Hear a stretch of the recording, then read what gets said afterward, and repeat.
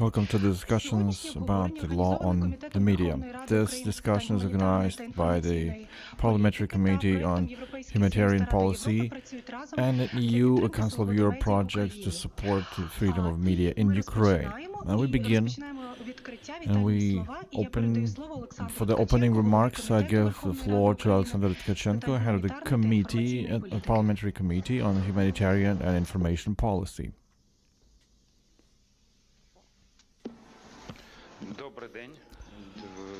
Good morning.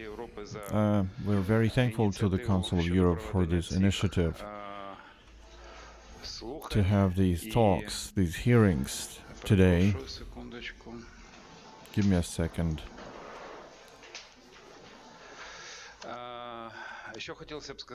So, what I wanted to say about the law that is being approved on the Parliamentary Committee, together with alternative media, they will cover that and submit to the Parliament. You know, the Parliament is an entity that usually is so far behind the challenges of the time. Because first, something has to happen in a society. People will start to really speak out, and only then, when the crisis begins, the Parliament starts to at least to attempt to solve things they had to resolve way back when. So this draft bill on the media is regulated by 5 or 6 laws. The sphere is still governed by 6 laws that were passed back in the 90s. No internet back then, no modern media, but this is the reality. And the old approaches, the legacy technology in lawmaking, so to say, doesn't work anymore. It doesn't serve the purpose. So the attempt to pass the bill a couple of years ago, which didn't come to pass, and now is the next attempt to do it. So what are the challenges, or who will be governed by this law? And I mean the audiovisual media, the printed media, online media, audiovisual service providers, the joint access platform, and purveyors of information services in general. So our primary task was to see what are the legal requirements are imposed on the European Convention on the Court, on cable TV, and the EU directive from 2013 and the amendments from the 18th year. All on this scope of topics, the media. So this new law determines 2 types of regulation: the mandatory licensing of audiovisual media in case if it's about limited radio frequency resource. In all other cases, the law provides the registration mechanism. Everything, online media, digital platforms, etc., all through registration. The law also determines the status of the National Council, and their powers are much wider now. Now it can be a regulator not only of TV and radio, but other media as well are subjected to that regulator. The National Council cannot just revoke license out of their will. There is a strict procedure, and deviation from this procedure is heavily sanctioned. Just out of their whim, the Council cannot revoke a license, only through court. A separate provision of the law describes the problem of armed aggression, including things that make it impossible to broadcast in the aggressor language in Ukrainian terrain. Of course, this law does not cover everything that we would have or should have had. It doesn't cover physical entities or physical citizens or websites of different companies, small businesses, or emailing or online gaming, etc. This law also doesn't concern the law on advertisement and the law that regulates the media during the election campaign. In general, after the committee passed the draft bill, we started meeting with people in the industry, with the experts, and basically those meetings have been very productive. We see that the law has been mostly assessed from positively, and the debates that are going on regarding the proposal to do the subsequent amendments. This is mostly about 8 or 9 articles. So we have received quite a good feedback from TV people, from internet providers, from online media, from the printed media, and we will continue having these meetings. We're expecting proposals from them. Some of them have already been analyzed. So today's meeting is just an opportunity to exchange ideas that would make this law, the draft bill, better. So everybody joining the discussion. Thank you. I pass the floor to Olena Litvinenko, Deputy Head of the Council of Europe Office in Ukraine. Good morning, Alexander. Good morning, Mr. Plauke, and participants of this congregation. I would like to greet you on behalf of the Council of Europe Office in Ukraine. For us, it is highly important to have this first public discussion of the draft bill on the media, and I would use this opportunity to thank the co-organizers, the Parliamentary Committee on Information and Humanitarian Policy, Alexander Tkachenko in particular, for the cooperation that we had during the organization and before, as a process of drafting this bill. Today's event is also supported within the joint project of EU and the Council of Europe. EU and Council of Europe work together to support the freedom of media in Ukraine. And let me tell you that for us it's hugely important to join efforts, not only with one of the biggest donors of the Council of Europe and their activity in Ukraine, which is the EU, but also with our international partner, to help Ukraine to foster the role of the media in Ukraine, the freedom of media in Ukraine, the independence of media in Ukraine. So that's what this joint project serves to do. And it is based, first and foremost, on the commitments of Ukraine in order to reform the media sphere and bring it into accordance with the best practices. And also within this project, we're talking about priorities of Council of Europe for 2018-21, this period, and the association agreement between Ukraine and EU. One of the important tasks of the project is to provide facilitation in drafting the bill on the media, and the experts and the international, local experts have been working within these working groups based on the Parliamentary Committee to show the experience of other countries, to give recommendations about standards of Council of Europe or EU, in particular the EU Directive on Audiovisual Services. After that, we received an official request from Profile Committee to give an original assessment their review on the law on media. And for us, of course, not only for Council of Europe, for the entire community, it's important to have enough time before the first and second reading, so that media organizations could issue their position, and the profile committee respectfully would take all those proposals that come from media community, and it's nice to hear that Alexander Tkachenko said that the committee works with the media organizations actively and gets feedback from them. So, using this opportunity, I would also like to draw your attention to the analysis that was done by experts of Council of Europe, analysis of distribution of powers of public institutions in info and media policy.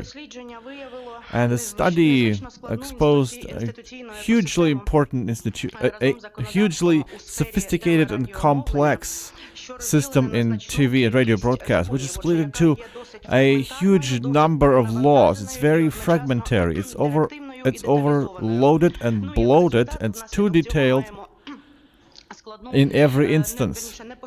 So, altogether, that is quite inconsequent and quite inconsistent policy in distribution of powers, and shows an over-bureaucratization, making things more complex, less and less effective as an environment too. In your materials, you have references to this work of analysis, as well as other documents and materials that were designed within this project of Council of Europe and EU on the freedom of media, and other resources that the Council of Europe have been providing for years.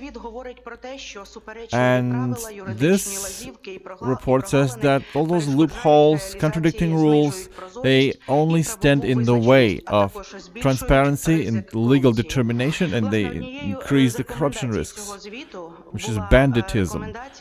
So a recommendation that was provided is that there should be a one clear, understandable law on audiovisual services in Ukraine, not 100, not a 10, and this law would reflect the best practices as well as Ukrainian realities, how we say, and that would provide proper and effective regulatory mechanism. We believe that in the draft bill on the media, which was going to be discussed, we need to determine the role of the National Council as an independent regulatory body, and also the more transparent procedure of appointing the members of the Council,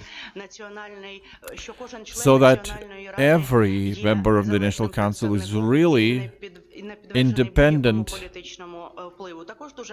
and unbiased. And also we need clear and effective criteria for selection of the members of the board. And of course, we need mechanisms of co-regulation and self-regulation. In terms of self-regulation, it's important that the media community have a clear motivational component and stimuli that would provide an effective participation in the process. And using this opportunity on behalf of the Council of Europe, I would like to also mention another important draft bill, which was drafted by the Ministry of Youth and Sport, and is being now discussed on in many ways. It's the so-called law on disinformation. We hope that the media law and the disinformation law will be properly discussed with the media community, and there will be accounted all those concerns that we can hear currently. Just recently, in a Council of Europe platform to protect the safety of journalism, there's a signal about the serious threat to freedom of speech in Ukraine. And the Council of Europe has high concern. Why is, for no logical reason, there's this very significant cut to all the rights of journalists, because it has to protect professional journalists, as it says, which has no objective reasons to ever think like that. So we hope that this draft bill will be discussed properly, and there will be alternative opinions that would balance things out in this draft bill and include Article 10 of Convention of Human Rights, the UN Convention, which provides, which has to be harmonized with the criminal liability of journalists.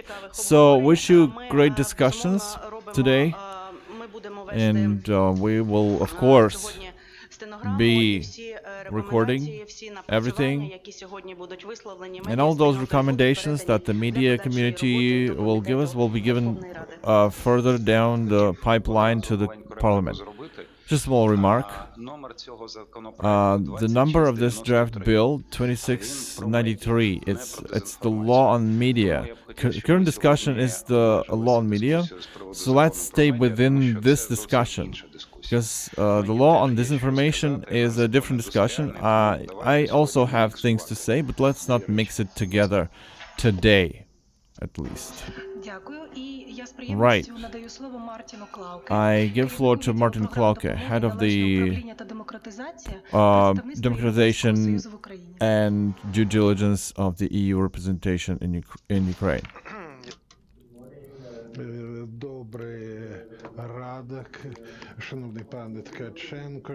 Good morning, dear Mr. Tkachenko, dear members of the media community. On behalf of the EU, happy to greet you here in this important event. I'm also thankful to the FRAL Committee for the Council of Europe for organizing this discussion. So, the law on media, it's something that was debated for years. We were following that discussion too in Europe. And it was, in particular, it was about what's been said in the association agreement regarding the harmonization of Ukrainian laws with the EU directive on audiovisual media. And we've been talking about this for years, and we're happy that there's another discussion which was already presented officially, and we're happy that this is a wider discussion with all the people that have a say in this, the media, the journalists, different professional organizations, regulator, and others. And it's great that we have this transparent discussion where we will be able to account for different opinions and views. We will keep an eye on this, so to say, what's going to follow after this passing of this law. We will analyze its compliance with the media directive, and therefore think about the further steps. So let me also inform you that the EU directive on audiovisual media from 2018, it was amended since then.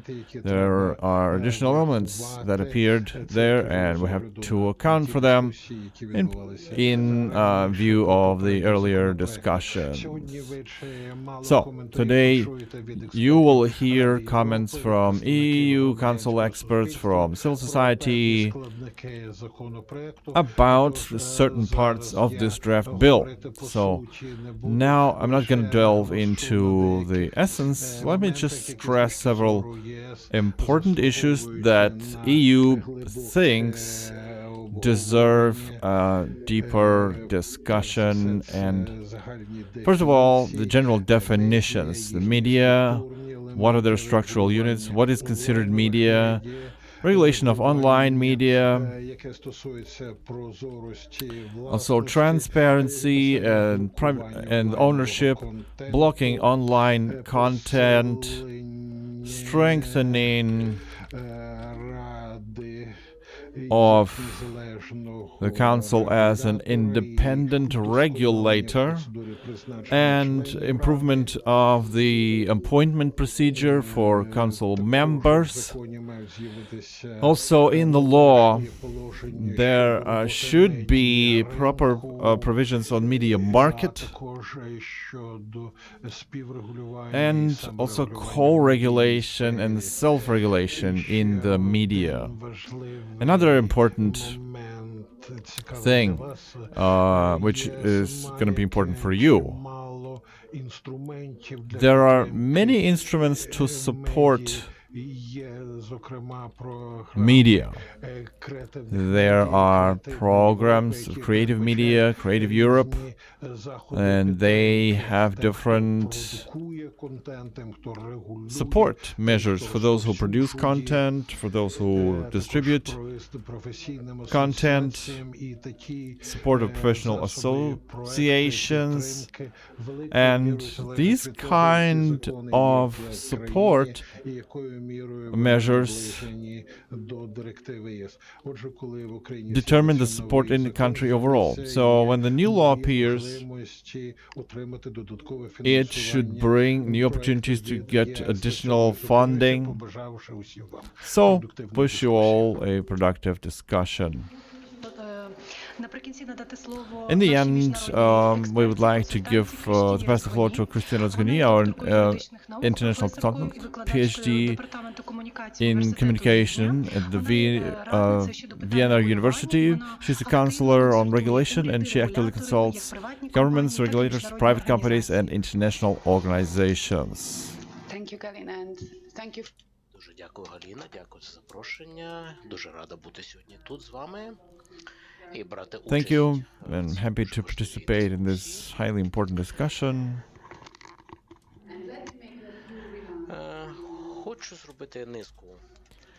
I would like to make a number of comments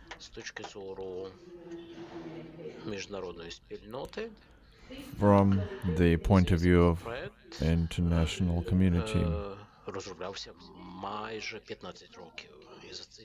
This draft bill has been in design for almost 15 years. We got older, and the subject matter got older, the media. It has changed significantly. I'm not only talking about other changes, but the changes in the understanding of the very essence of this phenomenon, the media. So all these changes are so profound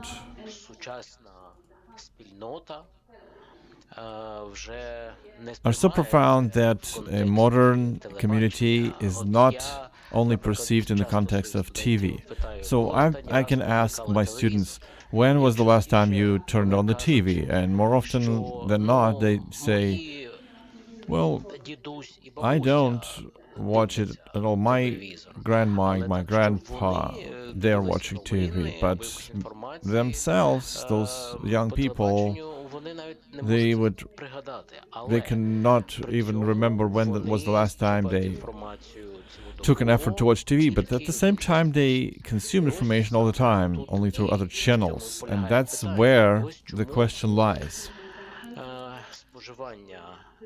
That's where the consummation of information has changed so much that we can't even wrap our heads around that.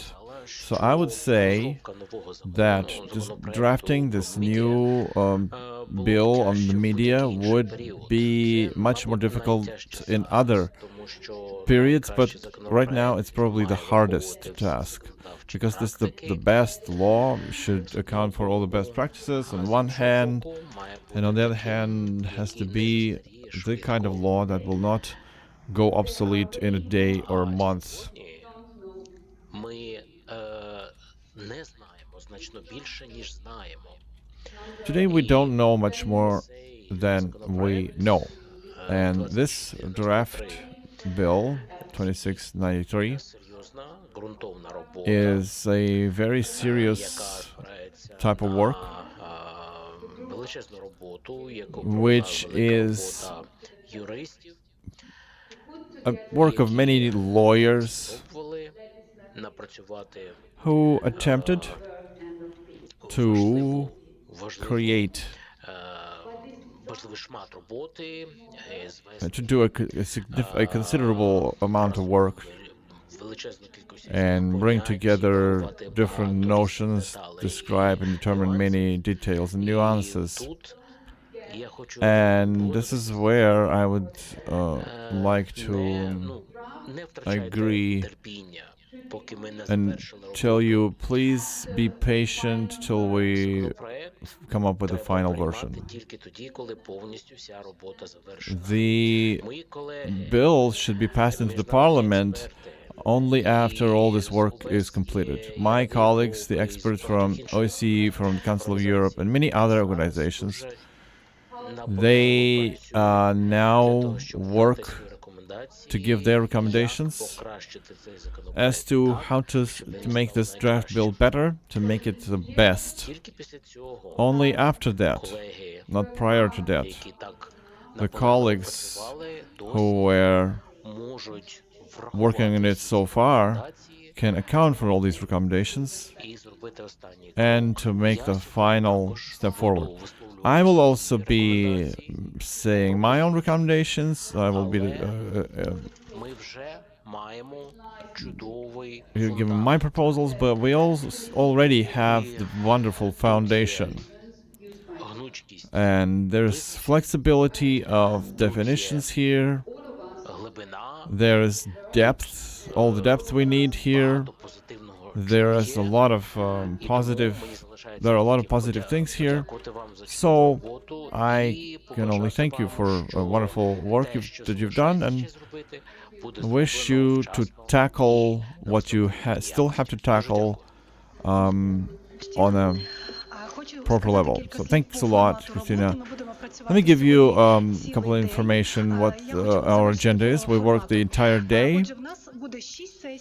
There will be 6 sessions, not and about every part of the law.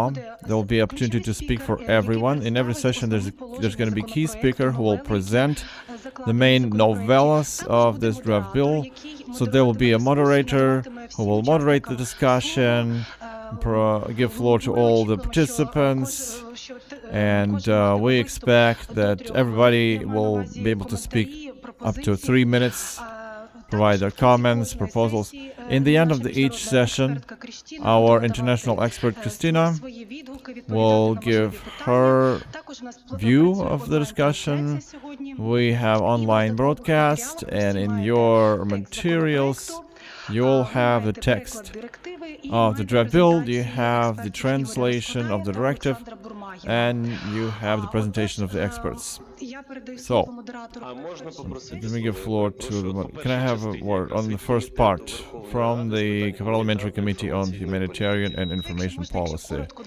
Well, if you, short, only short comment, very short comment. Colleagues, dear presiding members, my name is Yuri Pavlenko, the MP from Parliamentary Committee on Humanitarian and Info Policy. I would like to add a couple of things to what the head of the committee say, because I present the opposing view in the committee. So, dear colleagues, it wasn't all that smooth, including the Info Committee. During that deliberation, a group of MPs that I represent expressed a different opinion about the committee's decision to agree with this draft bill. That's an alternative opinion. Was in essence our suggestion to submit this draft bill not for the first reading in the into the parliament, but for additional work. The motive being is that we believe that the media draft bill, which was so nice as you describe, and we fully admit that, but this draft media number 2693, we believe, has in itself a violation of many articles of the Constitution. This draft bill, we believe, violates an EU directive on audiovisual services, but the most important, and this is where I would like to focus the attention of experts who will have to assess all that. The suggestion to add some work into this draft bill and take our criticism in consideration, as far as your violation, this draft bill's violation of the Constitution and other international commitments is not possible. You can't do this between the first and the second reading. So you can and you should fix this. You should remove these collisions. And that's why the event that we're having today, thanks to EU and Council of Europe, had to happen before they agreed to submit it for the first reading into the Parliament. Because considering the structure of this draft bill, to work on it more between the first and second reading is almost impossible. That's the problem. And please take that into consideration. And as the opposition, we want to tell you that we want a good law, but we do have concerns. If you look at the subsequent draft bills that are also submitted to the Parliament, how they violate the Constitution, this is really troublesome. This is really serious concern. The Parliament uses the right for a response if somebody is mentioned. Welcome to hell. So, you, Yuri, as the representative of the previous Parliament, you had 5 years to pass this bill. You were deliberating, and you did not pass it. We are moving forward. Я також хочу запевнити наших міжнародних експертів, що ми цінуємо ваші пропозиції. Let me reassure the experts, we value your proposals, and we do have this opportunity after the second and first reading to introduce changes. It's not true that we will not be able to introduce changes and amend anything. That's not true. We will try and avoid mistakes. Yes, thank you. So let's proceed to the first part. I pass the floor to Alexander Burmagin. And before that, I would like to make one small proposal. Let's swap the first and the third session, because Mikita Petraev will have to leave us after lunch, and if we swap these sessions, he will be able to speak. So let's proceed to the first session, determine definitions. Alexander Burmagin will have 15 minutes to present the main provisions, then there's discussion, up to 3 minutes per speaker, and then comments from Kristina Razguni. Alexander, the floor is yours. Thank you, Helena. Greetings to everybody who joined in. So, for myself, I was part of the work group who worked with the text, and today there will be more than half of this work group, of these brave people who spent 4 months of their lives working on this project, and now this work continues. We're talking about Igor Raskladai, the Center of Democracy and Rule of Law, Vita Ladovska, Katerina Мясникова, Independent Media Association, the lawyers from the industry, Tatiana Smirnova from OnePlus1, Evgen Butsan from TRK Ukraine, Anna Litvishchenko and Loman Kifluk had joined in, and that was quite a work. Of course, we don't say that this is the final text that cannot be criticized. We welcome constructive criticisms, and we see many flaws ourselves already, and with many, we hope to have you in this discussion as well. So, in terms of definitions, it's one of the most important parts of this project and the most difficult. As Christina said, we can't even understand some things, how quickly the technologies develop, and these problems is what we had when we wrote about definitions and terms. So what the media is, that's the first question. A Telegram channel, is it a media or it is not a media? Other messengers, if a group of 5 people or 10 people, if it's a Telegram channel for 70,000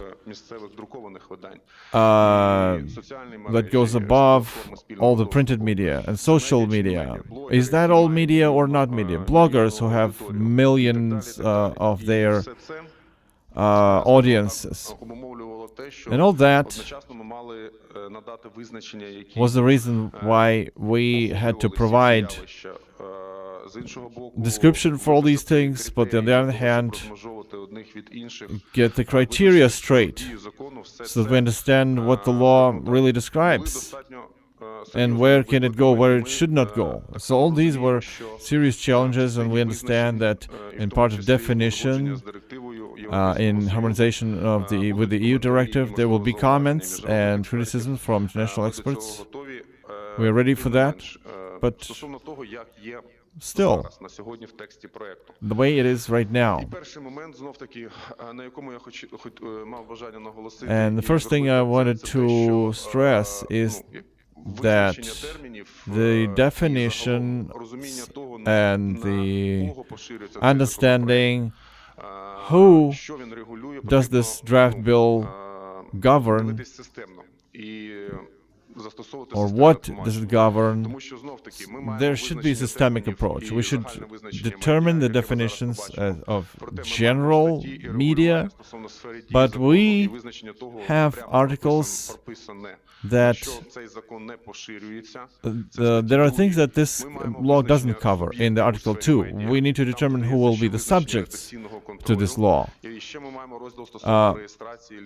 So editing, control, registration, and licensing. That's also what we have to discuss. There are different models that are attached to different entities. So to understand online media, what its status is, who is believed, who is not believed a media outlet. Just like with the other audiovisual media, we have to look into this thoroughly so that we have more obvious what exactly this draft bill has to govern. So definition of media or media outlet. Why is it said mass media also? This is specifically because in our law there's a huge number of laws that says the word mass media or mass information means, literally. So if we change that, there will have to be 1,000 amendments on laws and to bylaws to replace the media, to replace mass media with the term media. So that's why we put it in the brackets here, that it's mass media. In any form that regularly or periodically is issued with some individual property that describes it. If we read this definition, it may seem that this draft bill really covers everything. because quite a lot of subjects can potentially be governed by this law, but no less than that. This logic that I said in the beginning, that you have to have a systemic approach. In particular, some parts of the draft bill. Let me just show you this logic on the example of online media, because it's the new type of media that has to appear yet. I was one of the experts who said that it's time to regulate online media because it's been developing so fast. The internet, as Igor said, internet which 10 or 15 years ago, it's not the internet we have today. And a lot of traditional media are moving from offline into online. So therefore, we have to understand who is online media and how do you provide professional rights and guarantees of journalists who work in this media, in the online media. And of course, we've seen general media, online media, and media that distributes information, audiovisual and electronic and digital type, using internet, using software, using devices for interactive mass communication, other than audiovisual media. So a more narrow definition, but still we at least tried to make it cover modern communications that are used as media. And I mean the messengers, the Telegram channels with big audiences who constantly spread information under different names. So it's just one of the messengers that is used in Ukraine. There are other favorites.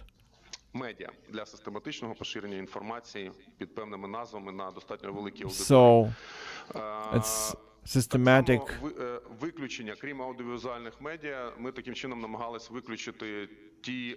So other than visual media, we try to exclude those media outlets that spread information through internet. And we focused on the video content, audiovisual media, but only on the internet they have their own regulation, their own definitions. Maybe in this definition, the information can be corrected, and just to write spreading information in the electronic and digital type, because the term information covers text and audiovisual, so it should be an electronic and digital type using the internet. So who are the subjects of this law? As I said, we have a definition of general media, who are subjects in the media sphere, including the media who are printed, so printed media, online media, and audiovisual, and other outlets. It's not on the slide, but there's Article 16, which lists them all. Regarding online media, you see that it's a subject, it's someone who exercises editing control or redaction control, which, as you see, now determines the scope of this draft bill. Who does it govern? Who is the outlet subjected to this law?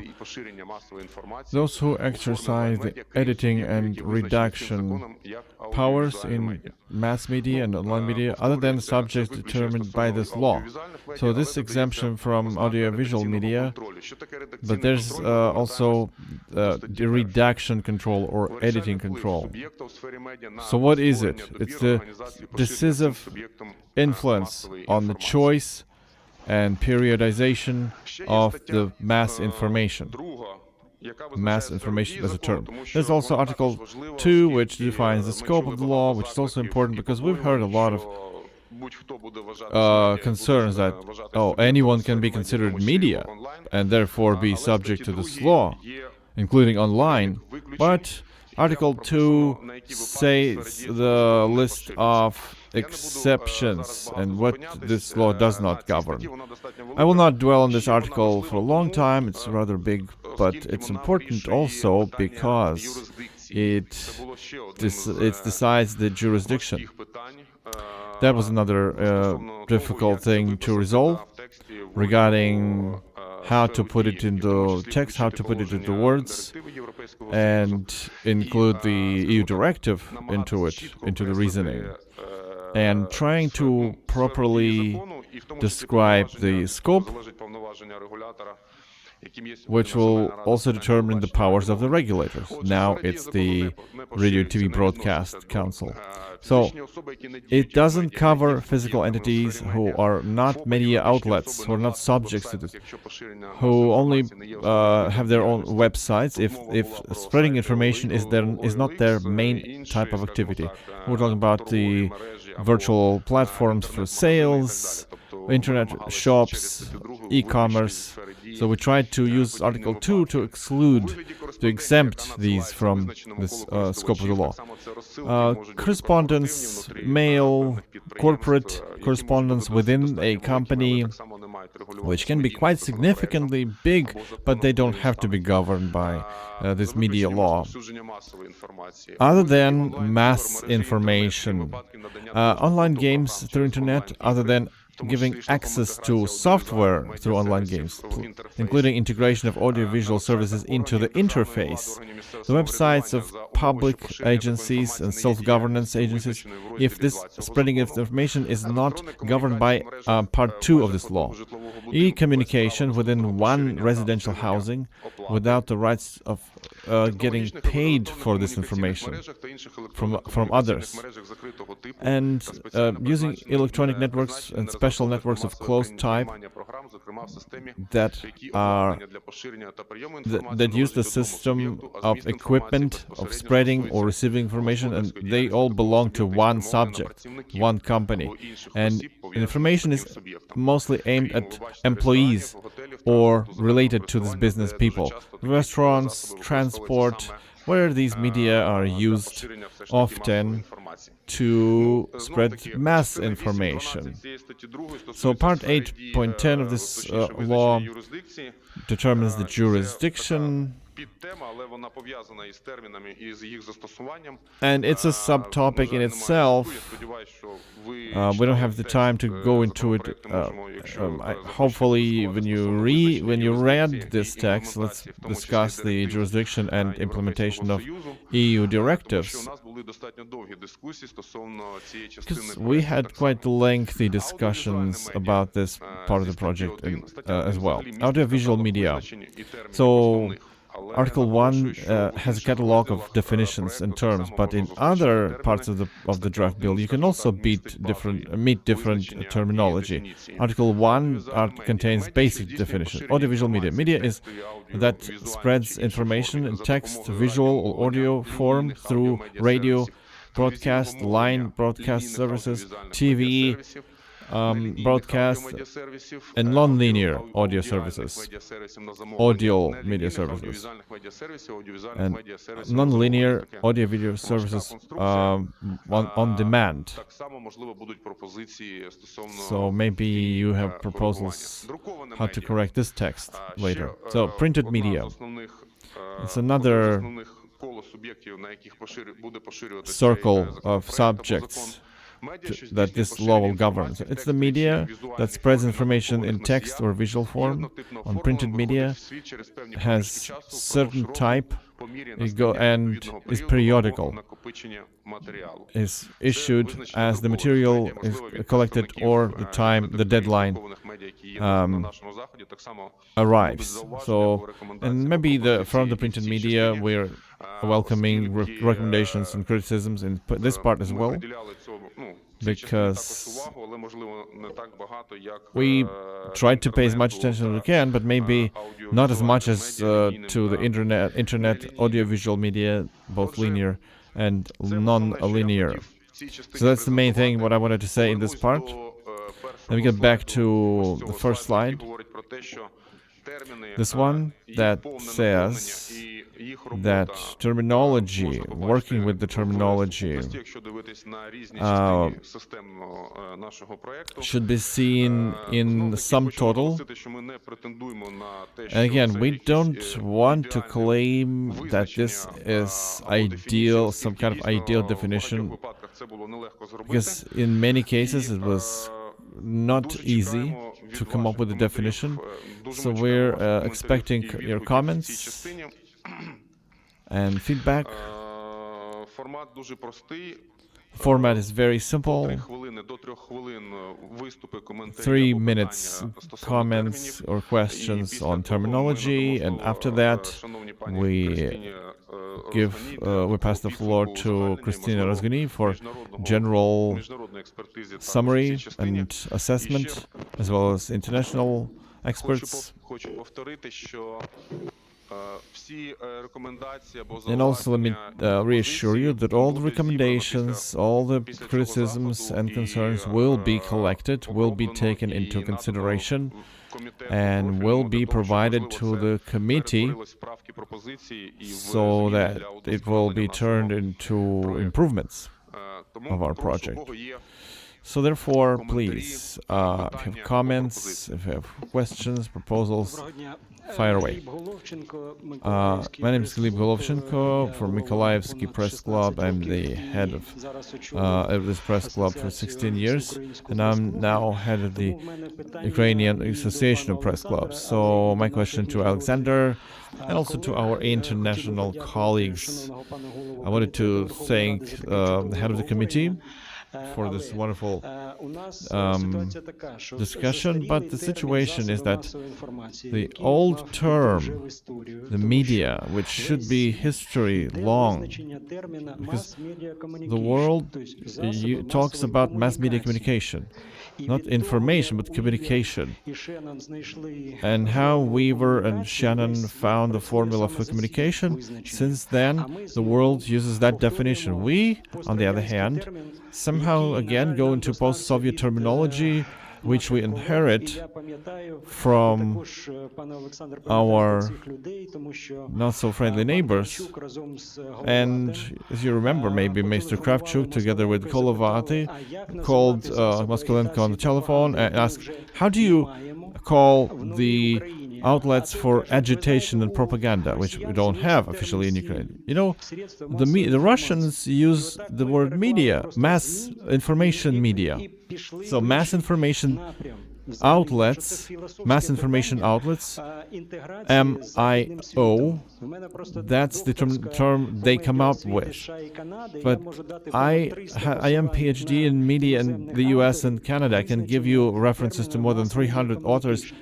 What is mass media communication? And as a consequence, there will be later problem with media education, because all over the world media education is 2 words, not 1 word as it is still in Ukrainian. But historical thing, you can be part of history. Mass media communication includes also printed book and cinema as mass communication means. So this media law should also cover all the media activity outlets, because those are media outlets and they're considered such all over the world. Then there will be a much wider notion. Alexander has movie is a movie, cinema is cinema. Regarding the mass media, I remember Mr. Moskalenko, that was a reference to other norms of the law. This is the media law, but the colleagues will be more detailed in their intervention. This discussion reminds me of lengthy discussions how to properly say, is it public broadcast or civil broadcast? Public service media. That means it's a service. The rest of the translations appear through the 90s, where the MPs did not like the word public because it had negative connotation. So, mass information, we're against that term because the media cannot be the means. The means, that means we have a hammer and we hit something with this hammer. Media is a subject. When we say the means, we negate the role of the media. We continue the tradition that media is servicing someone. Can we put the first slide? Alexander said that we have a big number of laws, over 100 of laws that govern that. So we left this term here and for this case where somebody will say this is mass information outlet, this is not media. So it's a transition period till the law is more harmonized and more streamlined. But philosophically speaking, media is a subject, it's an intermediary between the society and what it covers, what the media outlet covers. Well, Ukraine always wants to invent the bike. Maybe we should use the bikes that already were invented. Oleg Gusev, the Science and Information Technologies Committee. There are several questions about the terminology as well as subjects to the law. Well, first of all, I didn't understand what are the sources which says that the subjects of electronic communication should be within this draft bill as subjects to the law. Because an electronic communication subject or outlet, if you take the e-communication code from Europe, which has been finalized already in the draft bill of Ukraine of electronic communication and in the nearest time will be registered in the parliament, it regulates the so-called subjects of electronic communication or outlets. So this law cannot has electronic communication among its subjects. What is electronic communication? It's a pipeline that passes all those messages, all the information. So a subject of electronic communication, if we talk about current state, those are operators, communication providers. So the law confuses all those things, it throws them all together, operators, e-communication, which is the wrong thing to do. So these subjects, as I said, they are regulated by a different draft bill. They should not be within the scope here. They're just a pipeline, they're just a channel that delivers the information of, let's say, some media outlet to users. So it's not a subject, it cannot be a subject. It cannot have any registers that the law will then later say. So it should not be here. And it should not have a double regulation by two different laws. Yeah, the discussion on providers and other subjects of the law is ongoing. I know that there were criticisms on the committee. There will be a different session on subjects, and you will be able to talk about this part with its authors. But this discussion, let me tell you, still is already ongoing, and I think, yeah, and should bring the terminology in harmony, because terminology is all confused sometimes. Yes, and that too. Leonid Ovcharenko from the civil movement, Vitsich. I have a question regarding the new term, new definition, that this law introduces the list of persons that constitute a threat to media space. You introduced this term instead of the term, the list of persons who would constitute the threat to the national security, the so-called Ministry of Culture blacklist. This new definition that introduces some norms of the media law It introduces much more stringent criteria to include these Russian persons, Russian artists, Russian media persons. So from the previous 1500, now there's no more than 10 or 20. So there are very stringent criteria. You have to have several times significant, openly support Putin's occupation of Crimea. And you don't know what does it mean specifically. So this whole list, most of all these people, Nikita Mikhalkov, Parechenkov, Russian actor, and other odious people who are Russian propaganda outlets, because they support Russian occupation of Crimea and Donbass, they will be free. They will be given free ride of our media space. And also this term, this new type, the list of persons, it's not mentioned in the law on concert gigs. And the law that regulates the concert gigs will refer to the old name. So all these people, regardless of whether they will be included or not, they will be given free ride of Ukrainian media space. They will be able to give their gigs to support Russian aggression. Another special thing in the new term is that it covers the temporary stay. And also this new list should be populated by the National Council of TV and Radio Broadcast, the regulator, who over all the years of Ministry of Culture blacklists have never submitted any candidacy there, despite the fact that they had all the opportunity to do that, and the civil society gave them a lot of facts, but they sabotaged this completely. So tell us, please, why did you decide that? Why did you decide to capitulate before these Russian world singers and artists that speak for Putin? Why did you decide to open the door to them and give them free license to wander around Ukraine and to spread around the propaganda of the mafia state? So there's a discussion as to what this list really complies with the standard of human rights.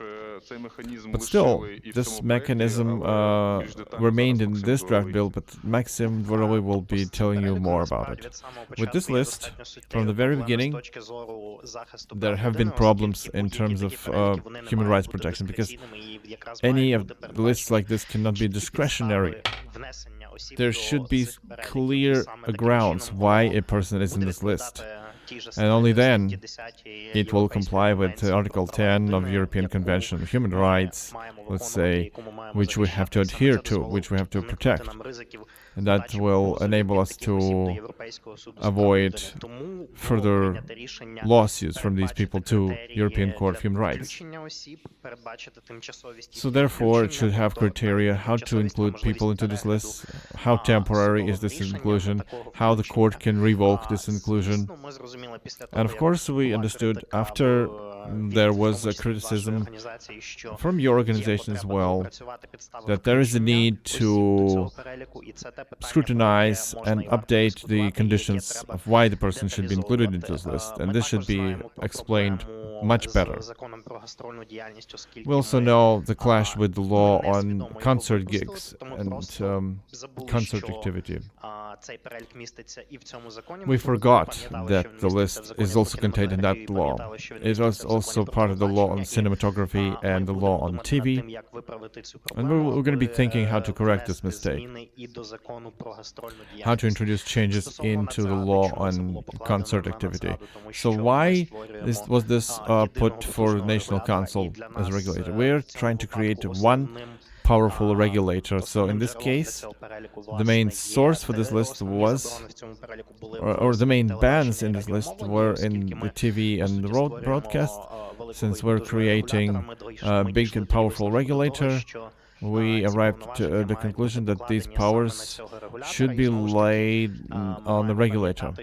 And of course, we have to remember that the right to introduce people into this list is the courtesy of the National Council of Security and Defense. So this decision was passed not in order to capitulate to Moscow propaganda and get those people back to the media space. This decision was passed in order to provide a proper procedure of how to include these people, so that sometimes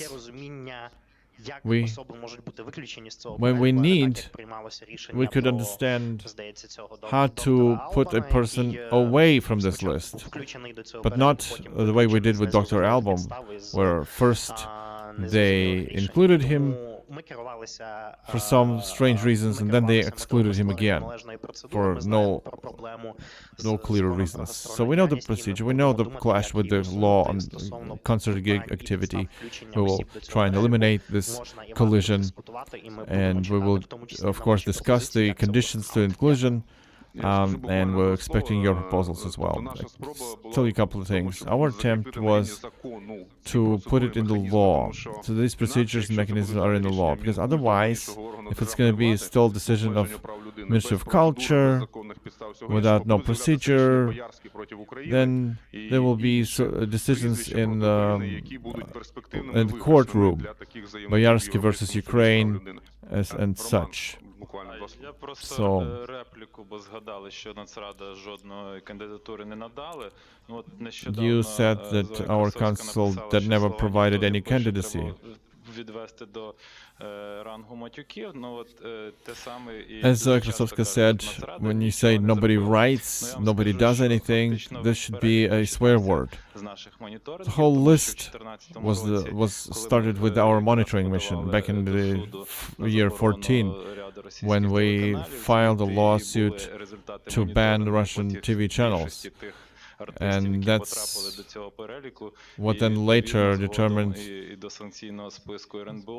the sanction list.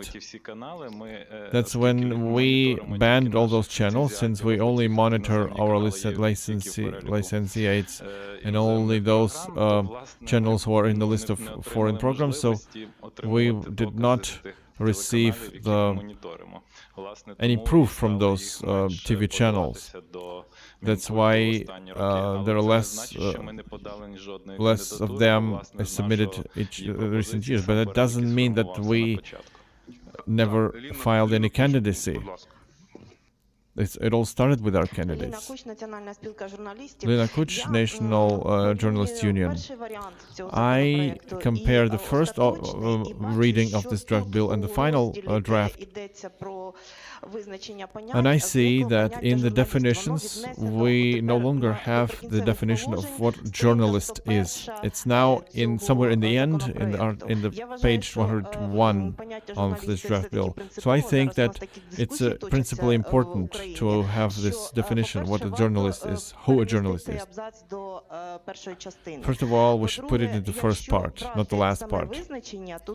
Plus, if we take the definition, it says that a journalist is a creative person in the media sphere who professionally collects, receives, creates, edits, spreads and prepares information for the media. Well, that doesn't have any criticism. Status of journalism proven by a document issued by a subject in the media sphere by a professional or creative union of journalists.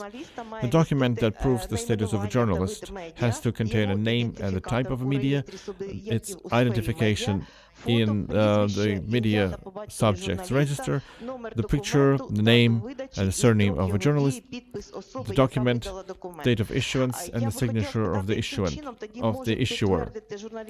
How freelance journalists can prove that they are media, that they are registered in the media register. So this category of journalists is excluded. They are exempt from the possibility to prove their status. Discussion about where we should have a definition of journalist. It was a long discussion. Current logic is, if it's on the second or the last page, doesn't mean it's less important. It was about state support of to have a basic definition of who is a journalist, what are the professional guarantees and protection. All that has to be in a separate law that is purely about journalists. This is a media law that will regulate the industry, as Mr. Tkachenko said during the introductory speech. So, because if we see the logic and the structure of the law, it has no longer articles about journalists, their activities, or their rights and freedoms. It should be all into the state support, the law, and the protection of the law and of the media and journalists. Regarding freelancers, we still have that situation where freelancers can prove their status, either having a badge of freelance journalist or the certificate of the creative trade union. They also will be considered journalists without being tied to a specific media outlet. So that part, nothing changes here, although there were other discussions as well regarding this draft bill and media law in general. It's the discussion about the definition of who journalist is, who is professional, who's not professional, who's freelance, who's not freelance, and how to determine it, how to prove that, so that you eliminate the possibility to abuse the journalist status. This should be a subject of a lengthy discussion. I don't think we will resolve that today in this session. So in part of journalist, there is a status quo, who journalist is, who is considered a journalist.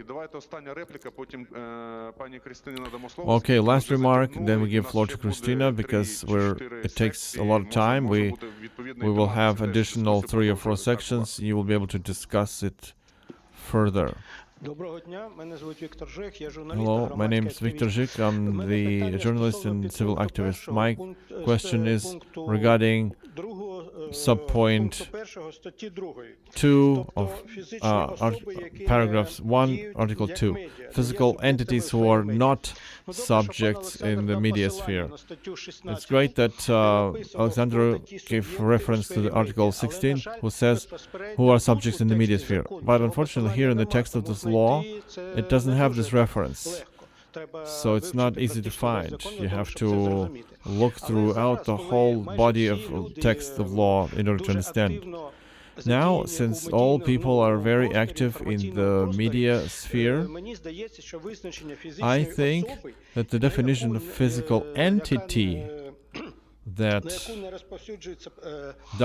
this law doesn't govern, it's very important. And that definition has to be clearly stated in Article 1, because as a physical entity, I make a broadcast of my own small group of audiences. So it's a question, does this law govern me or doesn't? It's not clear, it does not become clearer from this law. Right, and that's where Christina Arzgani maybe will help us. It's important, it's interesting to hear her comments. What do you say? The online media, who is subject, who's not subject, including international standards and international experience.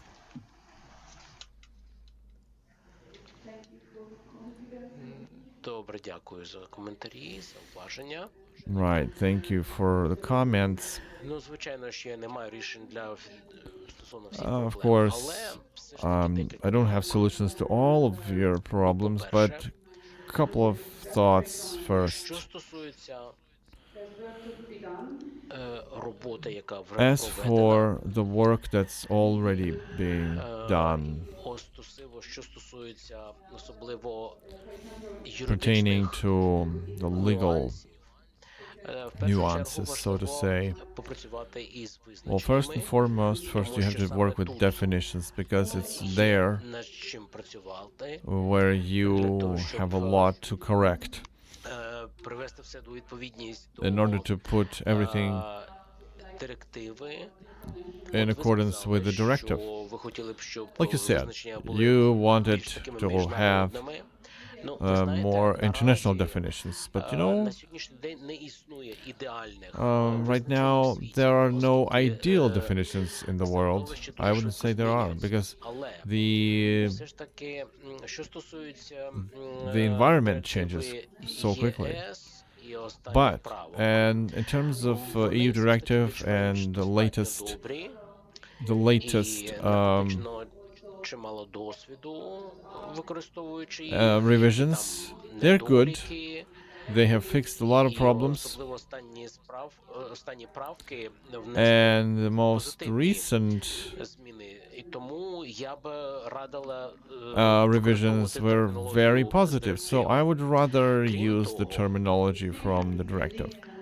От різниця між лінейними і Besides, нелінейними, and that's where the мені difference здається, between що linear and особисто nonlinear. треба скрізь I think you have to refer to that everywhere in the law. і термінологія, яка використовується в статті And the першої, terminology that is used in the Article 1, наприклад, там, де мовлення, for instance, where it says там воно broadcasting, трошки спантеличує. it kind of it confuses a lot, because linear and nonlinear, Технологічно нейтральні it means technologically neutral. підходи. І от там, де ми вточнюємо технологію, And wherever we частоти, clarify the technology, на like сцені, frequencies, таке інше, licenses, тут треба все пояснювати в тих параграфах, де йде this is where you have to explain everything. саме How do you license способи мовлення. these Далі, от types of поняття, broadcast? що, Next, the аудіо-відео notion регулювання that має audio стосуватися video regulations should also cover internet. Зараз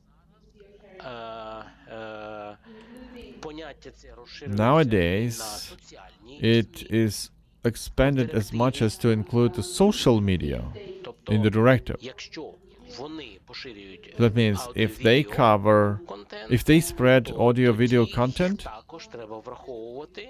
means І they я би also радила have to be дійсно accounted їх for. також сюди включити. And I would advise to include them here as well. Хочу сказати, що ось So, ці нові one more визначення, thing, all these new вони definitions, були прийняті тільки в кінці 2018 they were only року. passed in the end of the year 18. Навіть в ЄС And even in the EU, вони ще навіть не завершили they впровадження haven't і внесення even змін в інші completed закони. yet Тобто навіть to в introduce ЄС changes немає into готових other рішень. laws. So even the EU doesn't have Становище, яке the настільки solution швидко ready. змінюється, що It's such a rapidly changing кожне нове визначення environment вимагає that широкої every new дискусії. definition requires a wider discussion. And 27 member countries will have to agree that between themselves. So it's not that simple. Останнього питання. Now, regarding the last question, I support ідею другого the базового idea закону. of the second base law. Я недостатньо знаю I don't know контекст the Ukrainian context так званих sufficiently прес-законів в of the Україні, so-called які вони press існують, laws, які ні. Там, де, which of наприклад, them визначення exist, which of them журналіста don't, може which бути, так, define права what the journalist is, what are the захист, journalist's rights, джерел, what are the means of protection of journalists, the sources, all those fundamental things журналістики, about свобода journalistics, преси. Мені the freedom of здається, press. що I все think це that all має that бути визначено в окремому has to законі. be determined or І defined це, in a звичайно, separate стосується law. термінології цього And that, of course, закону, pertains the законопроекту. terminology Тому of що this draft bill as тут well. 99% Because аудіо-відео все ж таки у Here, нас ЗМІ, так? 99% of audio video are mass information, but some of these provisions concern the printed and online media, which kind of confusing, as I said. Враховувати Тому що я не думаю, що And you друковані have to і account for that, онлайнові because I don't think that новинні online and printed краще би їх взагалі тут news не media, охоплювати, а в it's іншому best not to законі. cover them in this law Крім in того, at all. You should вони govern повинні them by a підлягати different певним law, because певному they регулюванню, але не have такому, to як have some regulations, but not as much as audiovisual media. От ви, пане, згадали, що So you, поняття for instance, you mentioned масових that ЗМІ the notion of стосується mass навіть книжок і media кіно, і таке інше. also Це правда. covers books and movies. That's true, Для yes. забезпечення But to provide стійкості юридичних підвалень я би не legality, охоплювати I would надто not багато. advise Я би to cover too much with this law. не I would враховувати not онлайн, advise to put online друковані кіно і таке and інше. printed media and the cinema Зробити все ж таки цей here. законопроект більш таким спеціалізованим, більш вузьким. Make this draft в першу чергу, more які specialized. опікуються, Let it аудіо, mostly govern audio and visual content. Щодо електронних комунікацій, As for тут electronic звучало media, питання. there was a Я question here. більше все ж таки погоджуюся із I would more розробниками, agree with the законопроекту, тому designers що, of this draft bill, because щодо застосування закону, певні положення as for the application of повинні this law, стосуватися some provisions of this law should govern providers комунікацій. Тому of що electronic communications, певна відповідальність має because there should be a лежати, certain responsibility і взагалі вимір цього закону, його масштаб має The scope of this охоплювати law і провайдерів has to електронних комунікацій. cover providers of e-communications as well. Щодо поняття незалежних As for продюсерів, the notion of independent виробників, producers,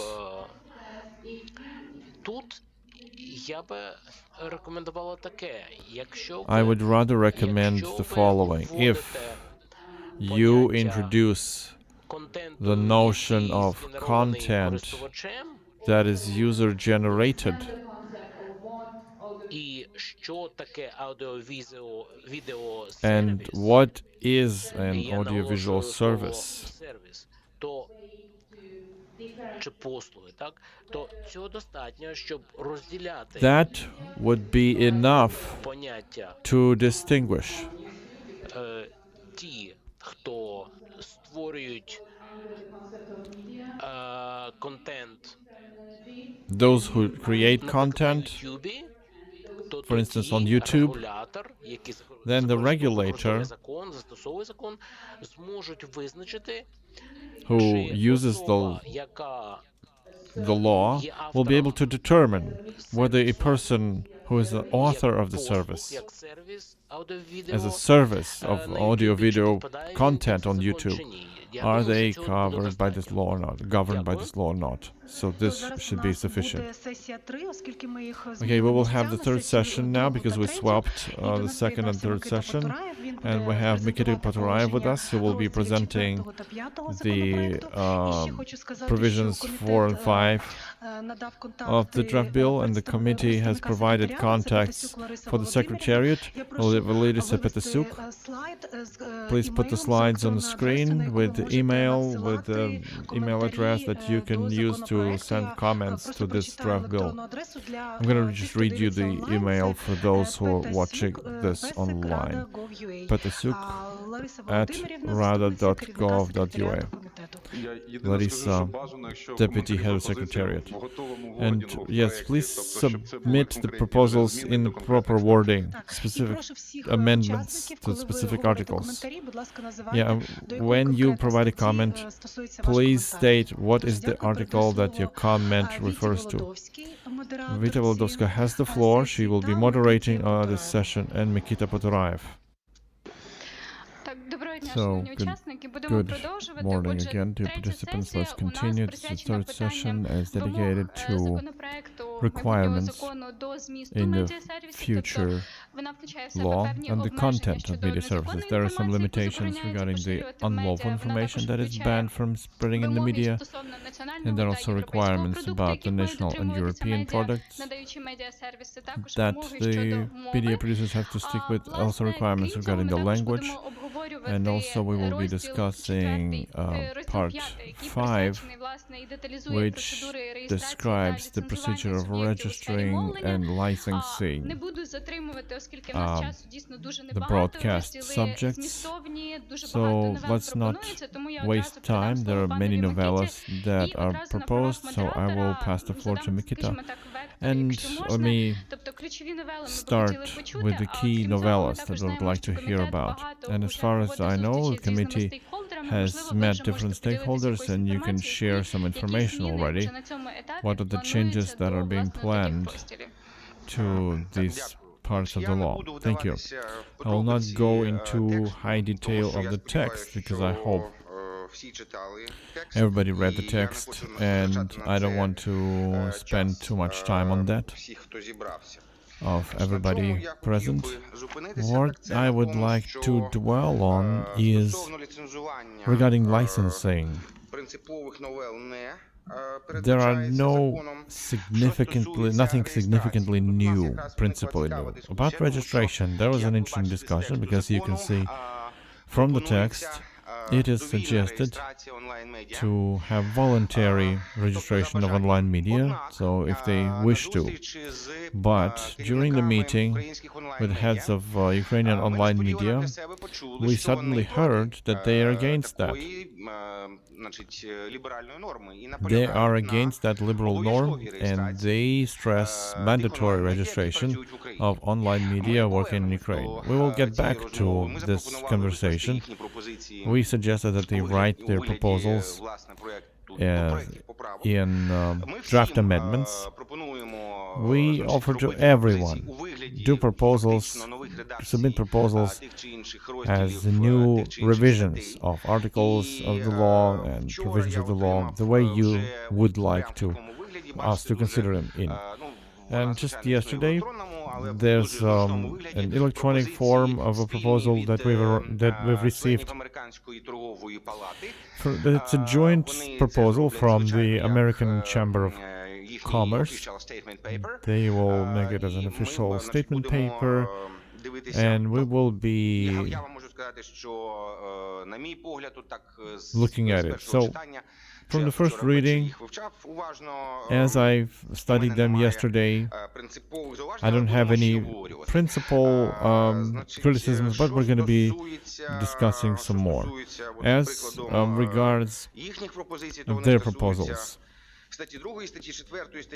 they have Article 4, 7, 17, 22, 23, 25, 28, 39, as well as 41, 43, 44, 49, 97, 110, and 113. Yeah, they were good criticisms, and we are happy to see also the criticisms in this kind of form. Mr. Alexander Tkachenko already mentioned who we discussed it with, right? So we talked with cable TV operators, with internet providers, together with internet associations, the online media. There were printed media as well. We talked with the TV people, with the representatives of all the TV groups, and we talked to OTT platforms. With the radio, we did not talk to because there were no criticisms from the radio people. ж ну, ми так запитали, чи Well, we будуть asked them, радіохолдингів побажання, поки не will отримали. they Якщо є, то want звичайно to have зберемось. something? Але у нас є, If there will be, але у нас є, then we'll get together and review them. But місцевих we have some proposals радіомовників, і from вони, до речі, local прямо radio, стосуються інтересів великих broadcast, радіогравців, and they are directly прищемляєте about the трохи, вони local пропонують, radio players on the market цим because you're законом, pressing them a іншим, little bit. цей конфлікт Sir, інтересів there прибрати. is a conflict of І interest that has to be дозволити eliminated розвиватися and місцевим allowed to радіомовникам більше develop програм і local заробляти більше radio грошей. broadcast А, stations more так freely що and to я earn more пропонував money. би So I зараз would перейти, suggest тому що для now, нас важливіше почути вас. because for us it's more important to hear you, not to tell what we think. Because the point of view that we have a joint point of view with our work group, it's written in the text of the bill. So I will conclude my intervention at this, and I will be happy to hear if you have Дуже something to say. дякую за Thank you. презентацію. Отже, колеги, Thank you for the переходимо до presentation. So, обговорення. colleagues, Нагадую, let's proceed регламент to 3 the хвилини. Будь ласка, discussion. конструктивно, 3 minutes, пропозиції, please. Be розділи, very які стосуються змісту concise медіасервісів, а and також on the point. процедури реєстрації та ліцензування We're зборів talking у now соціальних about медіа. registration and licensing in the media sphere. Бачу, є рука. So I see there's a hand. Представляйтеся, будь ласка. Please state yourself. Добрий день. Мене звати Олег Климчук, канал Good СТБ morning. «Вікна My name новини». is Також я Klamchuk, фрілансер німецької хвилі. STB channel, Вікна новини, and I'm a freelancer at the Deutsche Welle. Our questions are regarding the some provisions of this law. Mikita says that Article 4 Ніби були запитання, але already had the questions, but I would like to hear still узгодження інтерв'ю As чи regards to інформації the, подають офіційні особи. approval of the interview or the information that the official persons provide. This revision of the law Направляти на suggests погодження ці матеріали, to submit особливо, those materials якщо for approval, посадова особа especially державної if там, the громадське public об'єднання, official in політична question or партія political party дала інтерв'ю або є автором have поширюваної has інформації. given an Чи це interview означає, or що is an якщо author of журналісти the редакції information. взяли So інтерв'ю якогось that means міністра, if the journalists have an після interview цього of some треба minister, направити after that шматок that interview тексту чи програми на узгодження or that до посла program, that відповідного spot has міністерства. to Поясніть, be будь ласка. sent for approval at the ministry. Could you explain what that means? Буде швидше, можливо, вас це здивує, але це Well, чинна норма maybe I will surprise you, but that's the norm of the law. It is contained in the law. These rules have been existing for many years. Це не зовсім цензура, все ж таки. This is censorship. No, that's not entirely censorship. You can discuss the wording and the access to public information. That would be a good discussion. Where should we put the line between them in the context of public information? This rule should not have been applied. But this, but it's a norm of the law. You can only discuss where's the difference, where's the line. I think this. Якщо є така думка, і вона підтримується, If you take this consideration into changes, we need to change our law because that should not be done. That should. Елін, будь ласка. Алі Сафаров, юрист Ali Safarov, lawyer from Institute of Mass Information. Того, що інтерв'ю. Справа у тому, що поки інтерв'ю, про яке говорили представники СТБ, while the interview в законі про авторське право was суміжні права, ми in чітко the розуміли, що є law on інтерв'ю, copyright, є we надання інформації understood that there is an посадової interview and there's особи. Коли where воно the public зараз official provides включається в закон information. про медіа, The norm то that тут is now вже introduced якраз into the media law, виникає ситуація з this is авторським правом. Тобто we закони don't про авторське we право, don't закон have про to надання it інформації. doesn't have to Тому do якраз about copyright я також anymore. It's about погоджуюсь, що providing це information. створює So I небезпеку, коли agree this замість creates a надання danger, інформації whereas буде instead вимога про узгодження of надання інформації. providing information, there Тому will be що the це буде requirement вважатися to інтерв'ю. Тому я approve хотів би the звернути увагу, information що that це the дійсно public небезпека є. official is given. So there is a danger. Like, so should we correct the law Питання в on тому, що copyright? інтерв'ю в законі про авторське право – це творчий процес. Творчий продукт. So the interview in copyright law is a creative work of art, whereas the information from public official is not under that. А в авторському праві не варто поправити це? What about the copyright law? Should this be corrected there? The practice of application of this norm shows that if the public official wants to take it as an interview, even courts don't accept this interpretation, and they refuse to consider that there was the request to approval. So this norm is actually doesn't work, even in that law. If the team actor, if an artist gives an interview, they can ask for approval. If it's a public official, that's not an interview. That's official information. In the previous parliament, there was a law that wanted to distinguish between the interview as a copyright object. And also there was an inclusion that in that case it doesn't need approval.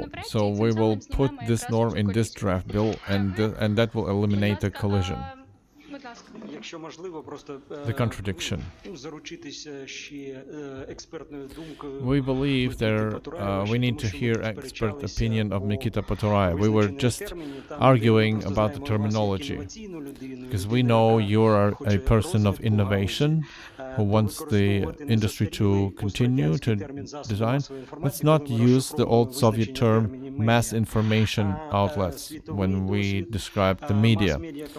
Let's use mass media communication as a term, because communication is a much better term in the modern world. That's again about constructive cooperation. Igor, what was the work group thinking when they used the old Soviet terms? We did comment already on that. We want to draw your attention. I understand your point. I'm more of an advocate of communication other than mass information. Information is a noun, it's not a verb. Oleg Gusev, Committee on Science and Technology. Article 51, Licensing, Part 1. Licensing is only used for broadcast with use of radio frequencies and supply of electronic services that require radio frequencies as a resource. As I said before, the law on electronic communication does not introduce licensing because of supplying electronic communication services, but using of radio frequencies is licensed. So we need to bring it into compliance with this law, in harmony with that law, together with the Digitalization Committee. And supplying of electronic services, it's not a media service, it's a service for the media. It cannot be licensed in the same media sphere. You understand what I mean? I understand what you mean, but look, me and the colleagues from the Committee of Digital Transformation have agreed that they will look into the text to agree their draft bill with ours. Okay, I accept. Your point is taken. As a broadcast employee in the past, I understand what it's about. If you think there is a serious conflict, then of course we will remove it. And another question that I have to Madam Christina, where she said that the operators or providers have to bear responsibility in the media sphere, but currently in our existing law, which will also be part of the next law, the operators or providers or subjects of electronic communication do not bear responsibility for the content of information that is circulating in their networks, and they have no right to interfere with that information. So what kind of responsibility you were talking about, so we understand in the future?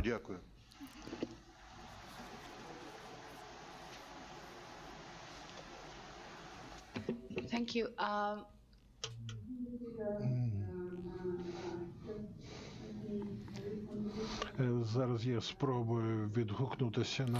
Let me try and give you the feedback on your question regarding responsibility. Well, maybe it was in the English translation of the text of the law, of the draft bill. I meant that the law should be effective and enforceable. Enforceability of the law means what is the responsibility, what is the liability for violation of this law. If, for instance, there is a court decision which would say that a certain media service should not be provided on the internet, so then the providers in question have to be held liable if they don't enforce this court decision. That means that they will have to be within the application sphere of this law. That's what I meant. Not some separate responsibility or liability. Maybe the terminology was not harmonized in the text. So it was about enforceability of the court decisions. Okay, in order to distinguish, the internet providers they don't bear responsibility for the content that the media outlets are spreading through their infrastructure. But if the court decides if some media service has to be limited, like for instance online media, and its spread is banned in Ukraine, or a distribution of some Russian media is banned, then providers and operators are obliged and mandated to enforce the decision and have to limit access to this media. But it's just written in a text in a different wording. Vitaly Golubev, National Journalists Union of Ukraine. My criticism is about Article 37. Limitations on the content of information, in particular article or paragraph 11.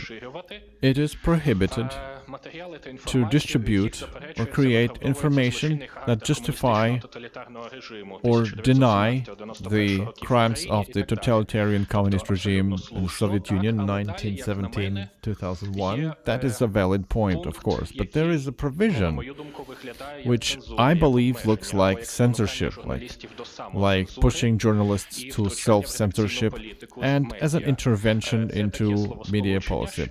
And in particular, it says that creates a positive image of persons that took high positions in the Communist Party, other than cases related to development of Ukrainian science and culture. It turns out that the law introduces a limitation to how journalists should work when they talk about our past. It is obvious that condemning the crimes of the totalitarian communist regime is not even discussed. We have the criminal code provisions that are completely justified, but at the same time, there is exaggeration where we take the entire sum total of people who had worked for some time. We force journalists now to paint them only negatively, other than Ukrainian science and culture. So it turns out from 1917 till 1991, there was nothing good about culture. If someone from Donbass will talk about creating of metallurgy or coal mining, and that was a work of some public officials from the Communist Party, like the district Communist Party office. So now journalists will have to self-censor themselves and cross out certain names because that person have not made a contribution to Ukrainian culture, but they did contribute to in the industry. Most of the modern politicians came to power through oligarchs who enriched themselves through privatization of the public companies, which were created from 1917 until 1991. So let's be honest, this is a self-censorship. By doing so, we will push out of the discourse the whole time frame. It would be sufficient to put into this paragraph 11 the ban to justify the totalitarian Bolshevik crimes, whereas the specific people, let's allow the media to portray how they see fit, both negative and positive traits of those people and their activity. Okay, so your proposal is to revoke the law on decommunization. No, my opinion is that this law should not bring the contradictive norms that push journalists for self-censorship. Now, we have the law on decommunization. It says what is decommunization in Ukraine, what citizens of Ukraine have to do, regardless of who they are, line citizens or media employees, what they have to do in terms of assessment or the condemnation of the communist regime. I can tell you a lot about Soviet times, no problem, but I have a specific question. There is a conflict. If we remove it here, we create a clash between the laws. I don't want any conflict between laws. We had enough conflicts between laws. So if we talk about revocation of the decommunization law, let's put it that way, because what it says here is fully compliant with the law on decommunization, just as other norms, like Ukrainian language norms. They are fully compliant with the law on the state language. So as far as I understand, when the law was passed in the parliament, there were no significant concerns regarding the issues that you have just raised. Nobody initiated large-scale discussions, so the law is as it is. Look, I don't want to name any names, but during our discussions when we drafted this bill, there was a proposal to let's review the law on state language. We do not support this proposal, although it would simplify the life to many industries, if you know what I mean. So our opinion regarding the existing law is that this law has to be harmonized with the Ukrainian legislation in general, regardless of whether it's the law of decommunization or the law on the language. The law is as it is, and we have to adhere it. But I understand where you're coming from. A short remark. Yes, that is norm 317 of the law on decommunization. The representatives of the committee went to the Venice Commission and discussed some amendments to this bill so that the law is more democratic. But some changes didn't come through because the law was passed in the first reading. So that can be a separate discussion, but in this law, those are existing norms. Please read the law.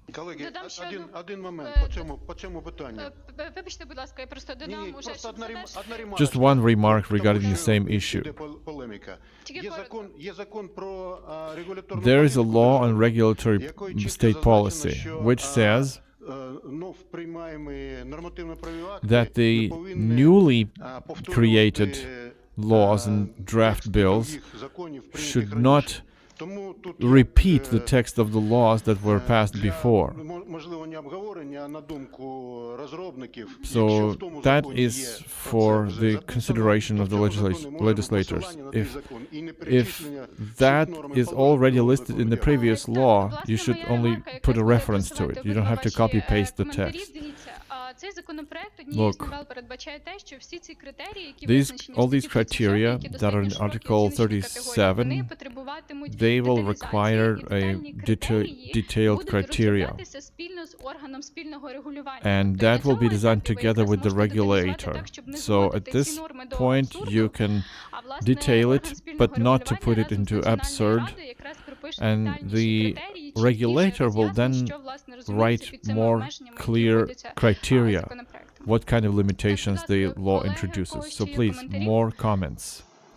Будь ласка, хто ще не... У мене коментар. So I have a Ліна Куш, comment. національна My спілка name is Lina журналістів. Kush, У the мене National коментар, стаття Journalists 44, Union, about Article право на 44, відповідь та the спростування, right for пункт 2. Особа, rebuttal щодо якої or суб'єктом a у сфері response. медіа було Point поширено 2. відомості, які The не person, відповідають information of дійсності which та spread on the принижують її internet честь, are not гідність true чи ділову and репутацію, має право deteriorate the вимагати dignity або or спростування reputation, недостовірної has the інформації. right Тут to я прошу demand поставити кому. revocation Або реалізації права на of the відповідь. information Я and змінила так. Особа, has a яка right to вважає, що respond. щодо неї I would суб'єктом у say сфері a медіа person було who поширено believes відомості і that так далі there за were текстом. Тому що це треба ще informations довести, що untrue відомості не spread on the відповідають internet. You have to дійсності, prove що, that that information is not really true принижено її честь, and that гідність really чи the ділову dignity репутацію. Типове or звернення, business наприклад, до reputation нас, deteriorated від because of that. редакції The районної typical Ізотейської request from us, області, from сільський original голова editor's вимагає office, the спростування, village head опублікованих у газеті, demands на that тій the підставі, що ви не article могли in the нічого newspaper писати should be про revoked майно моєї because доньки, оскільки вона не є you, державним, he says, службовцем, you вона had не no є right to посадовцем. write anything Тобто about треба ще the довести, property of my що, daughter because she's not a медіа public якось official. зачепили цю честь So you чи have to гідність. prove Тому that the в media усіх indeed випадках, коли йдеться про, insulted a ну, person заявляється or апріорі, said що, something були untrue. такі порушення, то я прошу переформулювати, що якщо там It особа should be вважає, що такі reformulated порушення були. if person believes that such violations indeed took Так, будь place. ласка, Yes, колеги, indeed, давайте that's a поки valid що хтось point. ще не Thank you. коментував, дамо слово. Those who not yet commented have right time to speak. Я вибачаю, що просто я Sorry, хотів once звернути again, увагу I на wanted інший to момент. draw your У attention нас toward a є different загальна thing. стаття з We have a 37, обмеження щодо інформації. General Article А потім 137, the є, limitations on the окремі information, статті, and there are 110, 111 separate і articles, така решта, 110, 112, які фактично, and the знову rest, ж таки, which передбачаючи establish відповідальність, responsibility. починають по-іншому визначати, що саме At the same обмежено time, в they медіасфері. define І оця in a different way what is limited in the дуже media великі sphere. So небезпеки, that бо kind of може discrepancy дозволити has a lot of тлумачити danger по-різному because і that allows штучно for вибірково застосовувати double санкції до interpretation певних суб'єктів. and Я хочу it, звернути на it це allows увагу. for the law to be bent to impose sanctions Значить, конфлікти, на ваш voluntarily. So you think that there's a conflict between 37, 110, 112. They contradict each other. One article defines that this is the limitation, the other article defines that this is the limitation. It would take me a lot of time to quote, but there are discrepancies there. I can send it on an email to you. Yeah, we would Я просто теж з точки зору gladly receive that. логічності, So, розділ in terms of 9, logic, який встановлює обмеження Chapter в зв'язку з 9 that агресією, establishes він є limitations тимчасовим. because of the aggression Потенційно is тому там може temporary. бути So дублювання, potentially тому що there can деякі be a норми, вони duplication просто потім, because я some сподіваюся, norms, I hope, найшвидшим часом will втратять таки свою чинність, коли soon в нас зміниться be ситуація в revoked країні. when the situation in the country will change. Ну, тобто, вони, я зрозуміла, колеги, хтось хоче... Okay, I understand the додати? colleagues. Ну, я думаю, There's що тоді another це, voice. це, власне, Алі говорить про Well, диспозицію Ali says about the і, власне, disposition норми, які говорять про and the відповідальність, norms якщо that ще establish треба responsibility прочитати. and liability. Якщо We should буде reread it. wording, будемо тільки If there вдячні. will be the wording that should be corrected, and send us the proper Ще wording. питання? More questions or comments, please. Сергій Штурхецький, Sergei Shturkhetsky, Independent Media Trade Union of Ukraine. The chief experts unit at the parliamentary committee, their assessment was very severe that this draft bill has to be reworked because it doesn't comply with the constitution. So have you introduced any changes?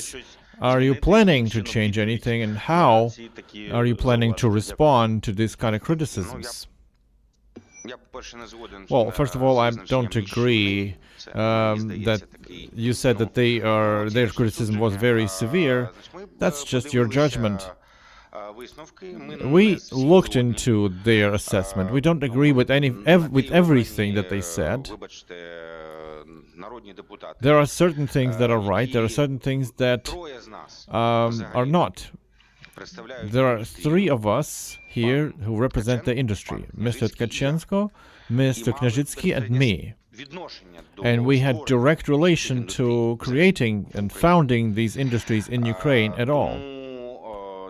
So we have the best interest of the industry in mind.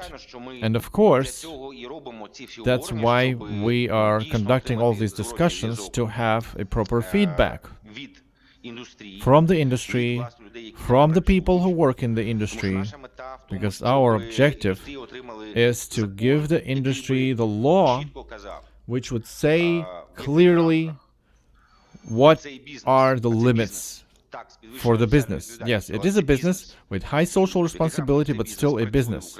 So what is the situation that this business has to work in Ukraine? And these conditions have to allow for business to develop and grow. Look, at the very beginning, when I read their assessment, their conclusion, that the law, this draft bill is so bad. We represent different agencies here, Kняжицький, Tkachenko, but we believe that this is an industry-wide draft bill, and we had an agreement on that. I don't know, have you discussed that with colleagues or not? Me and Mr. Kняжицький, we have only two different opinions with Eurosolidarność.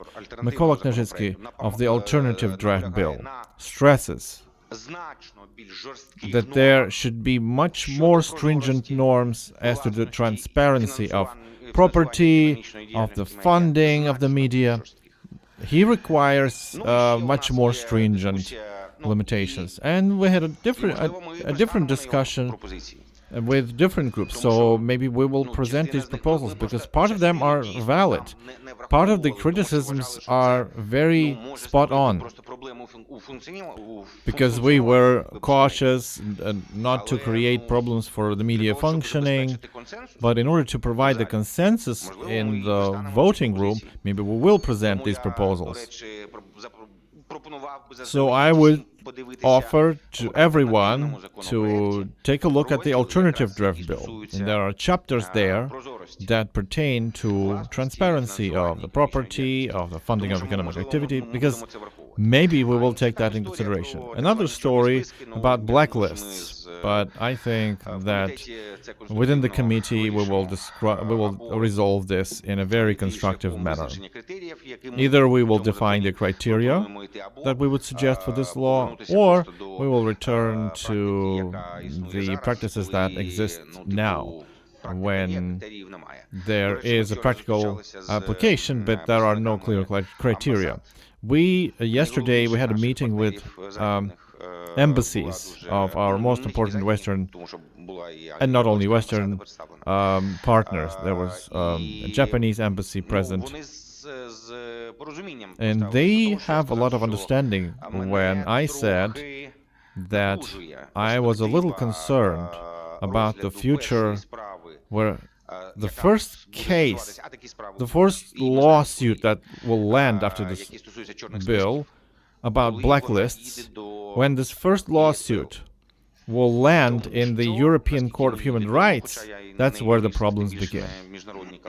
I'm not an international lawyer, but as far as I know, Western legal practice, the first question they ask, what are the criteria? And where are those criteria defined? Are they clearly defined? Are they logical? Well, in our law, in our legislation, unfortunately, at the moment, it's not that logical and it's not that clear.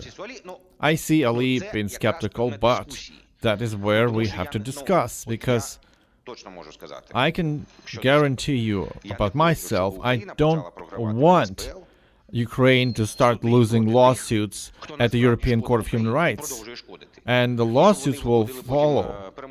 And those who actually cause damage to Ukraine, they will be winning those lawsuits. Well, how to prevent that? Let's spend some time. We still have some time to work on it. Okay, regarding the stringent criticisms, that is a great example of positivist approach to legislation, because in that assessment they criticize us that we are at the level of draft bill. We start to harmonize it with telecom. They said you have to apply the actual law. We have the electronic communication code is in the pipeline. They don't want to hear about it. And they don't want to hear why do we put this wording, why do we put it so detailed? Because it's taken from a large amount of negative experiences, what they took. So terminology criticisms, yes, we accept it. It has to be updated, but a severe criticism, no. Yeah, we would all like to have a proper law that regulates the industry. If it collides with the Constitution, though, there is a danger that this law will be later blocked through Constitutional Court. It fully complies with the Constitution, I guarantee you that. Ukrainian Association of Telecom Operators. I would like to return to this ban. You say that the prohibition or ban of internet providers of access to internet resources is only by the decision of the court. But Article 197, 110, 112, it doesn't say anything about court decision. And there, it allows for a prohibition, for a ban. What's the provision you want to quote? Should I quote? Yeah, where does it...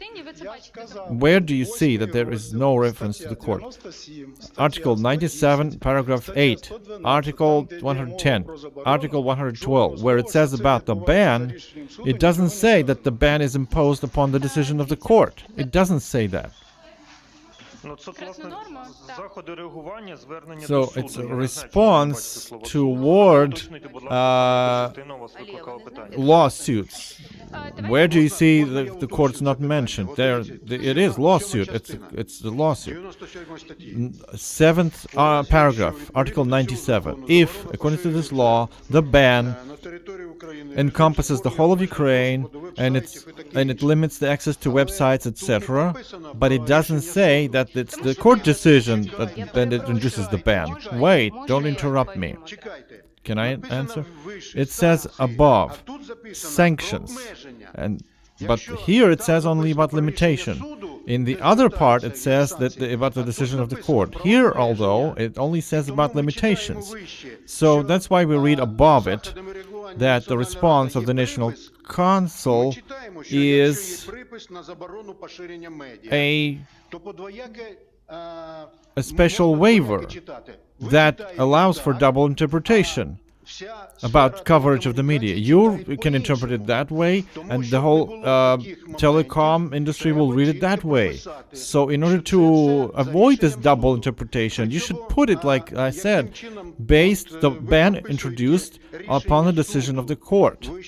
And if you impose sanctions without the court, are you judiciary? Who are you to introduce sanctions? And by doing what? The providers are going to do that, introducing a ban. There is no solution right now in the country how to block the access to information. There were Poroshenko's executive orders about sanctions, and it says specifically what has to be done to block this website or that website. But neither the police or the special service, they have no clear mechanism how to block any access to any website. They can only improvise. So, and you don't add any justice to it. In the courts, there are many examples where operators and providers win the lawsuit and they avoid imposing the ban because there is no mechanism to impose a ban. That's one thing. And secondly, we can again and again repeat the mistakes of 2014, where the parliament introduces clearly, blatantly criminal and anti-constitutional laws and start doing God knows what. what, and then it sparks the З crisis. приводу цього законопроекту. Okay, у what вас ще about є this повноваження? draft bill? Do you have more comments? I'm talking about this draft bill. Do not repeat the criminal legislation, so to say, Давайте ми з цього in order to повернемося avoid до the conflict in the нашого country. коментарю. Yeah, okay, we have another comment. I have not finished yet. We have an European expert who can provide us their assessment. See, the decision of December 18, 2012, European Court of Human Rights, claims that at no condition is it possible to justify blocking the access to internet to population or some parts of the population, even in the best interest of justice or civil order or national security. That's why any non-differentiated actions to block access to legal content on the websites and platforms and achieving its public effects, aiming something at illegal websites, it doesn't match the criteria of sufficiency because it blocks the implementation of rational connection. So there is no good results from blocking any websites. So all those executive orders to introduce a ban on a website that remains enforced over a long period is equal to censorship and totalitarianism. Yes, we are aware of the European Court of Human Rights. We have used these mechanisms. Look, your criticism is very valid, that there should be a clear, lawful, and legitimate limitation procedure. That's why this procedure includes the possibility, the presence of the court decision. And this court decision has to be specific. It should be based on the legal requirements, and the ban is not introduced for one violation only.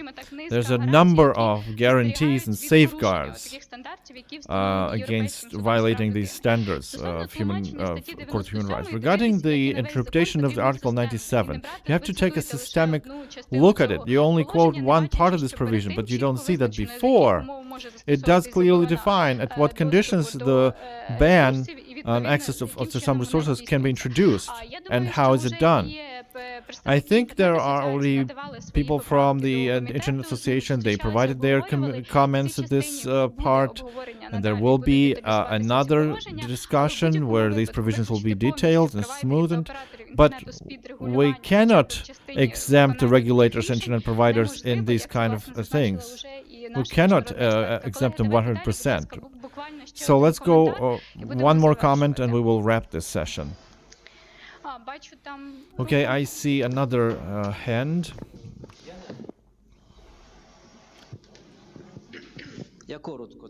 Just a very short intervention from STV channel. I haven't seen anything in this draft bill the way they had about in Russia regarding foreign agents and so on. Have you ever discussed something like that in Ukrainian parliament? What media outlets that will represent foreign sources and foreign outlets? What about it? Why do we need it? Because we have clear limitations and conditions for the country of aggression. We're not Russia to introduce limitations for some foreign agents. We determine all the limitations regarding the country of aggressor. And all the bans, all the sanctions, we believe those are sufficient. Okay, I pass the floor to our expert, Krystyna Rozgoni. Krystyna, your comments regarding the requirements to the content and licensing and registration. Thank you. Actually, Я хотіла Thank you. I wanted to прокоментувати comment розділи 2 і 3, paragraphs ще 2 and тільки 3, на четверту, but not the fourth. бо реєстрація і Because registration and licensing, that comes later. Я просто сподіваюся, що I just hope that we will be able to return to this issue later. So that's why chapter 3, I want to know about it in the first place. So first of all, I recommend to have an attitude to this draft bill as a draft bill which specializes on audio-visual content, and do not treat it as the bill on the press, because Articles 15, 16, 42, they introduce some rules about printed press, printed media, which is not logical, which doesn't comply with the logic of regulating audiovisual media, because the criteria of interference and criteria for regulation, they are completely different. So I would strongly recommend to leave the printed media outside the scope of this draft bill. So online press,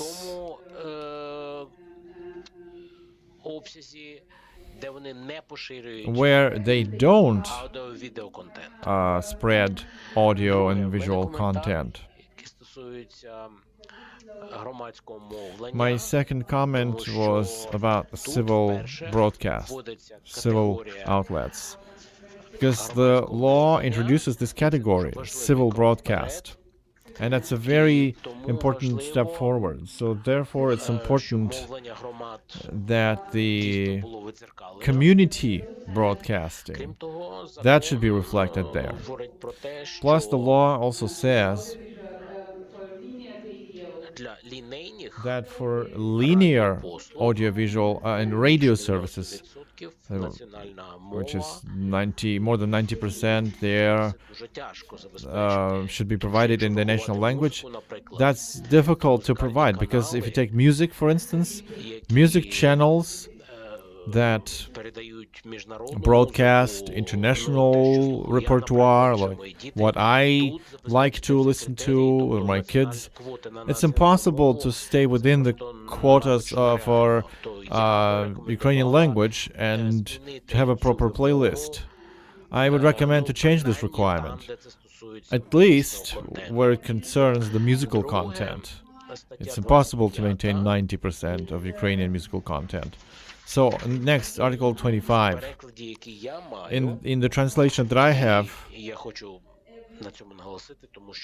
and I want to stress that because there may be some nuances about the translation of the text. So, judging from the English translation, local self-governance agencies can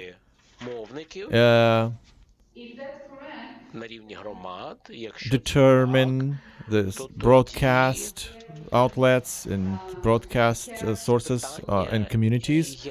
If so, then it's a question that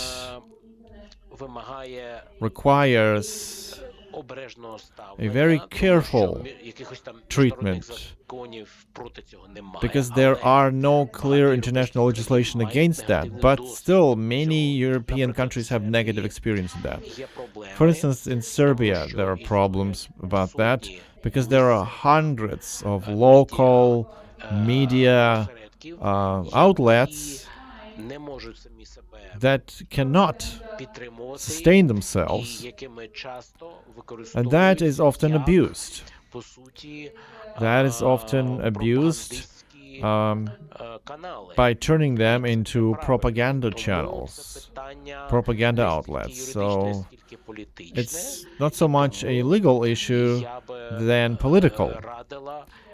And that's why I would rather advise that on the local level, these things should be treated very carefully, and it would be better if the local community would be the owner of this particular outlet. And a couple of comments on other provisions. Article 37.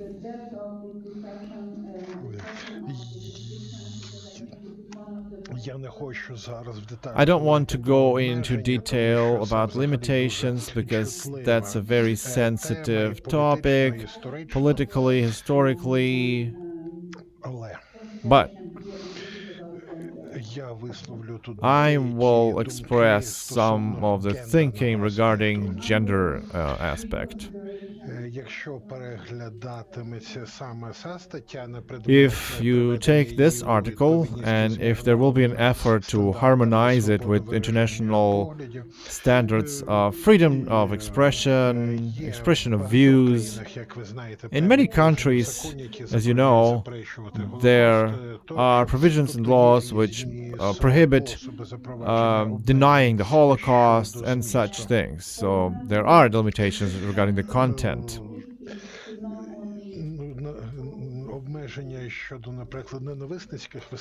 And the limitations regarding the hate speech, they should regard not only what's in the bill right now, but they should also encompass gender-related issue, where the law refers to pornographic materials. It should mention not only sexual abuse of children, but sexual abuse of women. And I must refer here to the assessment of International Monitoring Mission of the 2019 elections. The materials that were published are available widely, and they clearly explain how women are portrayed and objectified in media content.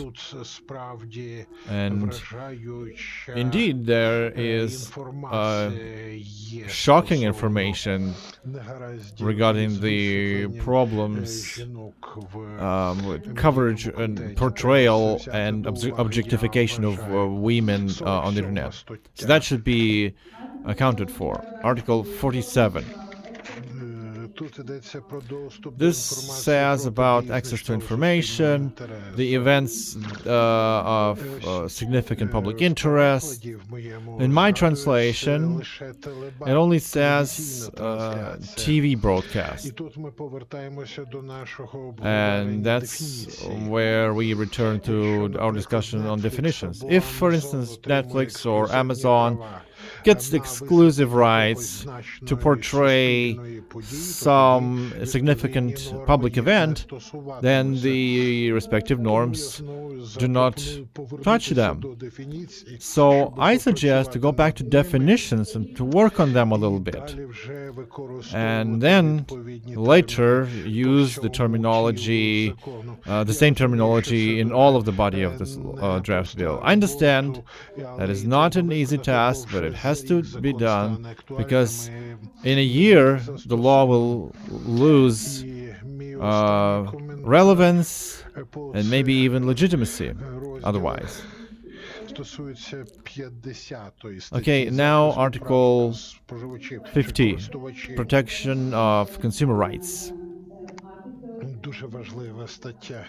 It's a very, very important article, and I like that it is in the law, because it's not that many laws on media have this kind of article. We will return to that later when we'll talk about National Regulator Council, because this article, it has to protect the rights of the consumers to know how the media works. That's very important, especially in terms of transparency of the media and whom they report to. I think Article 50 must introduce more provisions. If you say that the user has a right to obtain information guaranteed by this law in the media, then the National Council will answer to the wider public. те, щоб уможливити публічні дискусії To відповідно до правил щодо make прозорості. possible public discussions regarding this transparency програми політик, of all these governmental policies. But that's what we will have to discuss later when we will talk about transparency in the context of the National Regulator Council. Thank you. Скажу декілька слів. Значить, метою цього I'll закону tell було you a якраз couple of об'єднати words. медійне законодавство. The goal of this law is to unite the media Що legislation. сказала шановні пані експертка. Тому саме That's тут, why не лише про It's аудіовізуальні, not тут про only всі about медіа. audiovisual, it's about all the media. That was the objective of this law, to create the unified media legislation. That's what we did. Заперечень у онлайн And, у інших well, медіа the немає, criticisms, до того, well, the що, online media and значить, other media бути don't have в any єдиному objection toward революційному being просторі. in the one І and the наші same space зустрічі з together. And our індустріями це meetings with the підтверджує. industry, it У нас only є proves that. пропозиції з We do have приводу proposals ще переносу regarding декількох положень прикладом закону з дуже старого, але там moving some of хороші the provisions формулювання from the old закону про law, інформаційні and I mean the агенції. law on Ми це information робимо. agencies, and that's what we'll А так, probably в do. принципі, ну, тут But всім, other than that, тим, хто друковані, тим, all хто the онлайн, printed їм все media, зрозуміло, all і, the online media, they have full буквально understanding of that. певні- буквально певні там Maybe неузгодженості, some small вони запропонують як inconsistencies, but полагодити, а так, they will ну, типу, quickly всі, suggest how to готові overcome до того, them. що буде Other єдиний, than that, медійний закон. everybody is ready to have one Дякую всім and the same учасникам. media Зараз у нас law. буде невелика Okay, thank you. кава We'll have a перерва short на coffee break 15 now, хвилин. 15 Після minutes. цього ми чекаємо After that, всіх we'll для продовження reconvene дискусії. and continue our discussions.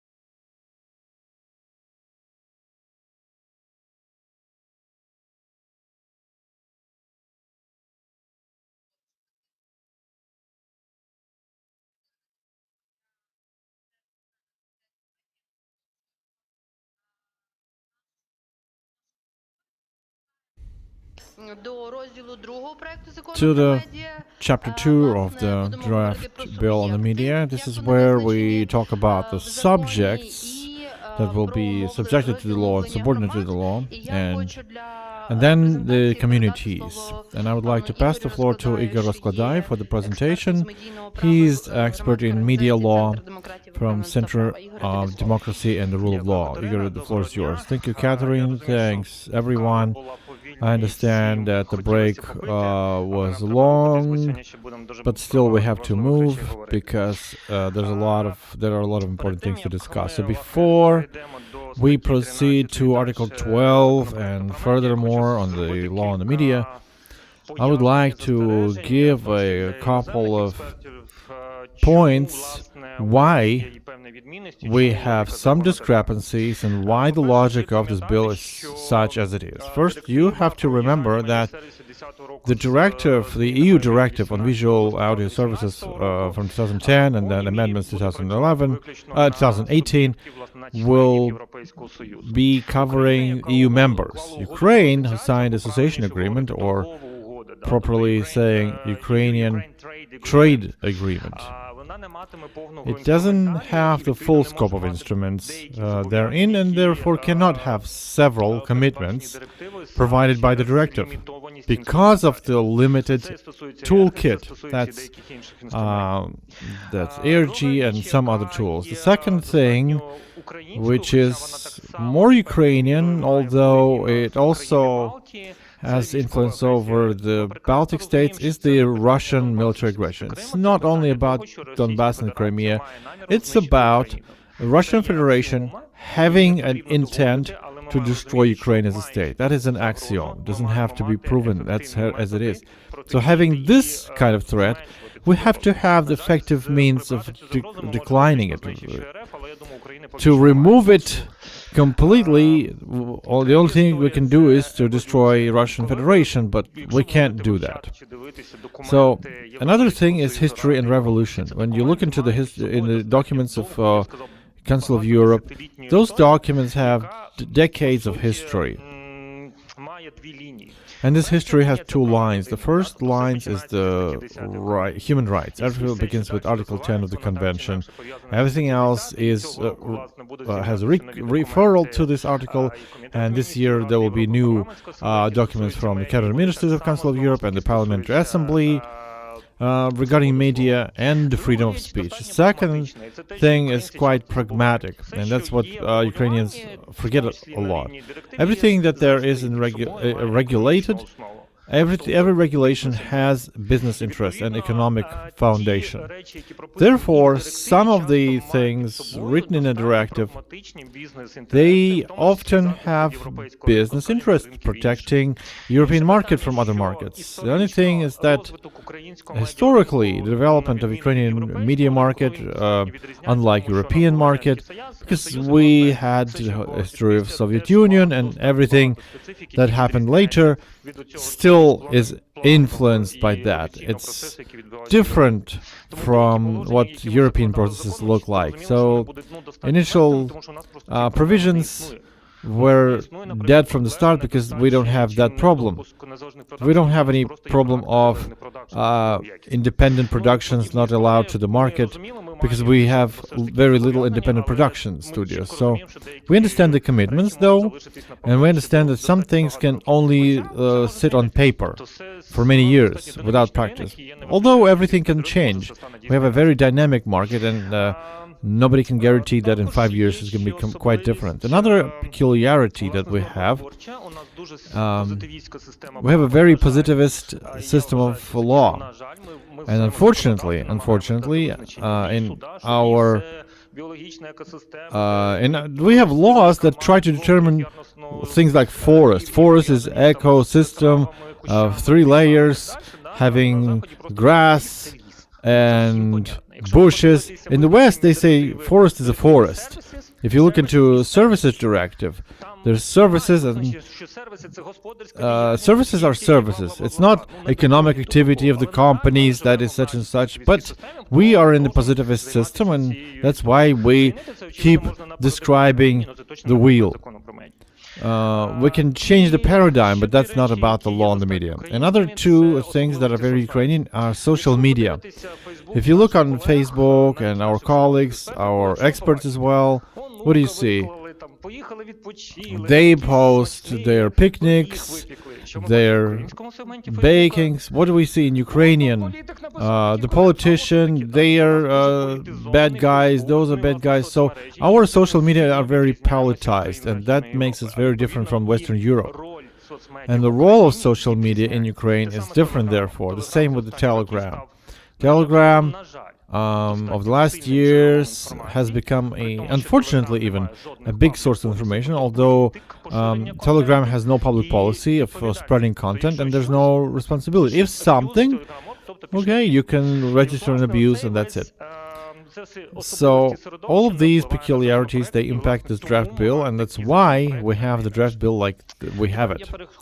Now let me go to the presentation. And what is this law about? Who are the players here? The main difference of this draft bill in the media from the law, if you look at the law on TV and broadcast, it's a law about broadcasting, about technologies. When we have, and the terminology dates back from the 50s, last century, where we have the transmission of TV signal from third to fifth hour. That was the transmission, and everybody was sitting around the TV watching these 2 hours. So we use this archaic term transmission, which another confusion is with the election code. So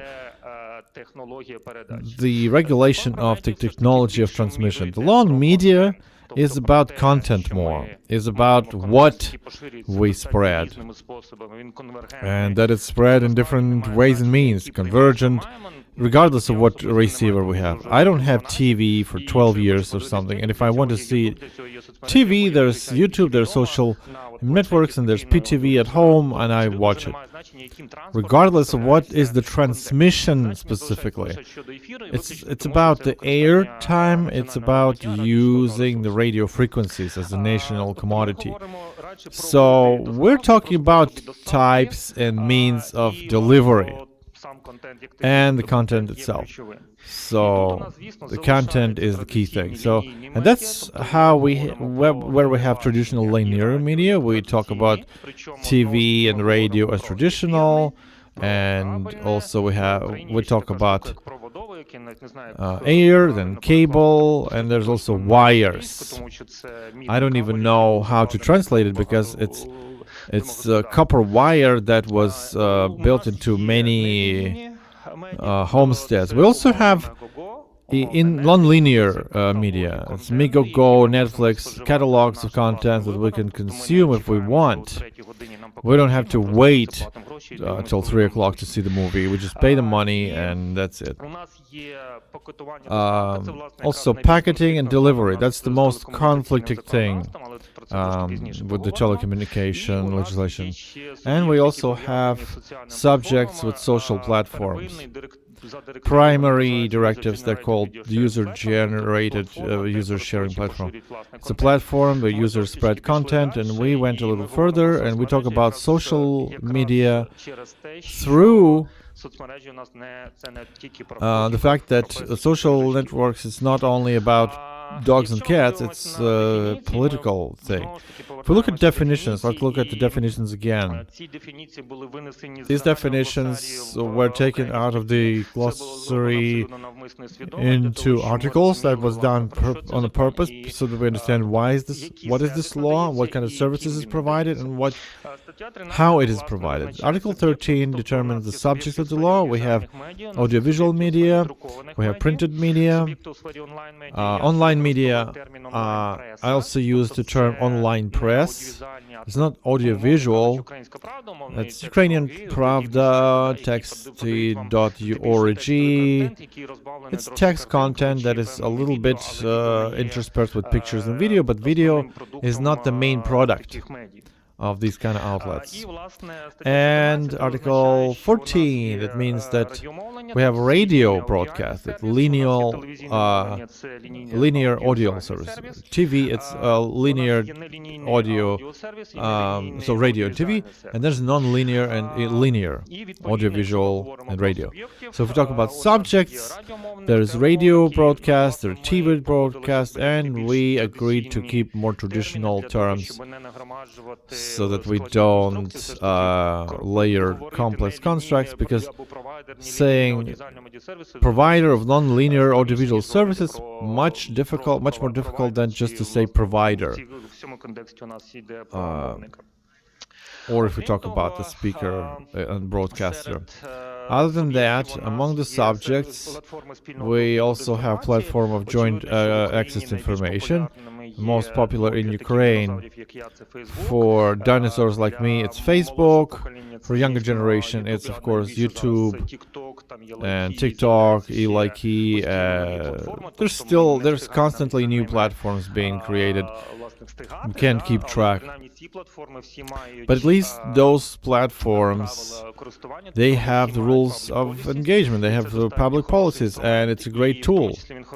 And it's great in a way that Ukraine can use mechanisms of so-called smart regulation, when authorized state bodies can sign memorandums and cooperate with these kind of platforms in order to find effective mechanisms of regulation. You should always remember that there are a lot of requests for some actions, but often these requests are unrealistic. We can't do them, and if they're unrealistic, we just don't write it in the law. Other than that, unlike the previous iterations of this draft bill, this is the fourth iteration from 2013. It's been expanded through recommendation of Council of Europe experts who said we had enough. We have sufficiently branched out media law. In 1997, there are laws on state support of the media as an attempt to support opposition media, although in the second reading we had no clear understanding who are opposition media. And also the activity of state power. This law could not be existing, because out of the paradigm where media is the means and the media are servicing personnel, whereas politicians, where they come to these media outlets, it's pluralism. And there are a lot of discussions in the parliament. You can read the records. It's still there. There's also the law on the press from 1992. So all this body of legislation was born in the 90s. The law on TV, very unsuccessfully updated in 1996, but all in all, this body of legislation was from the 90s. Now we have a chance to update it. So about the press, we're simplifying it, and we eliminate the bad translation from USSR, mass information, because it requires too much information, which is very statistical. It should not have been collected in this way. So that's why we have printed media, and we have online press. So the sites that basically are electronic, are a replica of paper editions. And we nullify the law on info agencies, because current agency of info agencies has nothing different from online media. That these agencies give you a press hall, it's just economic activity that doesn't need to have additional regulation. What has to be regulated is how these media outlets later spread the content. They can print leaflets, but that's not the subject of regulation. It should not be. That's why the law on agencies will be nullified and suspended. Власне, якщо ми говоримо So if we talk про about суб'єкти, subjects, власне, спеціально знайшов таку вінтажну фотографію. I found this vintage газети The picture Times. from the Times. Друковані медіа, вони, Printed media are, залишаються, тобто вони they нікуди не remain, діваються. they Я don't сподіваюся, go що anywhere, все ж and I таки, hope that the можливо, press певно, відозміненому вигляді буде will exist hopefully in the future. онлайн-медіа уже сьогодні But власне, online перед media, мною and говорили as про те, що Alexander дійсно, що before з me, цим he терміном said that треба this попрацювати, term has to be але, updated. якраз їх сенс полягає в тому, що And the reason це is той that сегмент that's the онлайн-медій, segment of який online не media стосується which аудіовізуальної, тобто не doesn't стосується pertain to TV і audiovisual. It's подібних, not about TV технологій. and similar technologies. І одна важлива And one ремарка, яка important є зараз в remark, законі, що which is не there in the law, поширюється that ці that these регуляції regulations на don't питання cover доступу до публічної інформації. access Тобто, to public якщо information. влада хоче щось If the government публікувати, wants to вона має publish і something, це правило уже закладалося and ще в this законі про rule has been роздержавлення, що вона initially має about публікувати the бюлетені, де має law on публікуватися виключно destatization. офіційна They have to publish інформація, і там bulletins немає and only official information. They don't have to публікувати, publish crossword фактичні puzzles there, інтерв'ю про надолі голови Масільга і or так далі. Тобто все це має interviews бути with в минулому. stars. All of that should be in the past. Окрім того, в законі Other than є that, спеціальні there are суб'єкти, three special скажімо, subjects in the я б law, сказав так, два суб'єкти or і two один subjects тип and one суб'єкта. type of Звісно, subject. це суспільні медіа. Those are Суспільні медіа ми не інкорпоровували в civilian наш media or законопроект, civil тому media. що We це did not збільшило incorporate them його into this ще draft bill. That сторінок would і на статей, increase напевно, it 30-40, by тобто це in було in просто size дуже by багато. another Хоча є 40 pages. приклади, Although there are якщо ви examples, подивитесь, Польщу, if you look at право Poland, телевізії, радіофонії, там є, власне, the statute on публічні TV медіа, and в radio, окремому there are законі. public Ну, media я думаю, що ми mentioned будемо in the працювати law. трошки еволюційніше. We Тобто will take an давайте evolutionary подивитися словом, way. давайте все ж таки їсти по шматкам. Let's take it В цьому законі є in лише slow відсилочна steps, норма, in що у small нас є steps. So, суспільні медіа, і, власне, it йде only відсилка the law only says закону that we have про civil media, and it суспільні refers медіа, власне, ще to перехідними положеннями, the власне, law до or права державного назву, bylaws, тобто ми переходимо знову ж таки від телебачення, радіо до медіа, because we тому go що from наразі TV and radio to суспільне мовлення, media. And національне civil суспільне телерадіокомпанія має media and вже the багато national civil TV онлайн-сервісів, company has зокрема, many наприклад, online Європейський, services які like фантастичні UA проекти, Fairy і Tales, which is a очевидно, що вони мають fantastic працювати project, далі в цьому and they напрямку. have to work Друга in історія this. це іномовлення. Another Тут thing у is мене foreign трошки language є broadcast. відчуття, This is where я I розумію, що have відбувається, little тому що у нас understanding what's поки що happening, чинний because закон so про far іномовлення, але we have the буквально law тиждень on тому іномовлення припинили the існування foreign як broadcast, іномовлення, but і у нас воно it's перетворюється been на мовлення на it's been a Донбасі, week і тому ця історія that трошки we don't в have it. іншому стані. Очевидно, якщо буде So it's hanging in the air. If they will edit and correct the law on foreign broadcast, there will somehow be the synchronization. Maybe we will have broadcast on occupied territories, but so far it's unclear. And the third category is community broadcast. Christina already started commenting on that. This is more of putting in place the existing things and suggesting to create additional things. Now, when we talk about community, we will talk about community broadcast, and the law describes who are these three subjects, what kind of subjects they are. Other than that, we also have two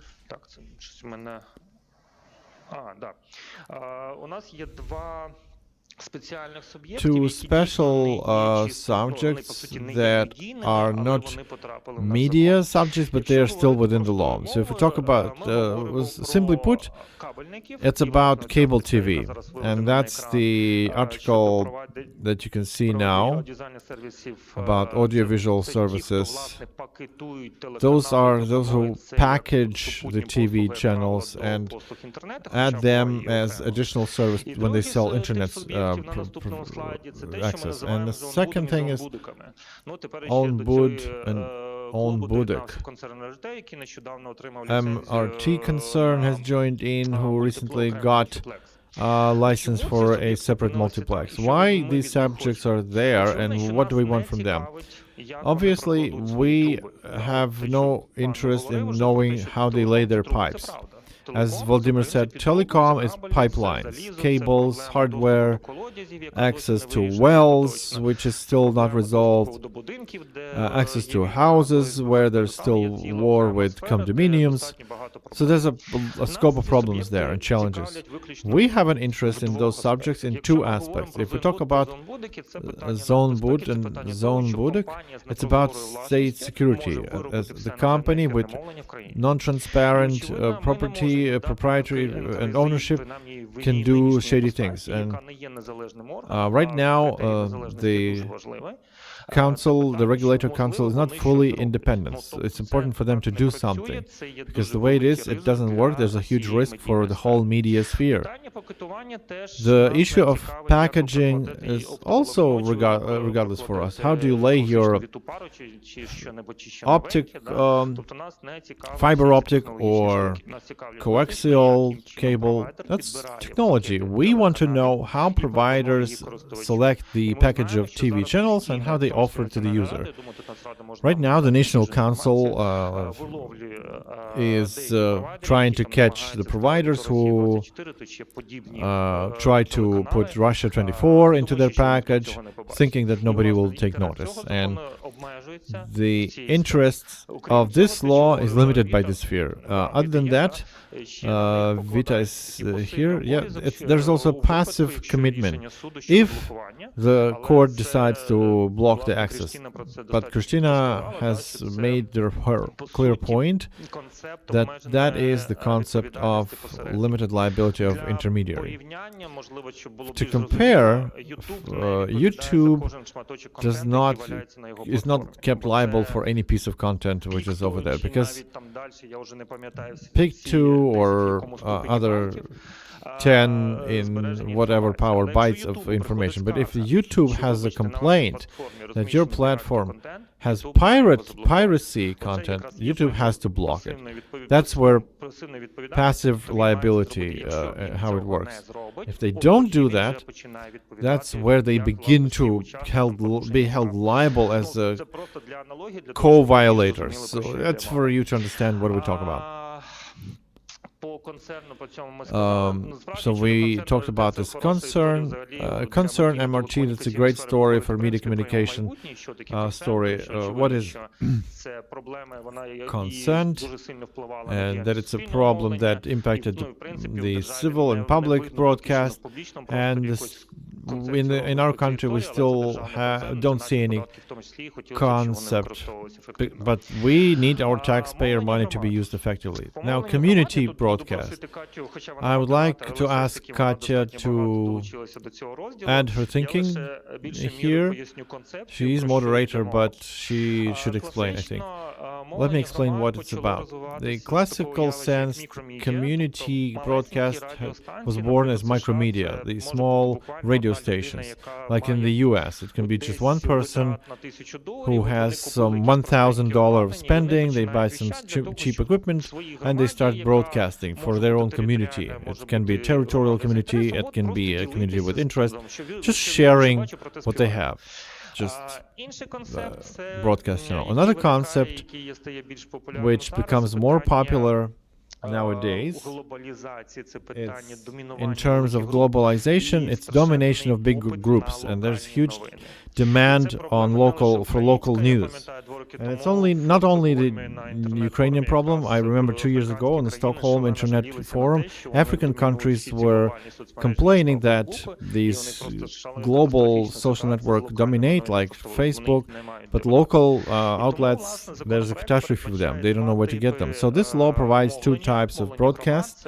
Community, it's territorial communities where Brovary wanted to create some small radio station.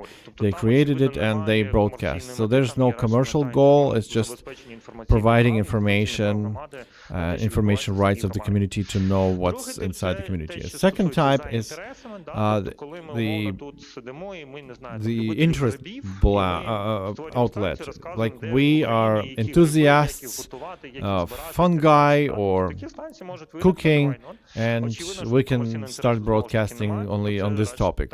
So there's no commercial interest here. Maybe it was ham radio. That's another analogy where people wanted to contact with other people.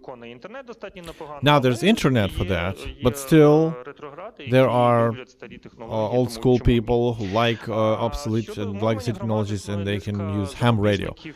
So regarding the communities, there are a number of concerns here. First of all, that's non-profit activity. It's not about profit. It's a certain type of civil union. So we also allow that for religious organizations other than radio frequencies. The question of religion is complex. If you look at the European activity, they can give us pros and cons, but we have to remember Ukraine has a lot of history in that. Remember the White Brotherhood, how unsafe was that story. And we have even now big churches. I wouldn't call them churches, but religious unions that gather stadiums. And that is also a risky thing. So I think that the state has to limit this thing for somehow. Not banning it, but also not creating risks that can lead to dangerous things. And for the third part, even in our group, we still dispute on that. It's communal and commercial entities or companies. My concern is that basically from 2018 to 19, we removed that from state, local administrations, village councils, city councils. They had no longer the right to publish this communal press, because that was spending taxpayer money for their own PR. Heads of village councils, MPs and so on. So even if they are in a different relations, we still talk about the damage that they can deal.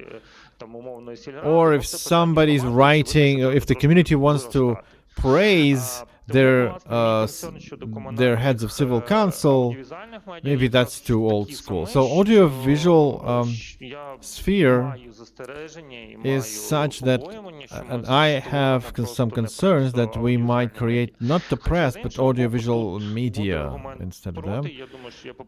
There can be arguments against that, because that's the topic where we have to discuss some more. So far, it is as it is in the law. You can look at the articles that try to establish some safeguards, like supervisory boards, which should include people that are not part of, and then follows the list of types of activities or organizations that should not go with supervisory board. But I think that we will have to weigh pros and cons. At the moment, most of the communal media is radio, although we have two great examples with local self-governance. We have two TV stations that are founded by village oblast councils. It's not even classical self-governance. We still have a lot of manipulation about that. But anyway, when we talk about Gromada, oblast is not Gromada. Gromada is a city or territorial community. When we have oblast level, that's about different things. So that's why we have to understand how we should work with this. Community broadcast, this law establishes that it's no less than 8 hours per day. The minimal coverage of programs, that it should contain important information for the community, dedicated to discussion of problems, promotion of community interests, and it has clear time constraints and the volume of these programs. So we try to establish these safeguards so that the community broadcast would not be used as hidden ads, because the communities can start a brand, and we have example of commercial broadcast, but we tackled it, but these kind of examples show that Ukrainians are very inventive. On one hand, it's good, but on the other hand, we have to somehow safeguard against that. So, and for territorial communities, it's the program of local news, and there are some additional requirements to communities. Local news or broadcast of the meetings and discussion about local questions. And Catherine add more arguments why yes. Okay, very short because we should go to comments. So why we decided to leave these communal media like this? Frequency resource is a limited resource, and if the community will give their TV or radio station to privatization, and they will be created not into the public broadcast but into commercial broadcast, then to get another frequency resource for a community to provide their own needs, it's going to be much more difficult. More difficult than to initiate creation of a new newspaper, if we compare with press.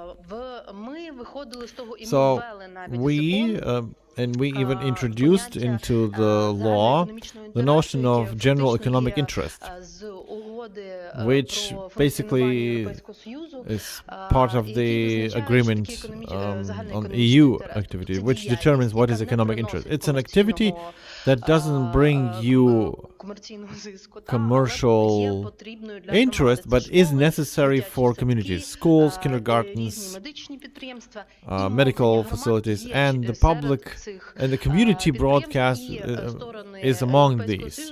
And the EU parties agreed that the state can provide some privileges to these kind of companies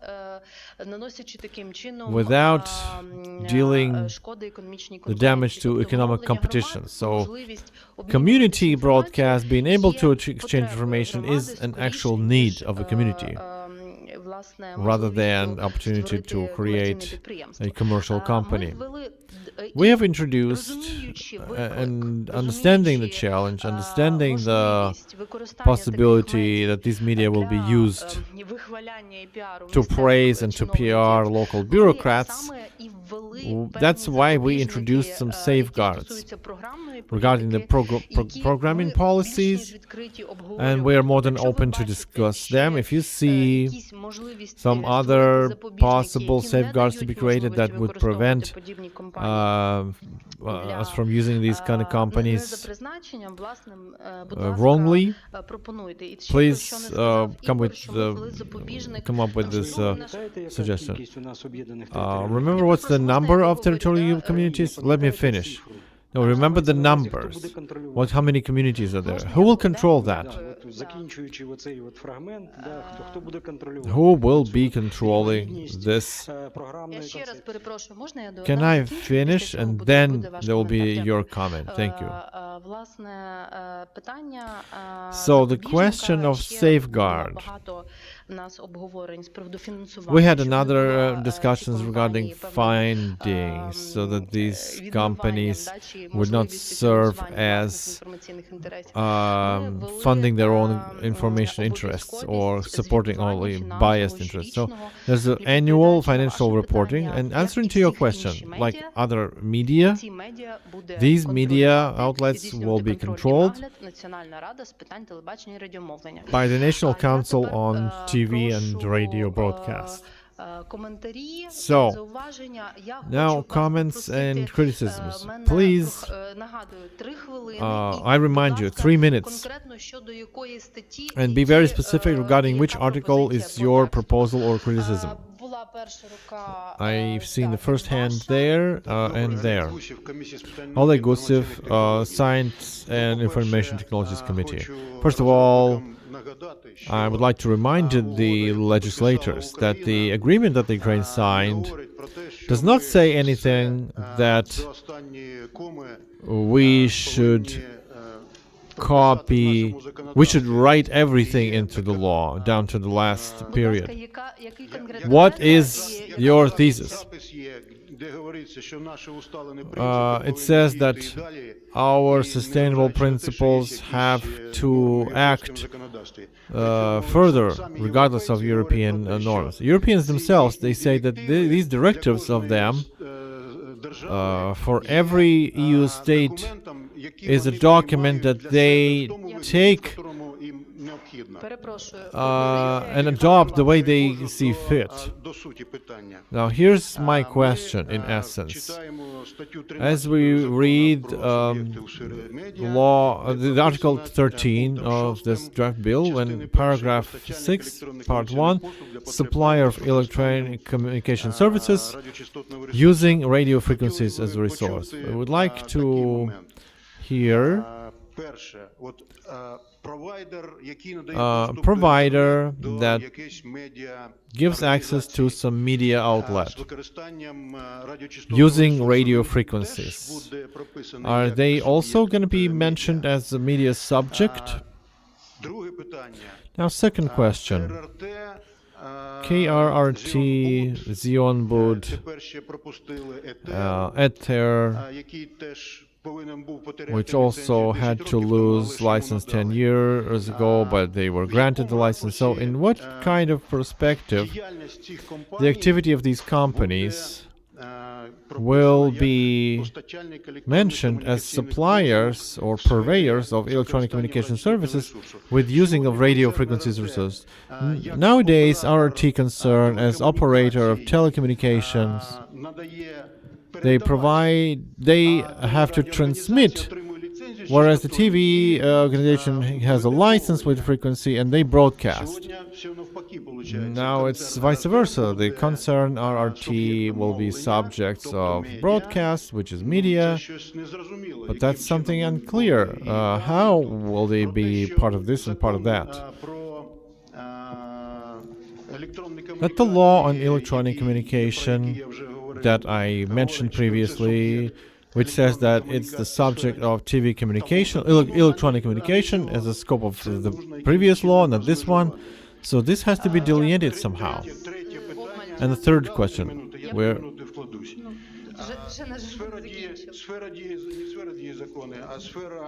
So, the legislation scope.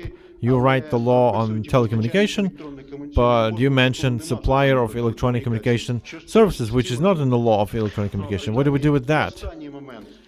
And the last thing, the analogy of YouTube being blocked for copyright.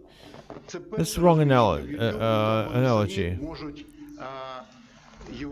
YouTube are censoring their own content. They can block the reference to information.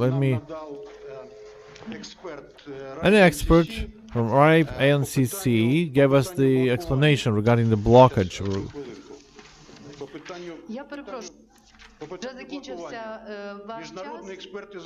International experts say if you want to block something, internet doesn't work like that. You cannot block the passage of information other than the place of origin. All the attempts to do that on the level of operators lead to failure to block the content. Only partially they block resources that are not guilty, and that costs money. So in Ukraine, I can also talk loud, but so banning something doesn't work. That's why the US and Israel don't block anything, and their experience is very relevant. Thank you. No, introducing blockages. You're trying to make operators and providers to put their money on the table and to lose their base. And they're not media, they're providers.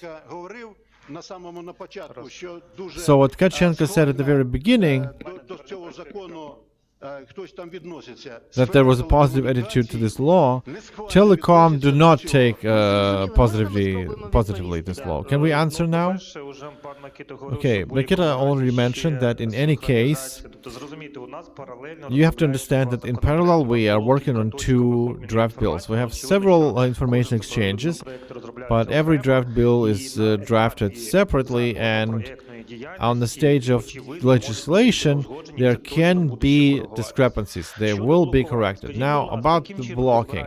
How are you going to block website Ukraina.ru, which is part of RIA Novosti, which is located in Moscow?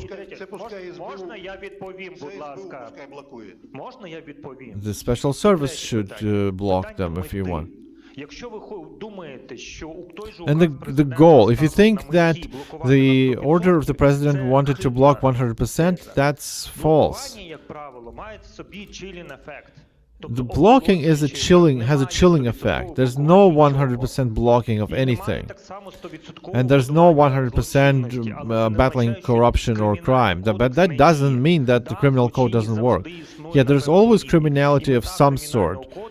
But the goal of criminal code and having a law enforcement is to maintain the crime on a certain low level. If somebody thinks that criminal code has to battle 100% of crime, that's a wrong presumption.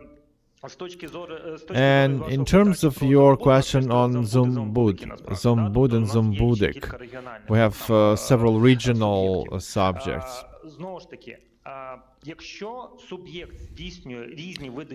If a certain company does different things, they can be controlled by different regulators. If a company, Lanet Kiev, will want to bake cakes, then they will be dealing with food consumer service. They won't be able to tell that we're only selling frequencies. There are different spheres and different regulators within a specific sphere. So once again, we don't want to know anything that has to do with cables, frequencies. That's not within the scope of law and media. We have a very narrow, limited interest in the sphere. Okay, now quickly about your first question, mobile internet provision to the broadcasters. If you mean access to programming like Kyivstar or Vodafone, that's services to citizens. No, I said that access to internet using radio frequencies for broadcasters. But wait, we don't have such examples. Give us the name to a work group, a specific internet provider who uses for that service the frequency which was allocated for other things. Look, only this has to be respected. Nobody said that the law will get obsolete all the time. There are examples where laws in Europe are still enacted from the medieval times. Your proposal is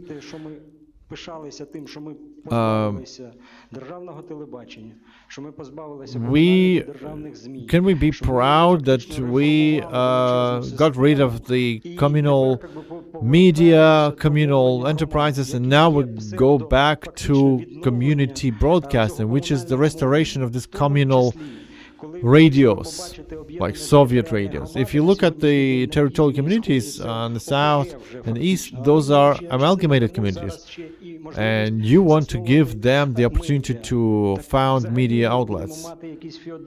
So we will have feudal entities, and you won't be able to control them.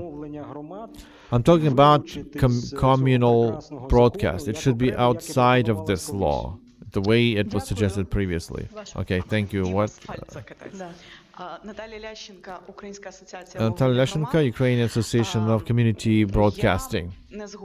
I don't agree with what colleagues just said, and I want to tell you that currently on the stage of development of our infospace, communal companies that can be turned into community broadcasters through some kind of civilized ways. That's the only form that can exist for this purpose. I'm saying this not only as a civil activist. I'm talking about this as a playing trainer, as executive director of Key FM stations. Unfortunately, there are no other possibilities for this outlet to exist. And what is now happening with Kiev FM? That is the only option where the Kiev community can have their own independent media which covers their life, Kiev life, not all of the countries, all of the entire country. So what pertains to the law?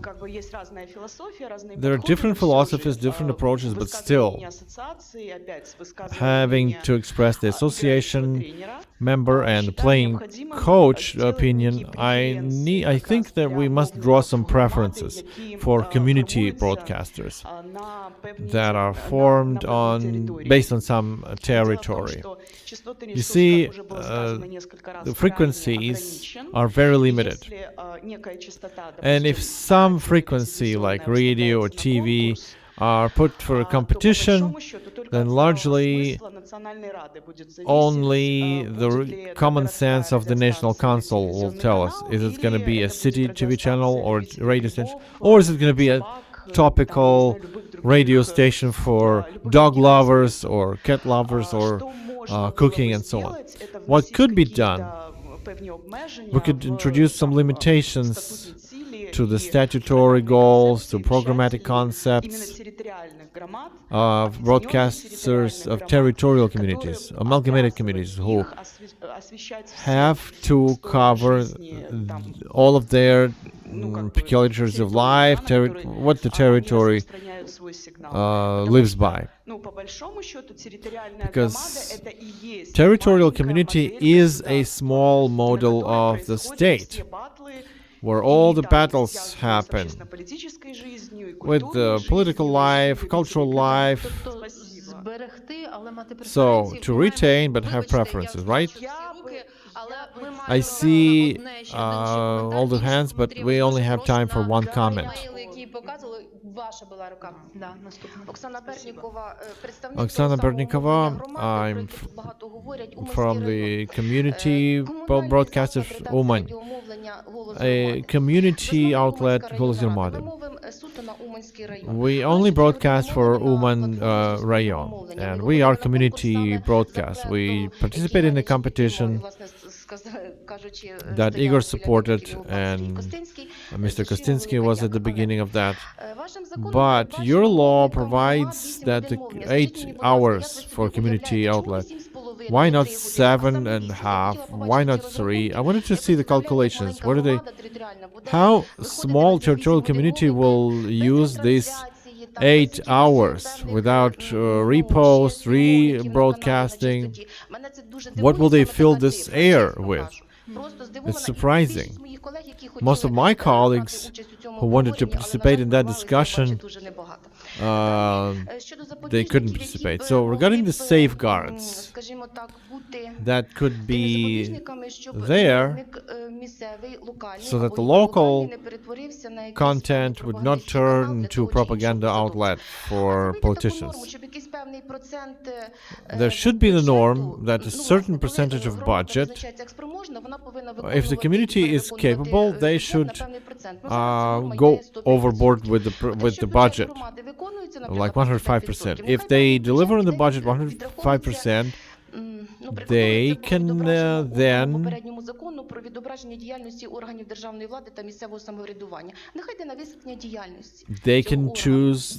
change the type of activity. So that gives more safeguards to the local broadcasters against bureaucrats and propaganda. We have very little time. The budgetary questions are very important because a lot of people speculate. But your first question, look, we were talking a lot about efficacy of using the resources, frequency, because when the licenses for 30 minutes of broadcast per day, it's about efficacy of using the frequencies, and this is where it's possible, and we will have a separate discussion with our association on that regard. Sometimes they talk about public access and 1 hour of... There may be repetitions, but we should write it in the law. Look,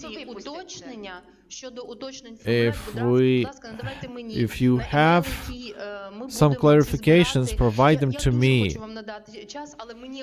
I very much like to give you more time, but the organizers tell us to finalize. 8 hours is the limit only about frequencies. There's Article 33 and there are minimal guarantees. If that's not enough, look, you're so far away from practical implementation. I take only 1 minute. I'm director of the radio, Galina Dobrovolska, and probably I'm one of the few who have the problem about removing the communal broadcast from the state. We are self-financing since 2013.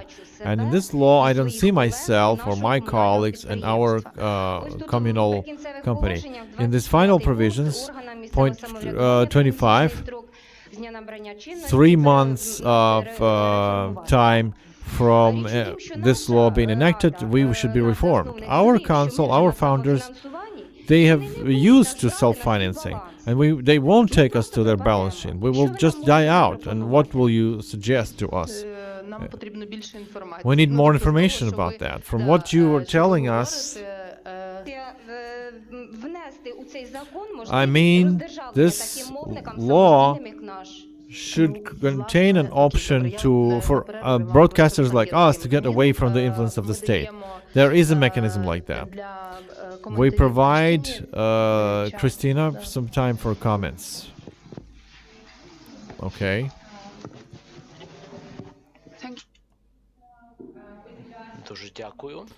Thank you so much. As regards the community broadcast, I already spoke about that. Now, I have only several things to mention in my remarks. The first is that as it pertains to the rules of the quotas, and regarding the content, it's in the European and Ukrainian quota requirements.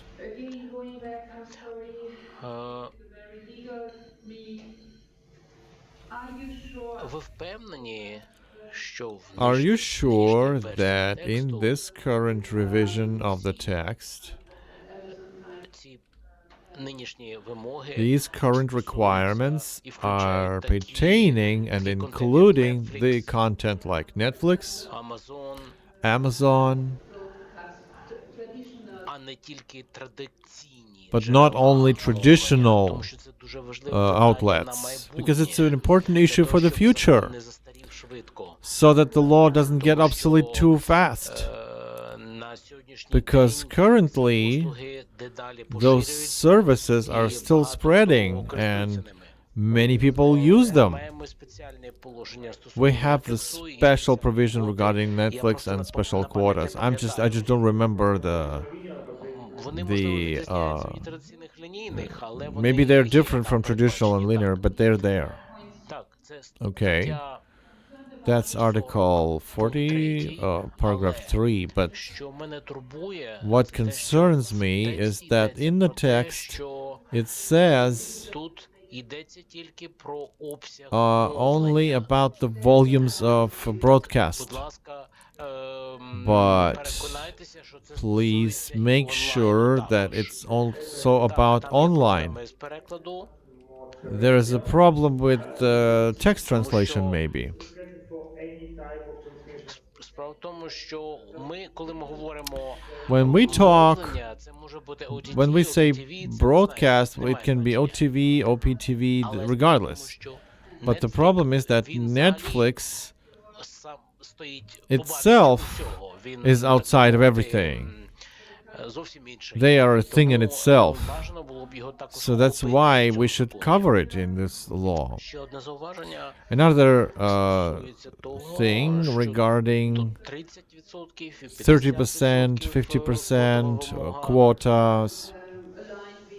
Вони відповідають They do comply with European quotas в тому числі останні and also the recent directives в деяких країнах, таких як Франція, are also compliant with. In some countries like France, they go even beyond that and they introduce requirements regarding investments.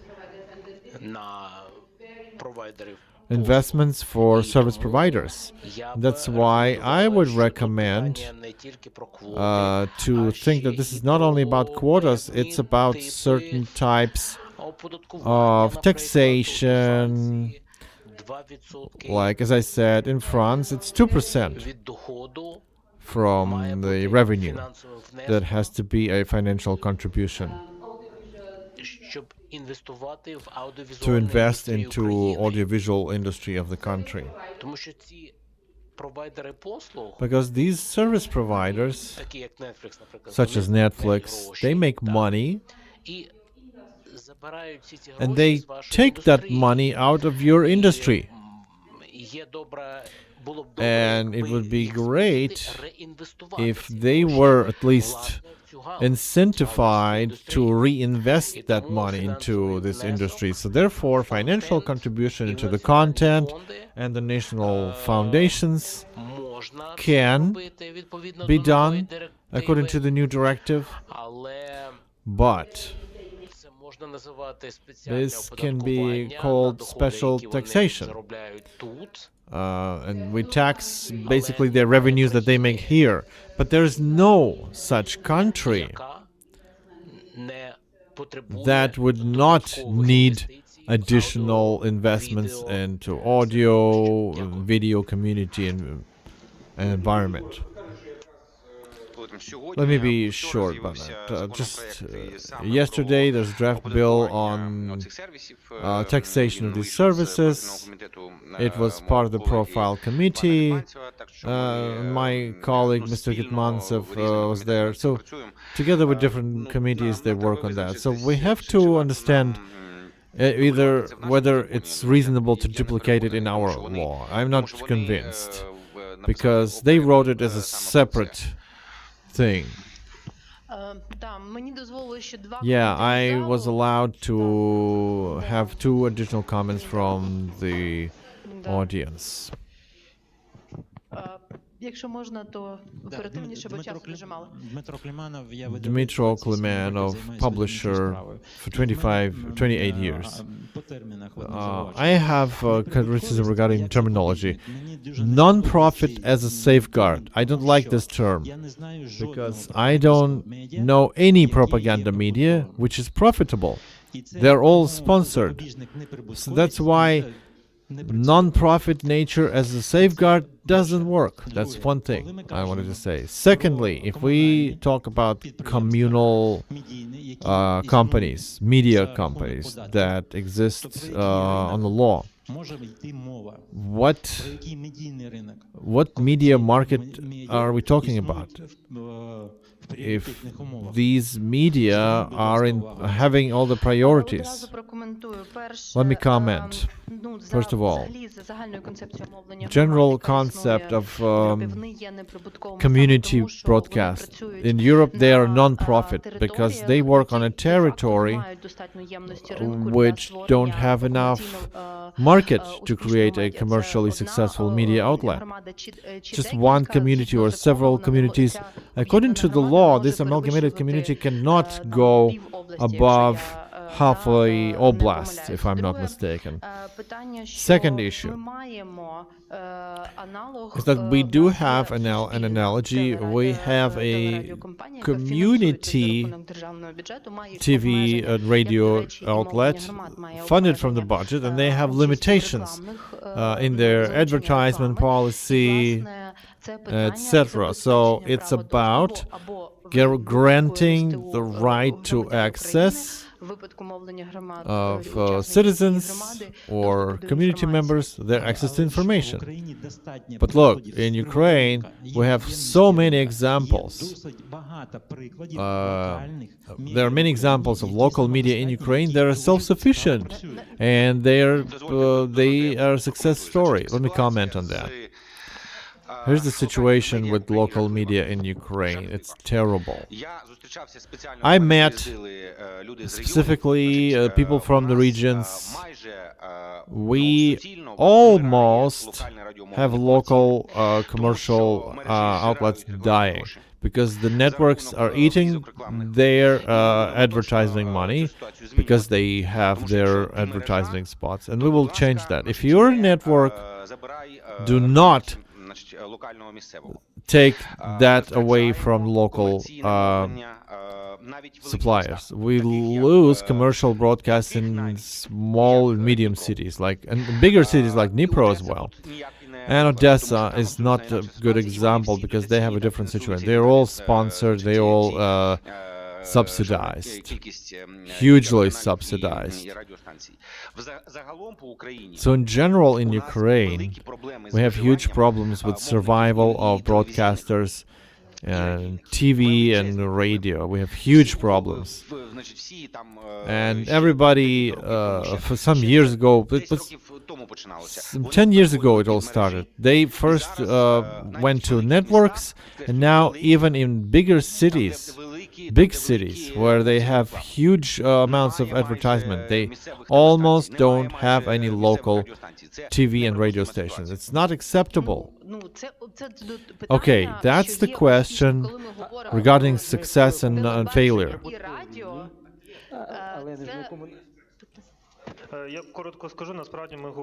Look, we're talking about different things here. We talk about profitability as de facto and legal status as profit or non-profit. Every civil organization has a specific document from the tax authority that gives them the status of non-profit.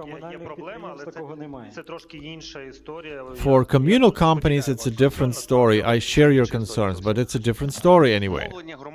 Look, the community broadcasting will not be competitive for commercial. They will not compete with the commercials. Because they're too little, they're too small. They are not competing with anyone. You see, we have problems even in bigger markets, the markets we can call big. How will the community broadcasting survive if we'll give them the task to make more money, make sufficiently money? They will not. So, do I understand correctly? Wait, we don't even talk about market here? Look, in this case, the community broadcasting is so local that we, as a member of Association of Professional Media, we can tell you that on these territories, the media cannot be profitable. There's no market there. That's not true. That is not true, Catherine. So TV and radio on these markets, when the next time there will be people from Rivne region, from Khmelnytsky, come over and we'll talk. There was an initiative group who asked me to meet the representatives of the media, but there were 17 or 20 of them. I will invite them and you will hear from them how profitable they are. Okay, colleagues, we wrap this discussion. Oh, sorry. I moderate this discussion. Let's not break each other. The one thing that is obvious from discussion is that the community broadcasting will be dedicated additional discussion in the nearest month, and the committee will join in. I hope we will select the day to discuss this in better detail, because we see that there are many questions and these questions need to be discussed. Okay, thank you. No, we wrap this discussion and everybody's invited for lunch till 2 p.m. where we reconvene.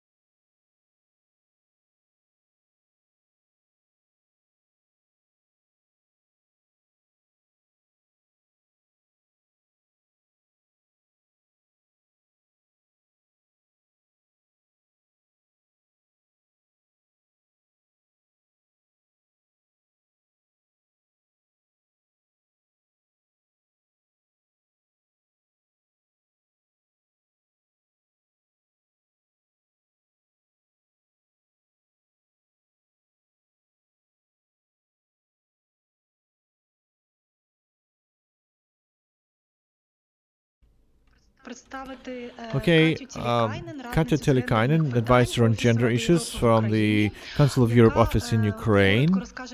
She will tell us about standards in gender in media and how they are accounted for when the draft bill are designed. And she will give us the vision of this process, give us the overview of gender in media context. Thank you, Galia. Thank you, Galina. Greetings, everyone. As Galina said, I am advisor on gender issues in Council of Europe office in Ukraine.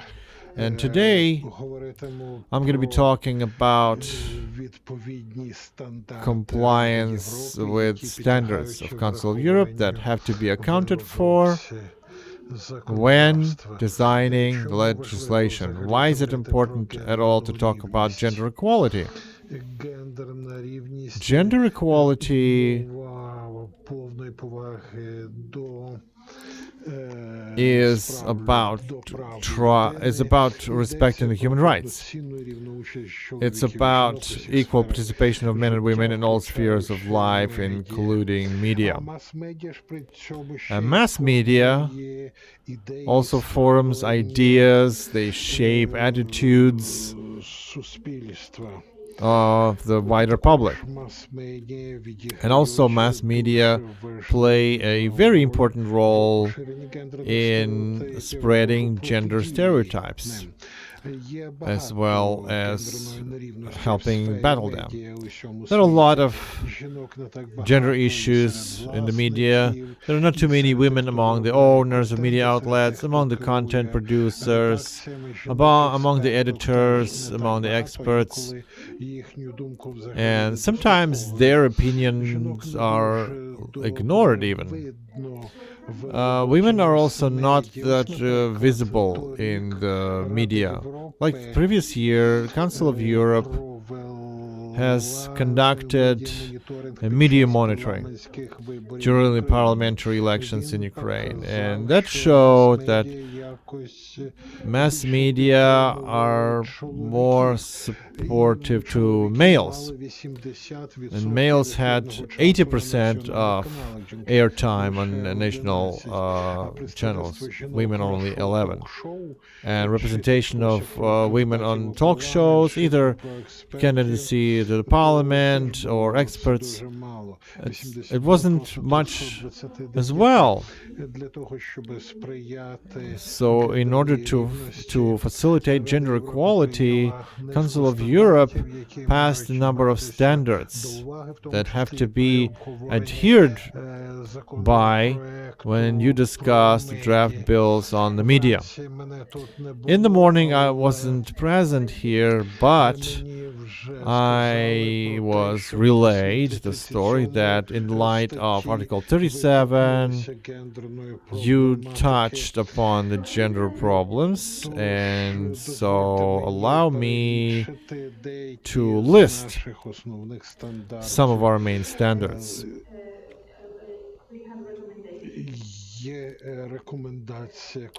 There is a recommendation of the Ministry Committee on Gender Standards and Mechanisms. It's a document from 2007.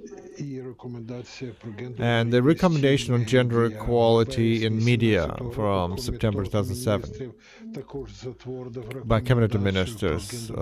They approved this gender equality in audiovisual domain. Our document from 2013 is probably the most important one, and you've already received information brochure where our publications are also mentioned. It's about importance of gender dimension for pluralism in mass media. Gender equality has to be expressed in two layers: equality, equal treatment, equal access to higher positions, and equality in content, battling sexist stereotypes, etc. In different countries there are different laws regarding gender equality in mass media. And the recommendation of Council of Europe stresses that participant states have to pass the norms and regulations that provide respect to human dignity and that ban any discrimination based on gender. And it should be banned just as gender violence. And participant countries should provide the mass media regulators to respect the gender equality principle in their decisions and their practice. The recommendation also lists some implementation activities, in particular regular review for gender equality, review of legislation and programs, and introducing amendments regularly. So the legal base the laws, the regulation, the licensing, the human dignity principles, and there are also general rules that are governing all the companies, especially the salaries. Council of Europe has also designed a reference guide on implementation of these recommendations, which introduces examples of how certain laws are reviewed in the light of gender issues. In particular, they recommend to determine gender equality in the legislation that governs mass media. And so that there's clear layout of the rules of the defense of the principles of gender diversity. So monitoring and media content production that advocates the equal rights for women and issuance of licenses to broadcasters. And so there has to be a gender-balanced programs. Also, it is recommended to account for gender dimension when calculating subsidies. Among the implementation measures, there are national parameters and indicators that establish gender equality, based on which we can monitor the situation with gender equality in mass media. So that's equality of representation, coverage by content, and I know that in Ukraine there were initiatives of regulator, and there has to be maximum attention to them. Regarding the media content,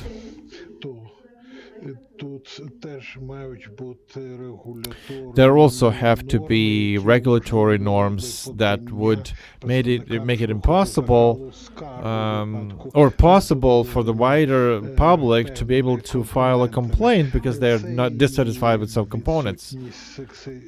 Regarding sexism, stereotypes, just recently the committee of ministers passed the recommendations in battling sexism. The participant countries are suggested a number of activities and legislative activities as well that criminalize hate speech based on sexism, and also outlines the procedure of filing a complaint and sanctions. Sexism creates the environment where household sexism, unfortunately, is the case, and comments on objectification of women, and that prevents women from participating in many professions.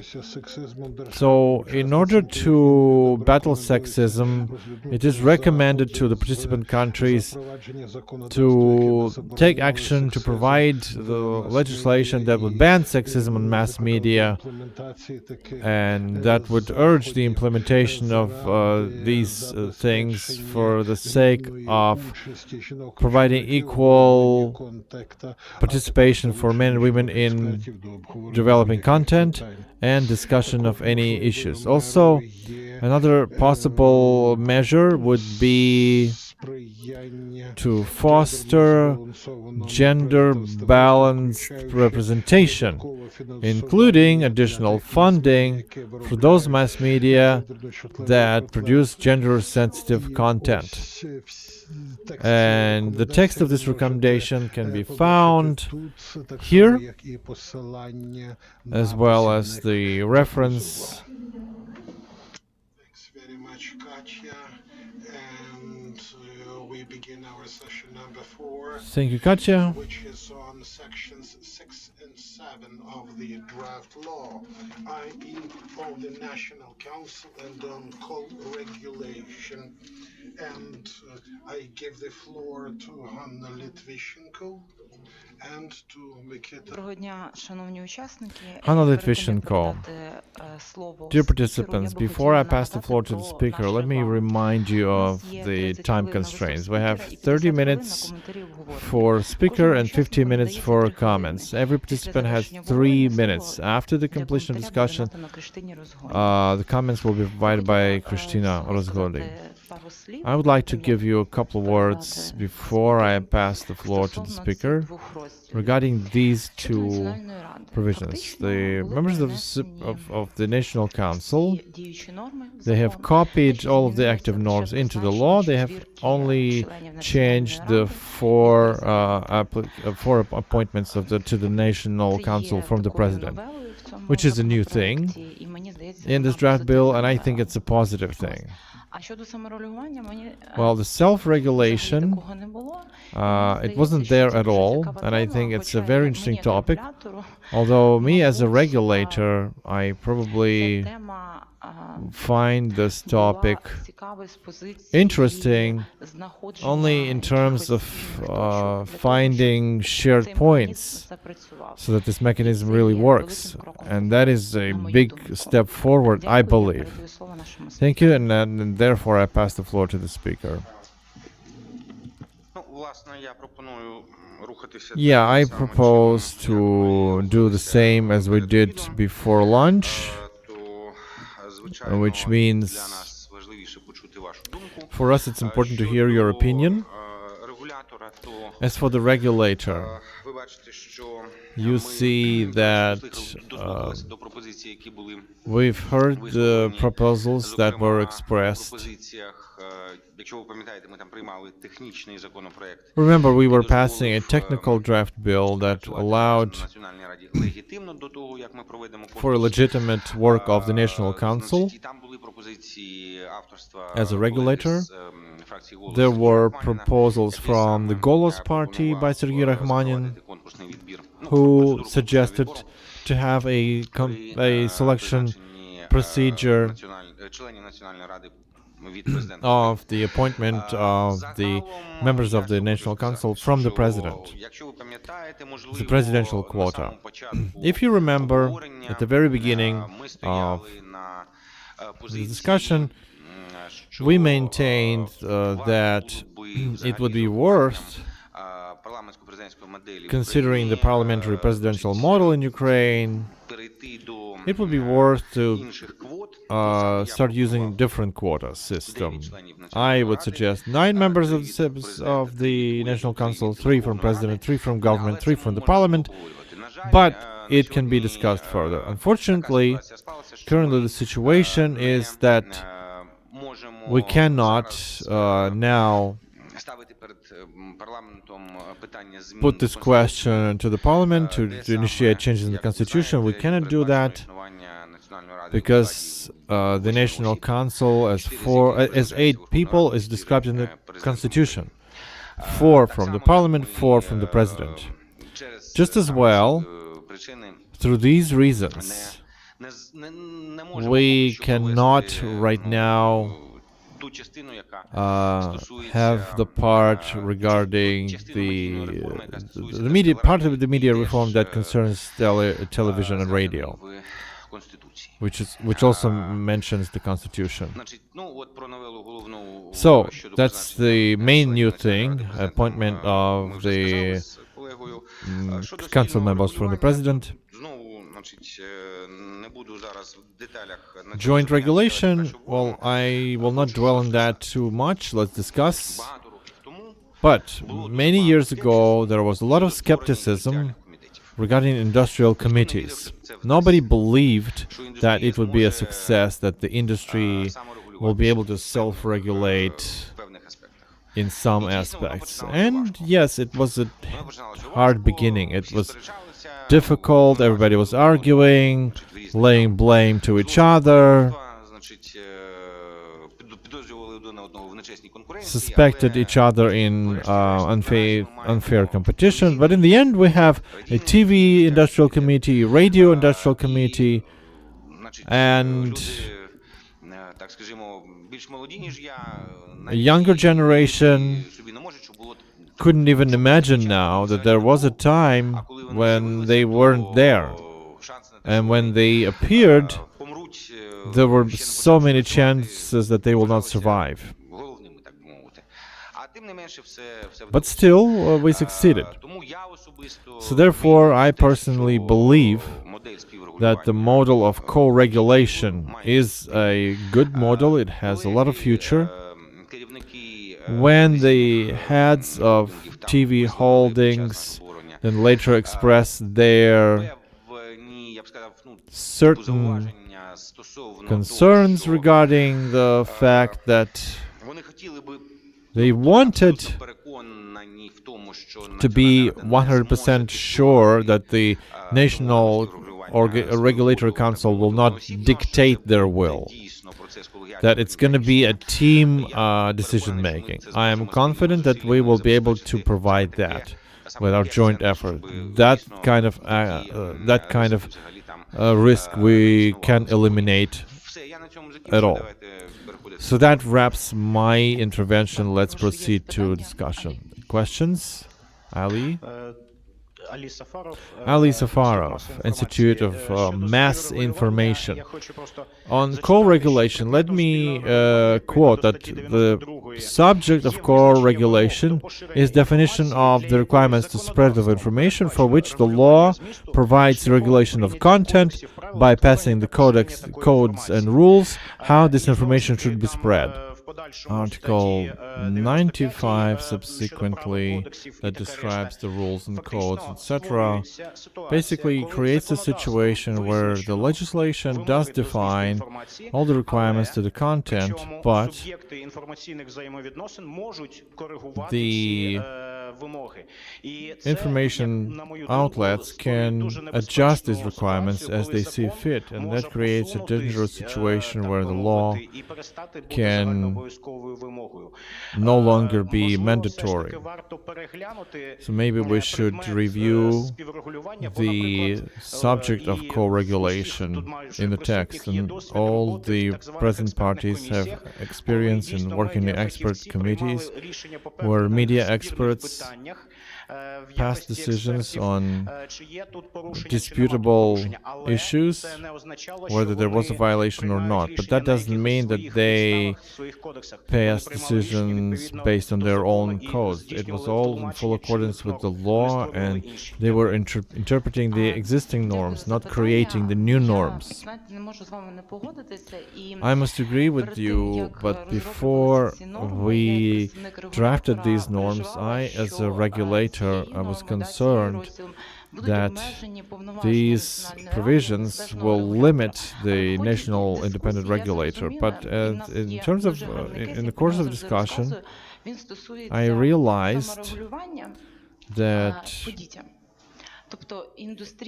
it was self-regulation where the industry has finally got together and designed this code.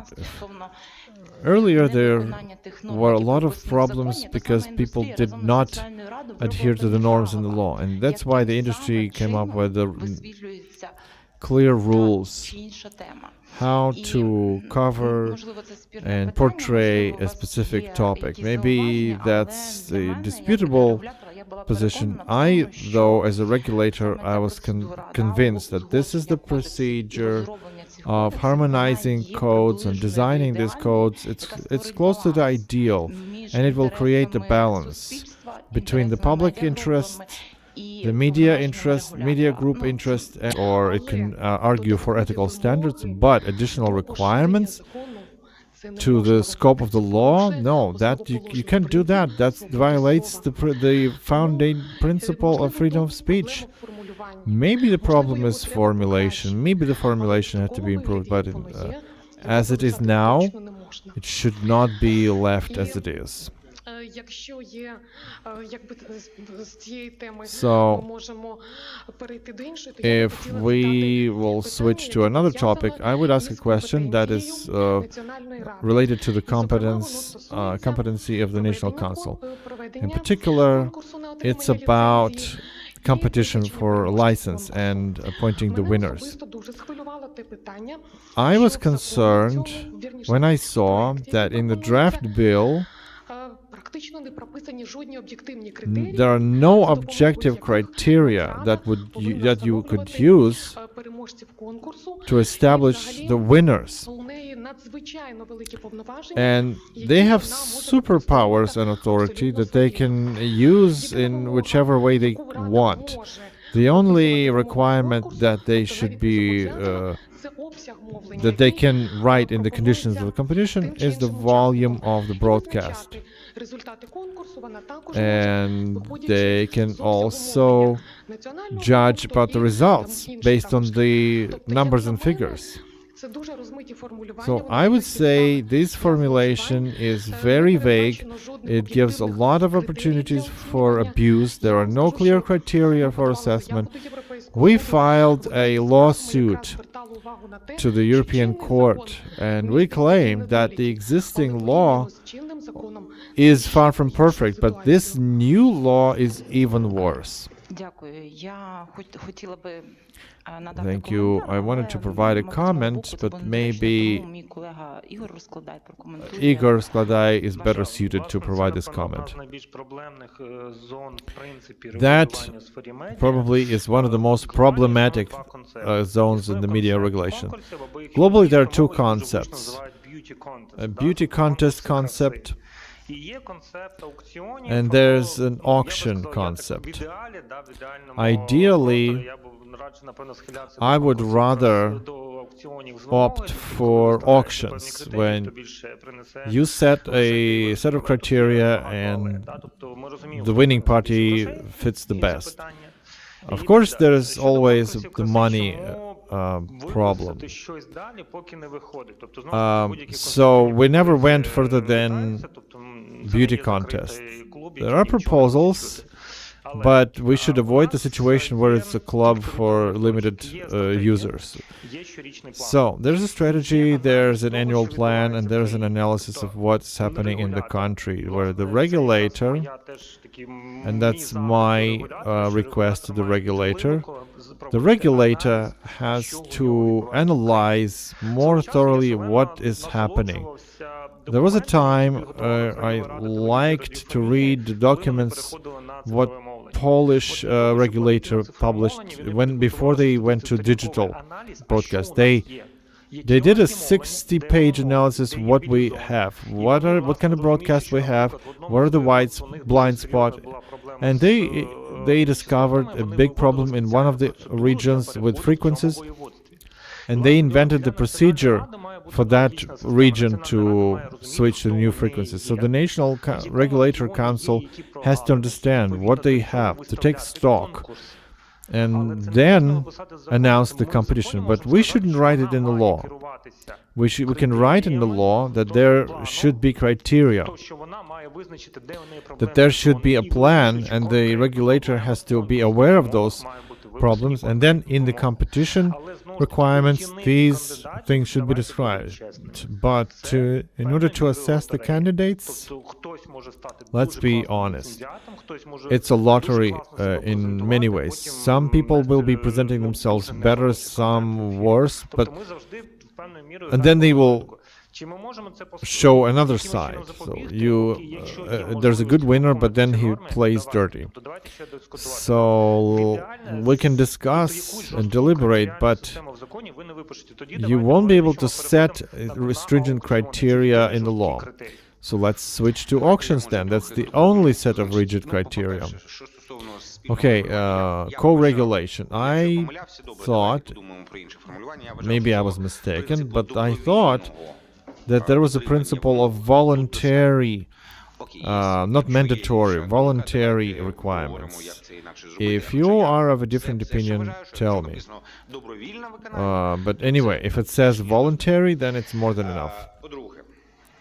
Secondly, about the competition, I will refer to my own experience this time, because basically everybody who's now in the market, I was the one who issued licenses, other than maybe some couple of info outlets. So first of all, we have little to none licensing resource. We have exhausted all of our frequencies long ago. So there's no saying we should not be afraid of so many new things appearing on the market. If part of the frequencies range will be freed up and there will be some new patches available, that's another thing. Igor is taking extreme examples, but yeah, you can use auction, and it's gonna be transparent, and it's gonna be honest. If you're doing a competition, if the new broadcast came over, or a new local group comes over and says, here I see you don't have many children's channel or pet channel. I don't know personally, because I've never seen any proper analysis. So you can look into historical data, if it shows that you have a competition between SLM channel and Media Group Ukraine, then of course there's a competition. That's clear. And they compete in their programs. But if the new people show up, then we have the whole chapter on feasibility and solvency and so on and so forth. But what are the criteria that will allow us this? I've been through all that. I've been through all that personally in my own experience, where they come to you and you start saying to them, show us your equipment. How do you work? And we didn't do that. If you have a competition, new broadcasters come and you start asking them, show us your equipment.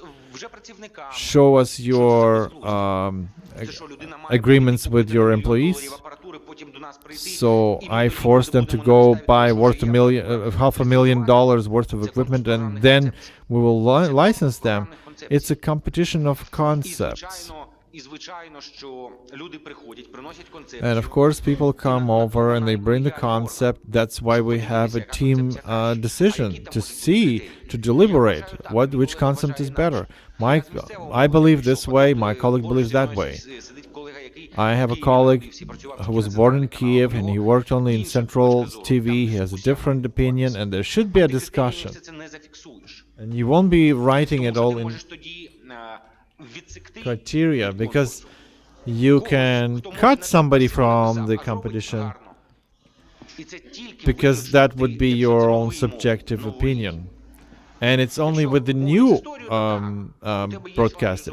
If it's a historic, if it's an old broadcaster, you have things to compare. But what if he's new? Back in the day, формували when керівні органи we спільного мовника. built the new Ну так, managerial body for public а broadcaster, якби були нові люди, а там були нові люди.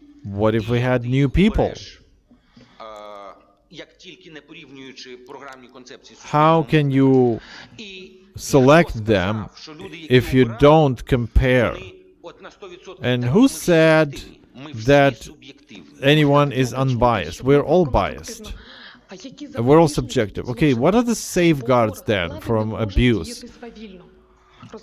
Because the state agency cannot be voluntarily laying blame left and right. How can you create safeguards from corruption, political bias?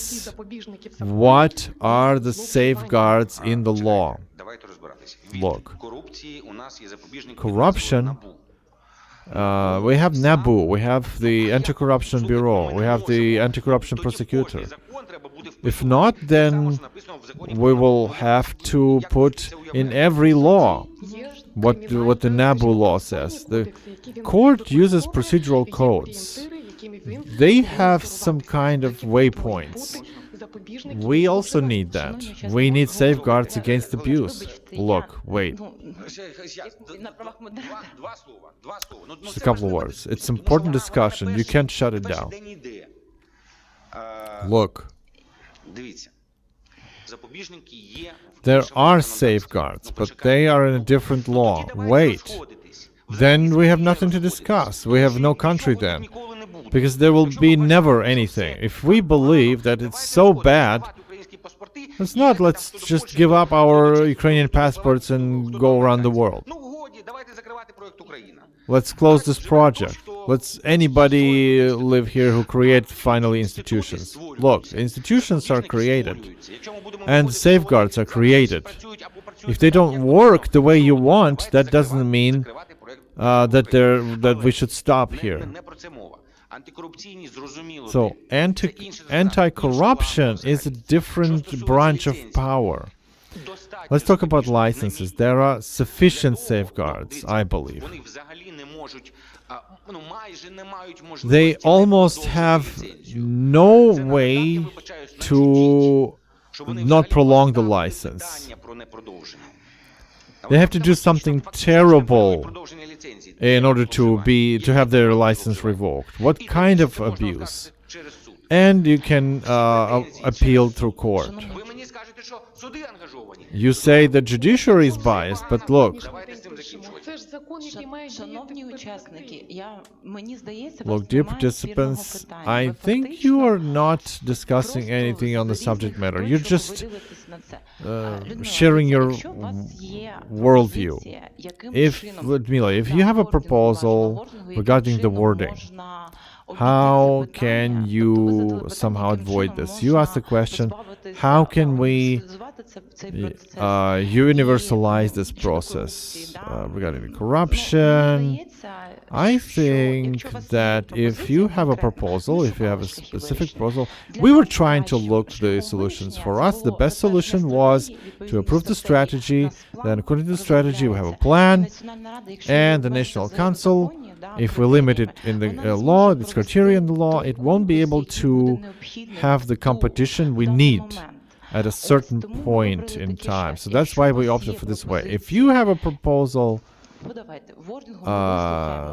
then go on. We will be happy to hear a different opinion. So thanks. And all the decisions of the regulator will be, and there is a right to go to court against it. We will not be discussing the judiciary right now, because if we start doubting the efficacy of anything, of everything, we probably should change the country. So let me give floor to Alexandra. Yeah, we have a very interesting discussion and high democracy, because we with Ludmila, we are from the same organization. But let me tell a few words. We've spent more than half a day on discussing these issues, and we arrived at what? That you can't, depending on the media landscape, the regional competition, national competition, to determine what kind of broadcasters we need. So it's important to write the clear criteria in the law. Or we write one template and then we'll amend it all the time. It's basically simple. If you have a vision how to write clear criteria for all the cases, for all the possible competitions, we will be happy. And we will be implementing that. Okay, thank you, Alexander. Helena Petrenko has the floor. Thank you. I also want to talk about co-regulation. Based on this new media bill, the industry is not only TV holdings, it's not only TV channels and radio channels, it's also online media, and even bloggers, and even Netflix, and even New York Times. So tell us, please, have you ever thought about some safeguard on the stage of work group that will later co-regulate? Safeguards that this co-regulation body does not become disbalanced towards some specific type of market players. I mean the situation where bloggers like Shari will stampede you and just by numbers, or only media groups will show up and then they will build a statute for rich people only, and the rest of us will be cut off from that. So what kind of role do you see for civil media organizations? So the subjects that are not licensed or registrants. Thank you. It's a great question, dear colleagues. Well, yeah, we did raise this issue on the previous discussions. Well, join in the work. That's what I can say. I don't think that some market players will be so eager to be regulated. I don't think so.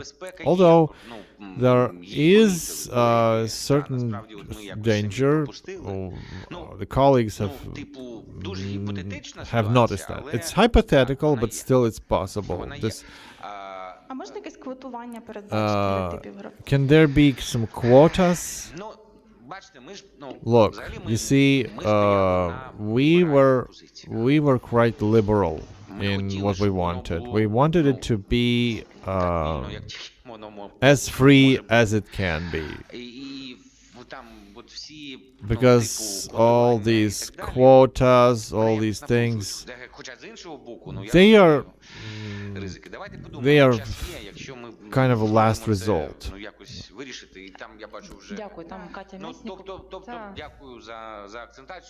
So yeah, thank you for drawing our attention to that. We've heard about that, and now I'm only convinced now that this is the way to go.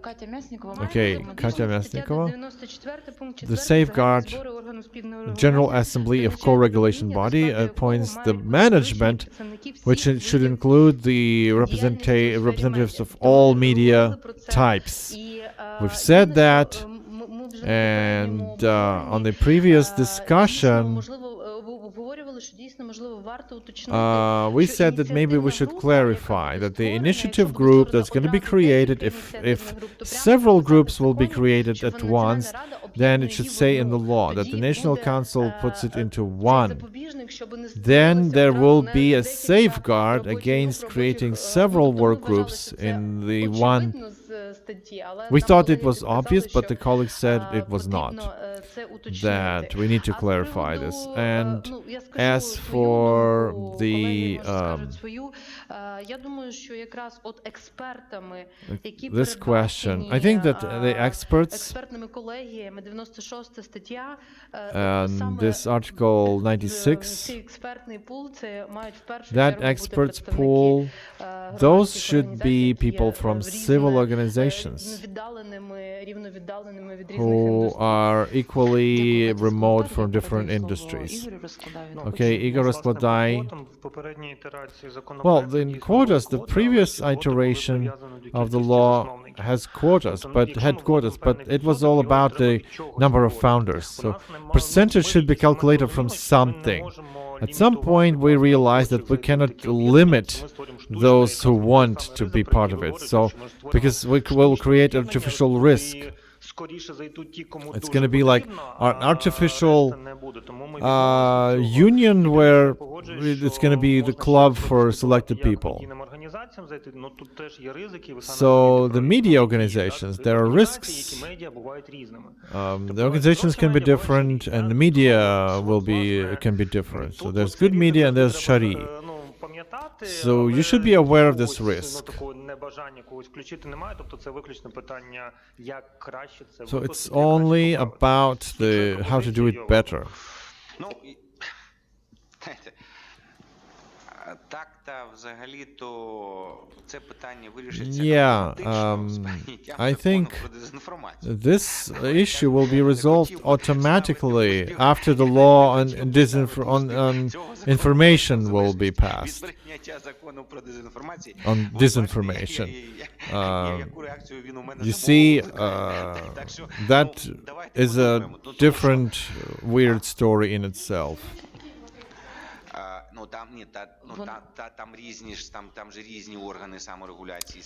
Look, it's about different regulation and co-regulation agencies.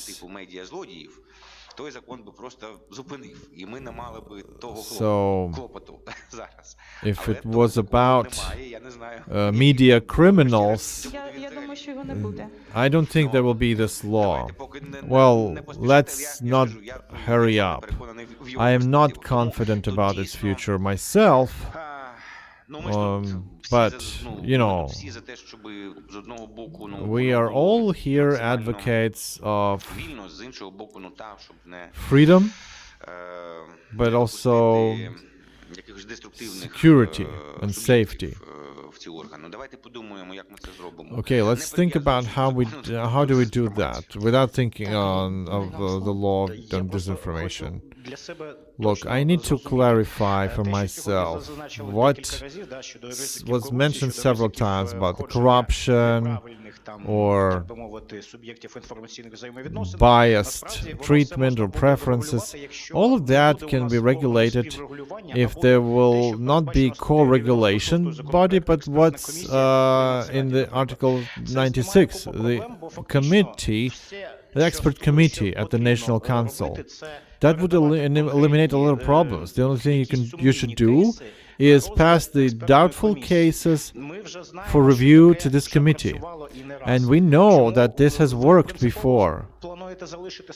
You want to keep it at the co-regulation, or you think that we can limit it to Article 96, 196? Can I try and answer?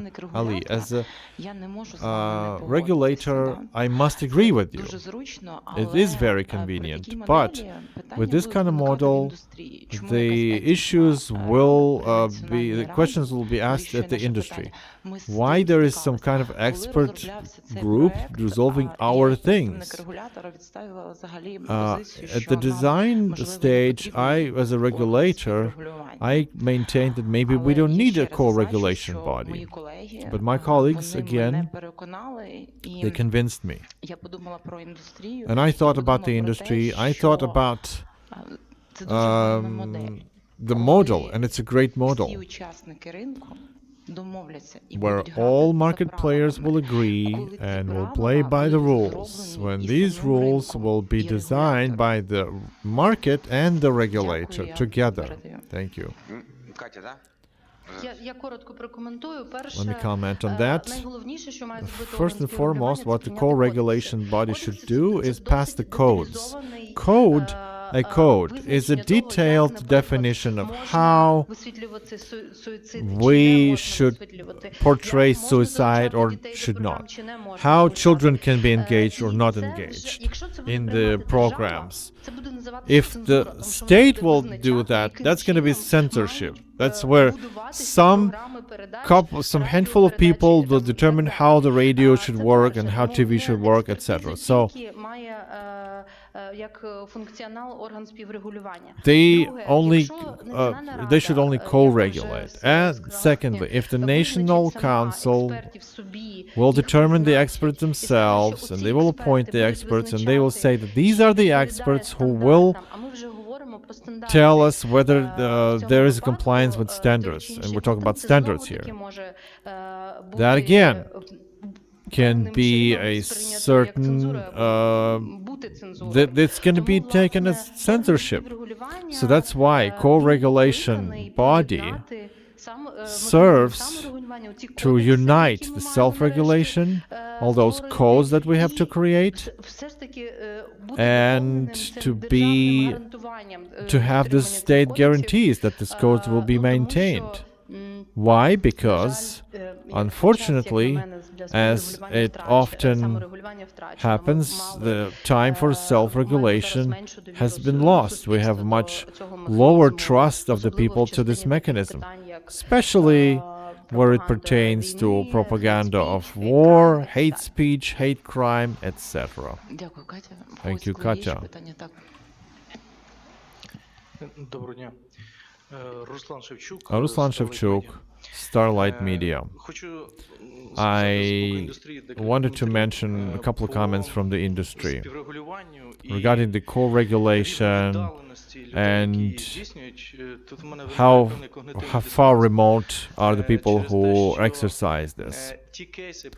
Because the cases that person from the council mentioned were co-regulation of people who found agreement, but they found agreement because they're down to earth. They understand how it works in reality, how the production works, how this works, how that works, and in a dialogue with the regulators and other representatives, they found the form, the shape and form where this activity can be adequate and the rules will be maintained. If the rules will be designed having heard the people who know how it works in reality, then we will eliminate all these conditions for circumvention and the need for circumvention. You know, in the story with co-regulation, it's important to hear all the representatives of market players, so that it's really a platform for balancing out the interests. Also, it's extremely important that co-regulation body would act in its functions.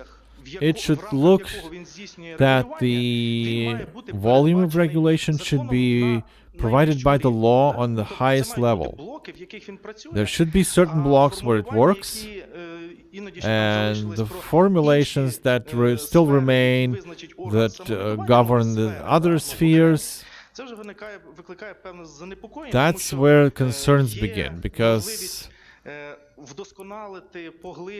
there's a possibility to expand something, to deepen something, in terms of cause more concerns, but at least we should name it somehow. We should give it a name and stick to that name. Next, the issue of transition period. Until the time this new body will start working. So there is certain experience from the projects we've already implemented on self-regulation, and I'm happy that in the subsequent drafts, when co-regulation body starts working effectively, the National Council fulfills those functions initially. That is a positive thing. So on the National Council, I have another small comment. That is that if the National Council and its decision should serve as a restraint, but on the other hand, there is a concern if the National Council has the authority to go to court against the rights of consumers and their lawful interests. And this is where the prosecution office was taken the supervision function away, but the National Council somehow will retain that function. They already have a lot of powers, and they will be representing the third parties. That is very suspicious, especially considering that the National Council, according to the law, they don't have to pay state fees. So that creates a lot of potential litigations, and we will have many more lawyers. We have to lawyer up in this case. Okay, yeah, we're almost at the very end of discussion, but there are so many questions, and they are very important for the National Council. Let me start from what I remembered from your intervention. If I forget something, then correct me if I'm wrong. You know, when the court fee was a mandatory thing, for me as a lawyer, it was strange, because the budget is approved once a year. The National Council may not know how many violators are going to be over a year. And one of the functions of the National Council is imposing a fine.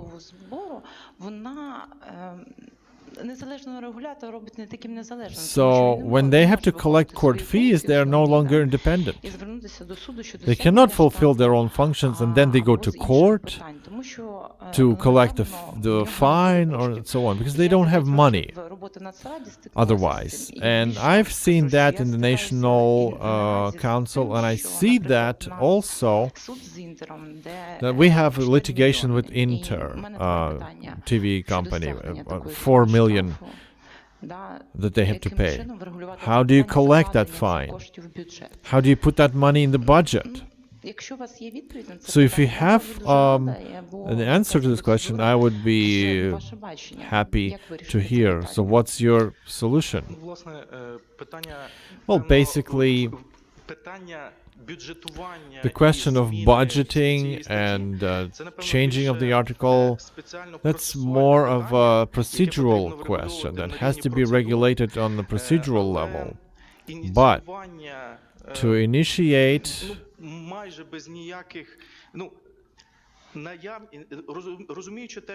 well, look, since this is basically a redistribution of money that is within the state from one article to another article, it's still a mechanism that allows to introduce a certain priority, certain importance to these issues, because if that's going to be done without any court fee, then at certain situation it can be a matter of abuse, and there will be many court cases. So we have at the moment 250 lawsuits at the National Council, and the duty to pay the court fee is the duty that emerged just recently. And these court cases, those 250 court cases, they were based on this norm and without this norm. They were still there. So regarding the restraint, court fee as a restraint. So you want to restrain the regulator from its functions. You want to limit the regulator so that they cannot exercise their functions. Look, I understand the complexity of the discussion, so I will take the liberty to answer without creating too much of the discussion between the channels and the regulator. I would agree with Anna. Let's not forget that the court fee, and this as well as the customs fee, is not a restraint, it's not a deterrence from lawsuits. It's just a reimbursement of court proceedings. And secondly, I think there is a risk, and I would agree with colleagues, but I think that currently we discuss it as we go overboard with it. Let's remember, the National Council first has to impose sanctions on us, and that's we have to think then, where do we get the money in the budget for court proceedings? So our right is to go to appeal in the court. This right is exercised 10 times more. The National Council only can go to court if you lost all the lawsuits and quite blatantly refuse to pay the fine. So the risk of abuse is so minimal from the National Council. I don't think there is a serious discussion about it. As for the previous comments, the co-regulation and so on, I would like to say a few words here. First of all, I fully agree with the colleagues where they said that we need codes. We need codes on the level of standards, and this is where I fully support this idea with co-regulation. Because we are in the law that is rebooted with very judgmental categories that are free to interpret in each way or this way or that. And the scientific and experts criticize this draft bill for using so many ambiguous terms and unclear terms, and somebody's personal judgments like minor, major, hate speech. Those are very subjective terms for the body of legislation. We don't have to go there in criticisms. But regarding the limitations, this is where I would express an opposing opinion. My colleague has suggested to eliminate the possibility for the co-regulator to go outside the scope of the law.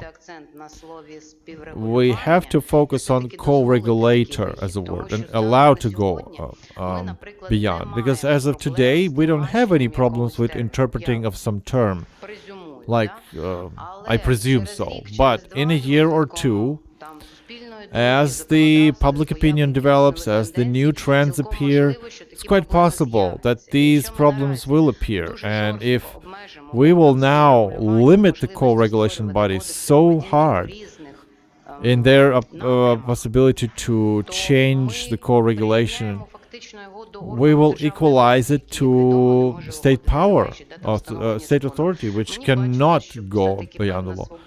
So I would think that there should be some freedom for the industry, for market players, wherever they are. There should be, it should be there. If tomorrow we will decide that we need some kind of behavior code during how to behave during the rain time, we will then be able to do that. There was another criticism about the right of the National Council to represent the interests of the users, the consumers. I think it was reasonable because we had to update this formulation if this address will come to the National Council. Because, wait a second, of course somebody has to represent the users if need be. Because what, do you want to leave them defenseless? No. We protect the interest of the citizens. Look, nothing can limit the person in protection of their rights according to the Constitution, regardless of how many constitutional or other bodies will have the right to represent the users or consumers. This in no way eliminates their right to go to court directly, which they do. And in that case, there are many issues there that arise. Okay, there are comments. Please present yourselves because I don't see any tables. I don't see your names all the time. Alina Kush, National Union of Journalists, Article 280, termination of duties of the members of the National Council, or urgent termination of duties. So I would add here that the organizations in the media sphere who appointed the member of the council to initiate their urgent termination of their duties. That would serve as a safeguard to get many unlimited powers. But that will put them into eternal dependence throughout their own term, dependence from the organization who appointed them. I don't think that is the most successful idea. But on the other hand, if they lose the connection with the organization, that is also a bad thing. If you represent the industry and then you say, I've changed my mind, I'm a big corporate member now. Look, I wanted to mention the communication. I think that a member of the National Council cannot have a connection to anyone. He's a member of the independent regulator. As far as your concerns about the corruption, we've discussed that already. We have other organs that regulate that. Yeah, but the idea is clear. It was about additional responsibility of members of the council before those who appointed them. But that violates the very principle of their functioning. The person comes from the industry or from the civil sector, and then they are responsible before all the citizens, not some group. Okay, more questions? Yeah, there are more questions. I've been raising for such a long time. Can I ask a question? I want to focus your attention that self-regulation is a notion, is rather distorted. I think for the scope of this law, especially in Article 7 where it says regulation, and Article 92, Part 2, which says the goal is to regulate the content, so the regulating content. I suggest to think about delineation, so we don't endow this organ with such wide functions as regulating business ethics, regulating content, and we were deliberating about that yesterday as we discussed the project of disinformation, law on disinformation. And I support what Ruslan said from Starlight Media. When the media persons get together, they have clear understanding of the industry, and then any co-regulation works, agreement works. If we talk about content, that's where we enter into journalist ethics. And they are self-regulating. So have to strengthen the self-regulation bodies that we have. So I don't believe that the time has passed. I think we have to analyze why what works doesn't work efficiently and strengthen it and fix it. Look, Alex, I will try and say a thing that will be funny for many people here. I am the MP at the parliament, and I'm chronically distrust the Ukrainian state. I distrust it. Because of corruption, because of the political bias. And I want to eliminate this risk. I want to mitigate this risk. Look, why do you need this? Tomorrow the new parliament will come and they will impose some politically correct lexicon to you, and that's it. Why do you need the state to dictate to you what to say? That they regulate what you can say, what you cannot say. Why do you need that? Where is this need coming from?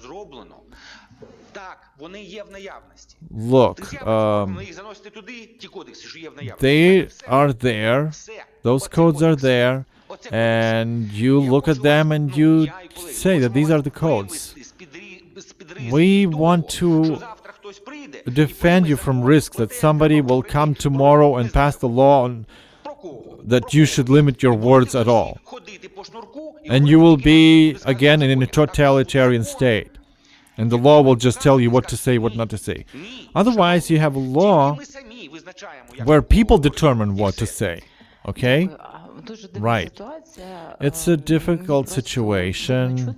It's hard for me to hear where we didn't have co-regulation, and the industry said that the regulator is bad because they introduced their rules of the game, and now we created co-regulation there, but still they don't like it.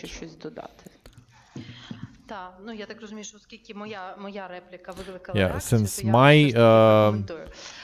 intervention called for this reaction, I should comment. So, protection of the minors, standards of sexism, standards regarding have these things that are natural. What to consider brutality of animals, or what's propaganda of cortex. This is outside of the news cycle. It's about all the content that the TV or radio, online media spread. And these are things that are not regulated in any codes. And they have to be regulated because, we all understand that propaganda of drugs and narcotics is bad. But what is propaganda? We have several options. Either the National Council will tell us what it is, and then we may not like what they think, or we can create a code ourselves and determine it ourselves. So, together. Why I said that we lost the opportunity to self-regulate this issue? Because you were not there, I was there on this meeting when they raised this issue to Mr. Kobzon, or the singer Kobzon, who was shown in a New Year broadcast at one of the TV channels. The National Council said, why are you going to be regulating? And they said, if the law will be there, then we will regulate. And then there's a list of banned persons that we discuss. On one hand, it should be there, but on the other hand, you can't monitor every day who's the next singer who arrived to Ukraine. So there's a problem, and just like we said yesterday, it's a problem of self-regulation of journalists. And it's also a discussion element. If the media have control, if the journalists wrote the code in a different place, how can they guarantee that they will stick to the media outlet that they work? Maybe it's for freelancers in Sweden. They can have one code, but the journalists who are within the media organizations who are registered, but they can have the same code and different coordinates. Maybe it's different in some nuances, but it's still there.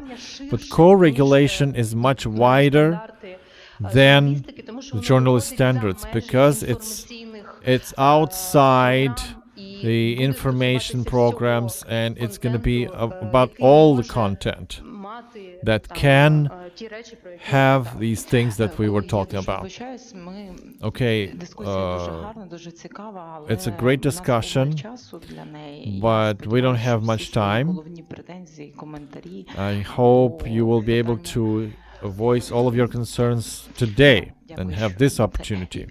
Ігоря хотів Okay, Igor wanted to say something. Okay, that's just a. Сфера, да, декомунізації, от коли розроблявся закон про декомунізацію, When we drafted the law on decommunization, there was a big problem. How do you describe all the symbols of totalitarian regimes? The law defines that you cannot spread these symbols, but you cannot outline all the symbols in the law. Not all the symbols are known. Even the historians never know all of the symbols. Plus, there's a big problem with Red Star. A star is a general human symbol. And you can't ban a red star in the law. Nobody wanted to do that. Although we understand if there's a steam train with a red star, then we understand what it is. So there should be a document that would explain. But just like on precursors, there's a category of precursors, but do you have to write in the law that this or that is the precursor? That would go overboard. So I support what Katya said. There are things that should be more common sense discussion. Thank you for that. I would like to pass the floor to Christina. Thank you. Дуже дякую. Thanks a lot. Дуже дякую за таку бурхливу дискусію. That is a turbulent discussion. And I would add that, well, there's nothing bad in having such heated discussion regarding regulation and system of regulation, because that's basically the job of designing the law. I also was a regulator for 7 years. I was the only woman on that council. And then I was a deputy, and I know that it's hard work. Striking the balance is a difficult thing. And the law requires a lot of nuances. So, a couple of observations first regarding the National Council and also my observations regarding your comments. So, independence of the regulator is the most important thing here. Look, the independence has to be juristically accounted for, but also the actual, or the practical sense. So all these aspects of independence have to be for the regulator and by the regulator as well. Like, for instance, Article 172, which stipulates requirements to members of the council.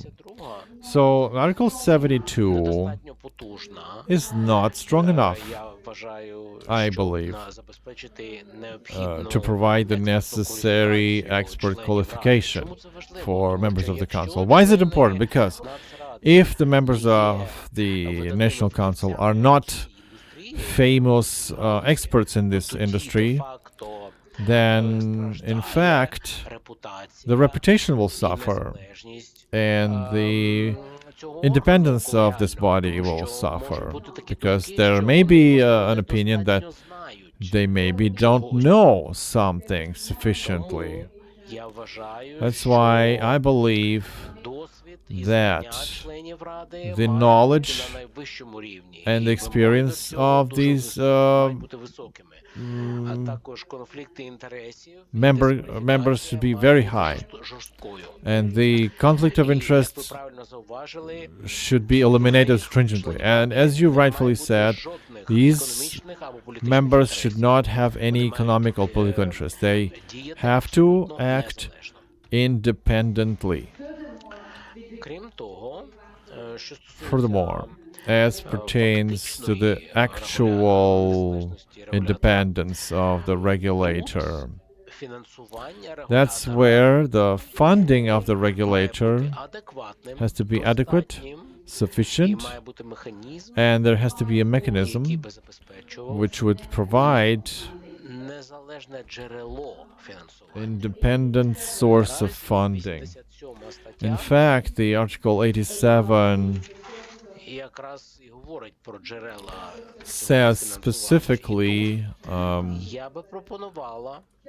about these sources of funding. And I would suggest that we should review a number of new tasks that you will have to fulfill, that the Council will have to fulfill, because the scope of regulation is quite big, and I'm not confident whether the level of funding is sufficient.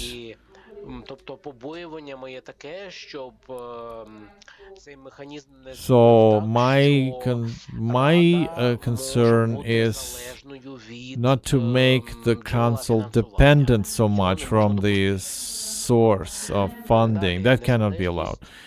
Next, the independence of the Council members. I agree with that. I agree that there should be a powerful leverage to have the urgent termination of duty. So,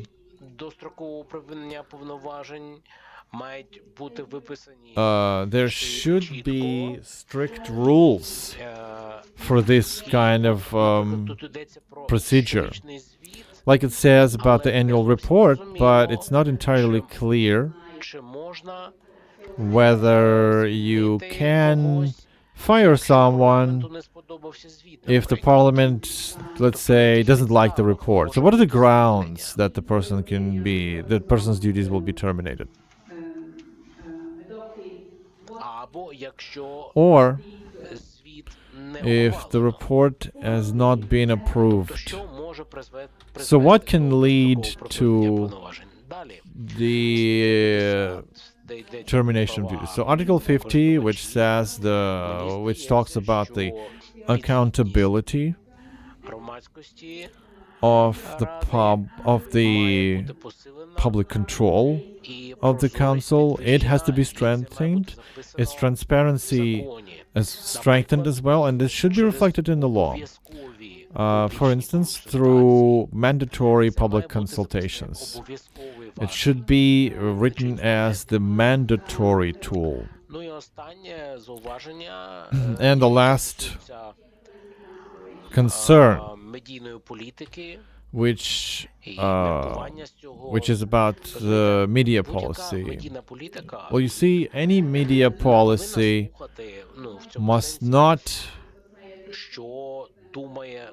always hear what the public thinks about, let's say, gender or gender-related issues, or how women are portrayed. But if it is not compliant with the policy, of course it should be protected and intervened into. So I would urge you to review the provisions on gender quotas in the membership of the Council. In many European countries, they did that already. So just a policy of equal gender policy with no quotas, and the Council of Europe supports that. So basically, that's all I wanted to comment on regarding the Council. As for the co-regulation, I would say the following.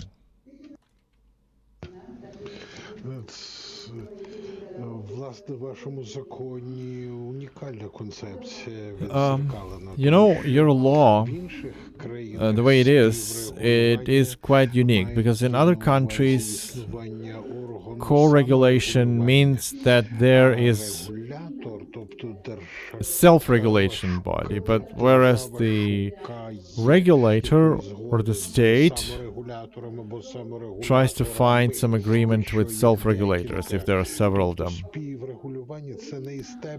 So co-regulation is not a format of establishment, but a format of work.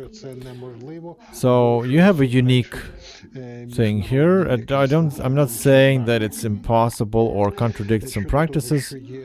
I'm not saying that. As for what's in the law right now, it seems to me that the National Council, through outsourcing, gives some functions to the co-regulator.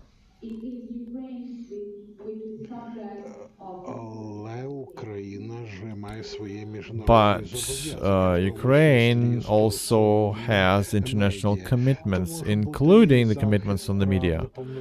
It can be the protection of rights of minors or women's rights or content-related commitments. That means when those functions will be finally delegated to co-regulators, that means that the mechanism of such delegation should be provided in the law.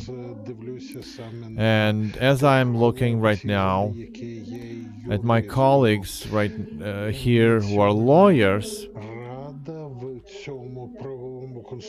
the National Council in this delegation construct have to make sure that the co-regulation body would have all the necessary competencies and resources and the organizational capacities to fulfill those delegated powers. And it's the National Council that will have to have a regular analysis of the co-regulators' work, because in the long run, it's the National Council who has the final responsibility that Ukraine sticks within its commitments. So you should not forget about the duties of the state. I hope you understand what I mean. So my last remark is about the co-regulation in the sense that it's still not clear from the draft bill what are the stimuli for the industry, so that the people go there, because the core co-regulation, the idea is to have people from the industry. And if you are a player from the industry, then it's best to join in, because then it's going to be easier for you to work on the market. But this kind of stimuli, I don't see them in the text. Слушними, цікавими. Мені здається, що багато чого в нас I think we have heard a lot of interesting things, and I think we have a lot of good things in the draft bill. Maybe the clarity should be worked on. I was listening quite attentively. I think we should talk about these recommendations again. I only have one criticism regarding the funding. And yeah, it would be much better if the funding were more independent. And it used to be that way at some point, but then, based on the requirements of European and American colleagues, this model was ruined. And we can't return to it, because otherwise, because the sanctions were imposed against us, so that the agency like the National Council would not be left without the funding, because they had licensing fees going to a separate fund, and that's how they were funded. майже наполовину не за державний Almost бюджет, half of it went тому not from the мало state більше budget, but from незалежності. elsewhere. На жаль, Therefore, це they had more було independence. But unfortunately, припинено саме на вимогу західних партнерів. they І did з тих away with пір it ніхто because the до Western цього не partners повертався. asked Можливо, for тому що ми it. боїмося нових санкцій, не знаю. And they never returned to it. Maybe they're afraid of new sanctions. I don't know. Дякую всім. Thanks a І ми lot. переходимо до наступної сесії. And П'ятої now the сесії. last Розділи 8 та 9 session законопроекту. where we're Я talking передаю about слово модератору Максиму chapters Фролову 8 і and Микиті 9. Maxim Dvoroviv and Mikita Potarai will be В speaking. принципі, достатньо логічний перехід. Well, з it's a повноважень logical Нацради transition. до відповідальність за порушення законодавства, яку, власне, Нацрада і застосовуватиме. Where we talk Тут about є responsibility for a велика violation. кількість новел, And новел there не тільки для are українського a lot of законодавства, novellas, частково not для only for міжнародного досвіду, Ukrainian детальніше про них, legislators, but for international experience as well. And Mikita раді чути від will вас питання. later Ну, elaborate. я знову не буду детальніше розповідати. Well, I will not тому що не elaborate too витрачати much, час. not to waste Сподіваюся, your що time. всі читали текст, I hope you all інакше read the ми text, сподівалися. otherwise, why are we here? То давайте, будь ласка, це найбільш чутлива історія. So that's the most sensitive story here. Санкції, Sanctions давайте про них and fines. максимально Let's talk спокійно, about them. але Let's детально поговоримо. keep our Хто calm, почне? but Я let's тоді delve дозволю into просто таки details. зробити невеличкий огляд I того, що will пропонується, get для into того, the аби ті, overview of хто what we're не мали suggesting, so that детально people who ознайомитися з never проектом, розуміли, Якщо saw є the цікаві, draft тут у мене є пропозиція. Якщо could хтось не мав understand. змоги If детально ознайомитися, somebody had я б no не висловлюватися. uh, Тому що це настільки, ну, я зараз не жартую. had no idea what it is, please refrain from speaking right now. This is such a sensitive Тут part. настільки не можна наробити дурниць. This is Тому such a давайте, full, я there should be просто such a пропоную, foolproof хто не part. читав, If you really haven't haven't read, do not participate in the discussion. Only those who read, those who have specific proposals. Ali, I know he read it. Я вибачаюсь, що постійно, да, виступаю, але ну є Sorry for конкретні моменти, taking що the конкретних time or статей, every наприклад, да, time, but друковані there are засоби масової something. So інформації, printed media під час реєстрації during the мають registration подавати в заяві have to інформацію про submit тираж the друкованого information засобу about масової the інформації. number of І copies при that they цьому, значить, publish. значним And порушенням a significant відповідно до violation, статті according to the 111 Article 111, Закону про є, значить, неподання у визначений is failure to submit про внесення змін до реєстру. the changes to the register. Фактично, це означає, що друкований So, in засіб fact, that масової means that a інформації на printed кожний media тираж має outlet, вносити зміни до for реєстру, тому що each number of кожний тираж copies, they друкованого need засобу to масової change the інформації register різний. because the amount of copies can be Елементарна different нібито норма, each але time. фактично, It's a very simple norm, but it becomes a blatant violation which doesn't correspond the level of danger from this kind of violation. It's just an example how these norms are written. Okay, one of the examples, I agree. I probably missed that. My bad. I, as a former director of Focus Media, I will review that. Okay, Alexander, do you have a comment on that?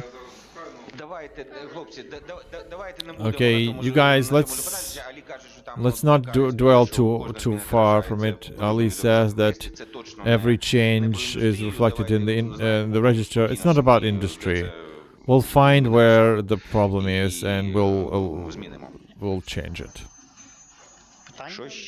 What else? Olga Bolshakova, National Association of the Media. My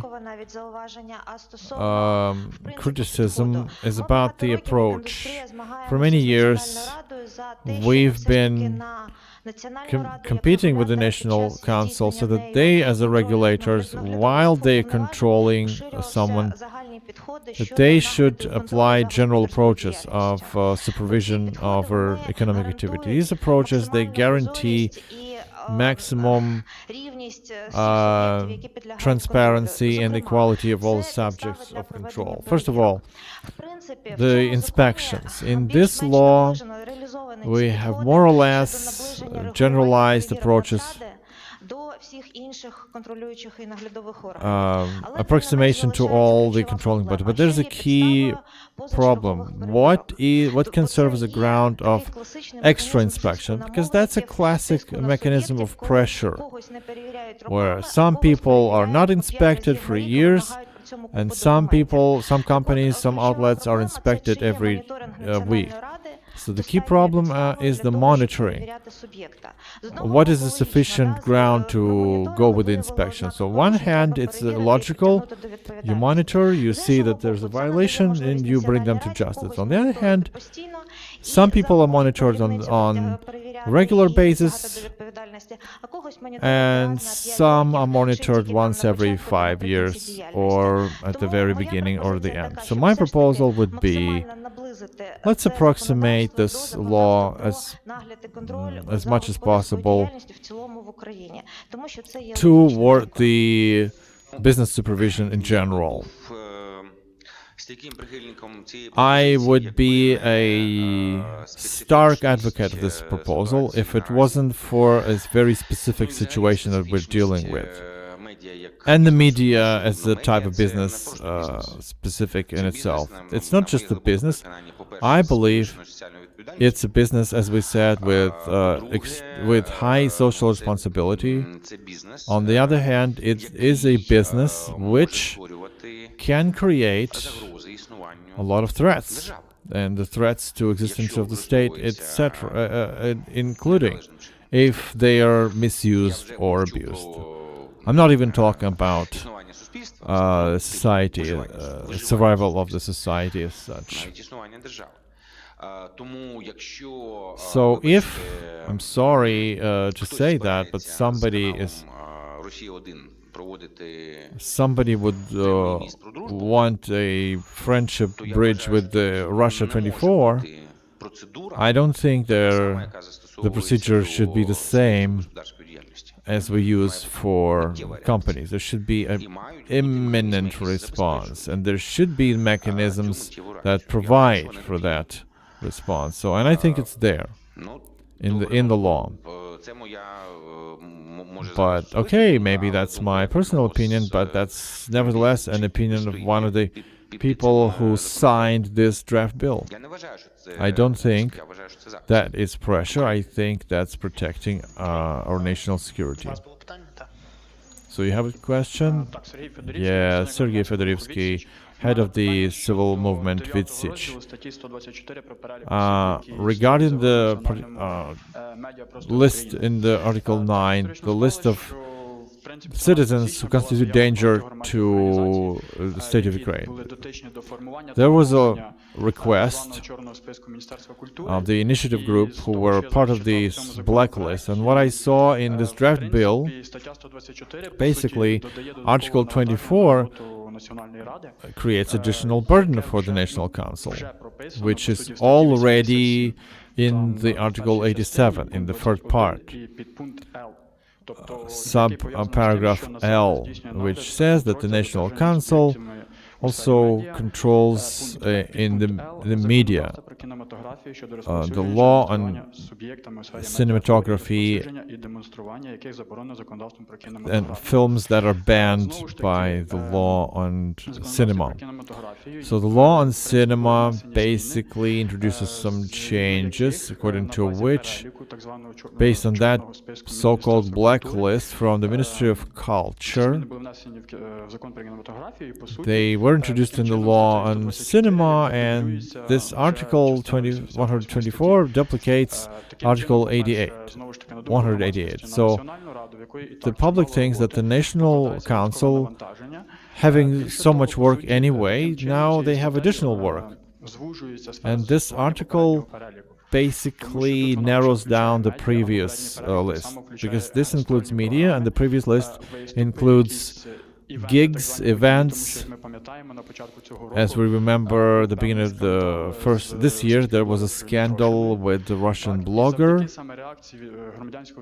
and it's thanks to the response from the civil society. The situation was bad, but thanks to the reaction of civil society, when she was going out of Ukraine, she was banned entry.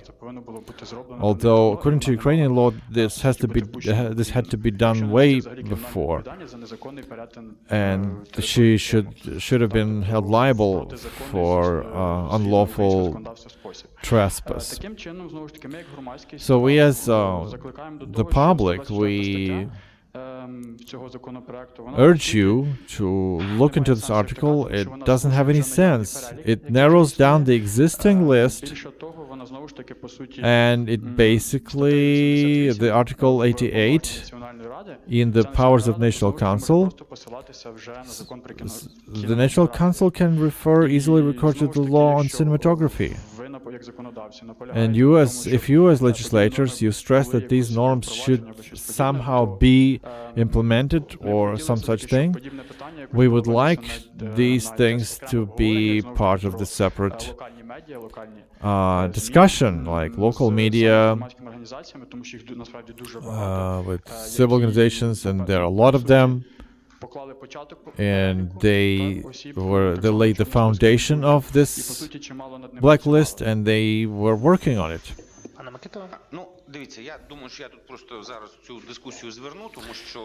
I think I will wrap this discussion now, because you maintain the opinion of my colleague, Mykola Kняжицький. I know about it. We've talked about it for many months. We still are discussing that. But we have a window of opportunity. We have to decide. We have two differences. One in the transparency of ownership and financial transparency. That's the most important. We know the arguments. We know the position. Believe me, I know it. I hear all those arguments. I'm not going to talk now a lot. Maybe some of the colleagues will say what they think.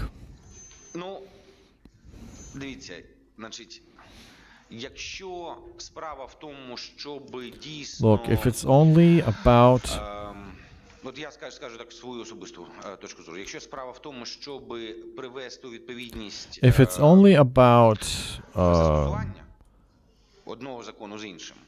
eliminating collisions between the laws, I would rather opt for this. I would rather not narrow the law down. I would simply harmonize it with other laws. But I think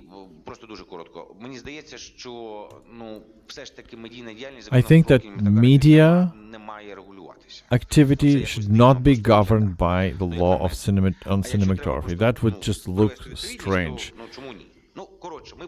So, in any case, we know about it, we talk about it, and I think we'll find a consensus, because I think the consensus can and should be found.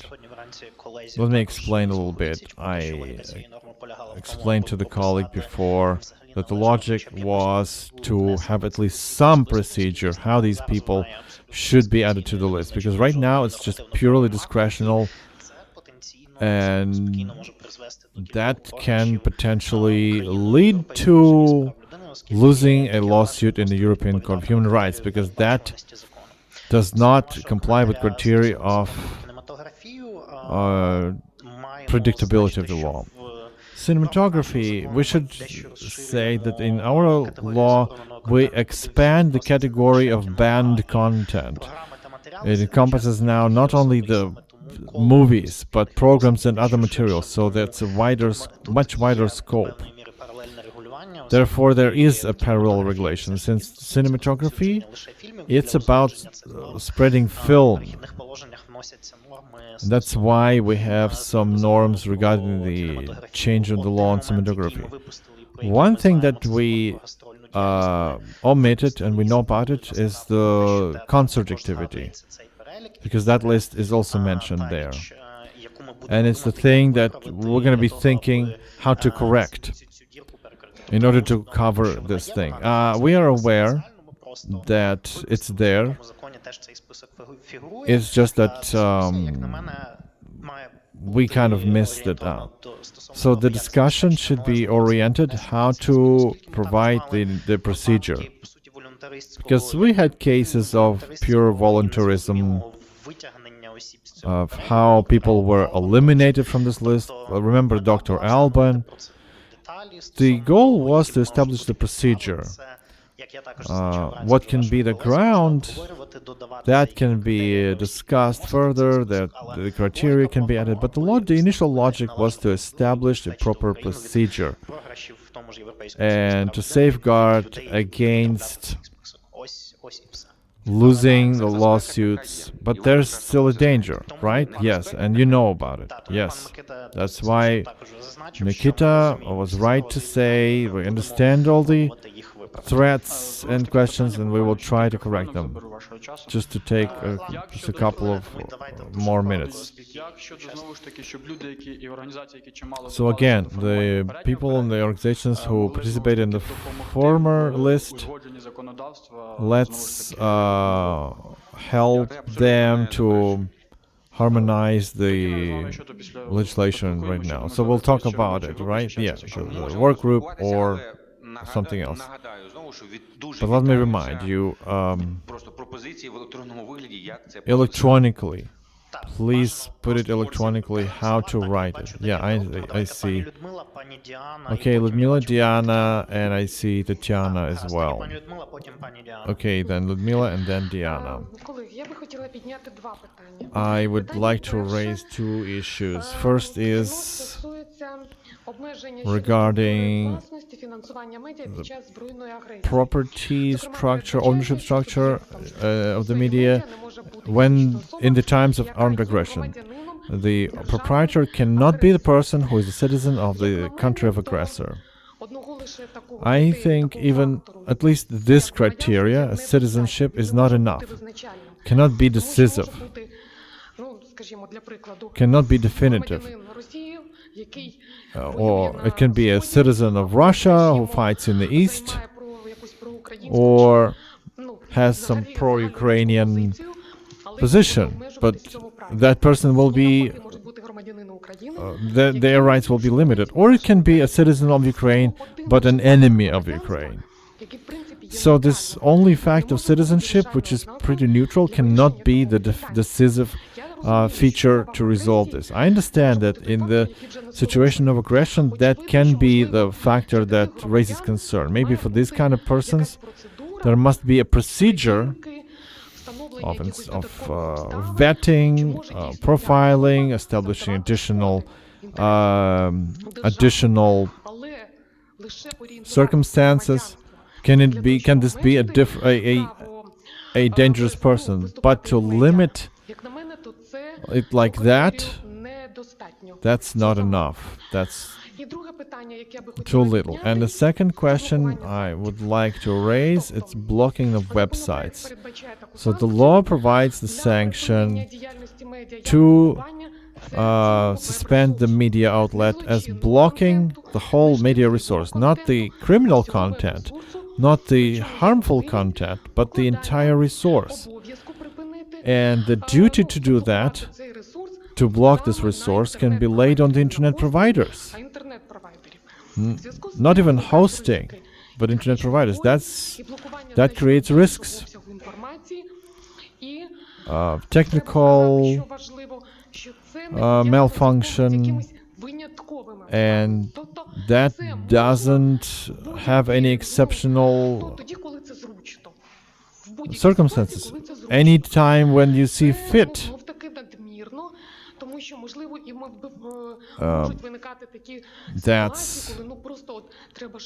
That can be an overshoot. So to give this general notion is too much.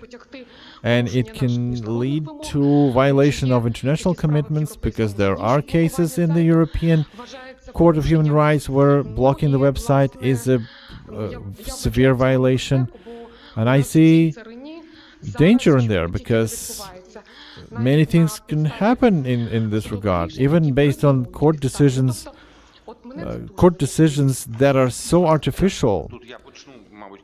It's a big problem. Okay, let me continue. First of all, the limitation based on citizenship. We don't imagine any procedure or any inspection which would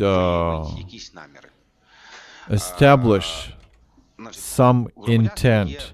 The citizenship has at least some clear criteria what it is, because in reality you never will be 100% sure that this person has no bad intent regarding your nation or your people. And of course there are people who are for us but with Russian passports. But the media is a very specific business. You want to do media? Do away with your Russian citizenship and only then come to Ukraine. The fact that people with Russian passports get to be owners of Ukrainian media, well, that's a different story. And that is a question, are the measures against that too stringent? Let's opt for something. Let's decide what we want to do. So that's why the limitation in terms of passport, citizenship of the aggressor country, it's a clear criterion.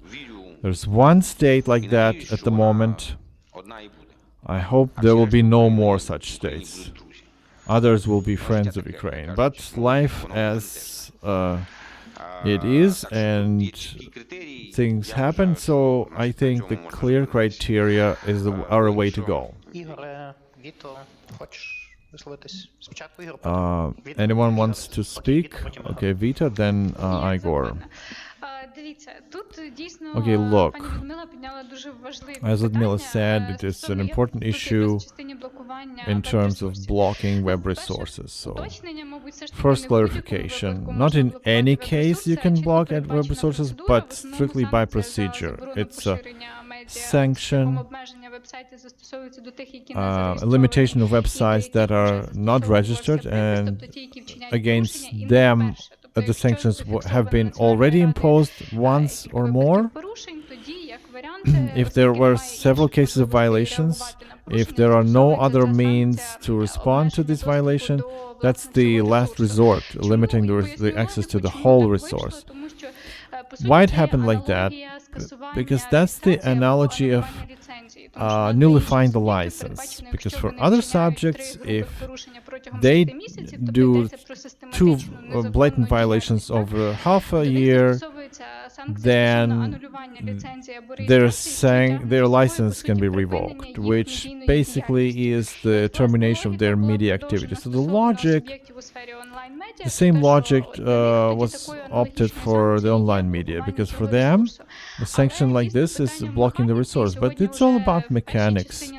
In the first part of discussion, we talked already. Do the internet providers have to do that? Because who are internet providers in this law?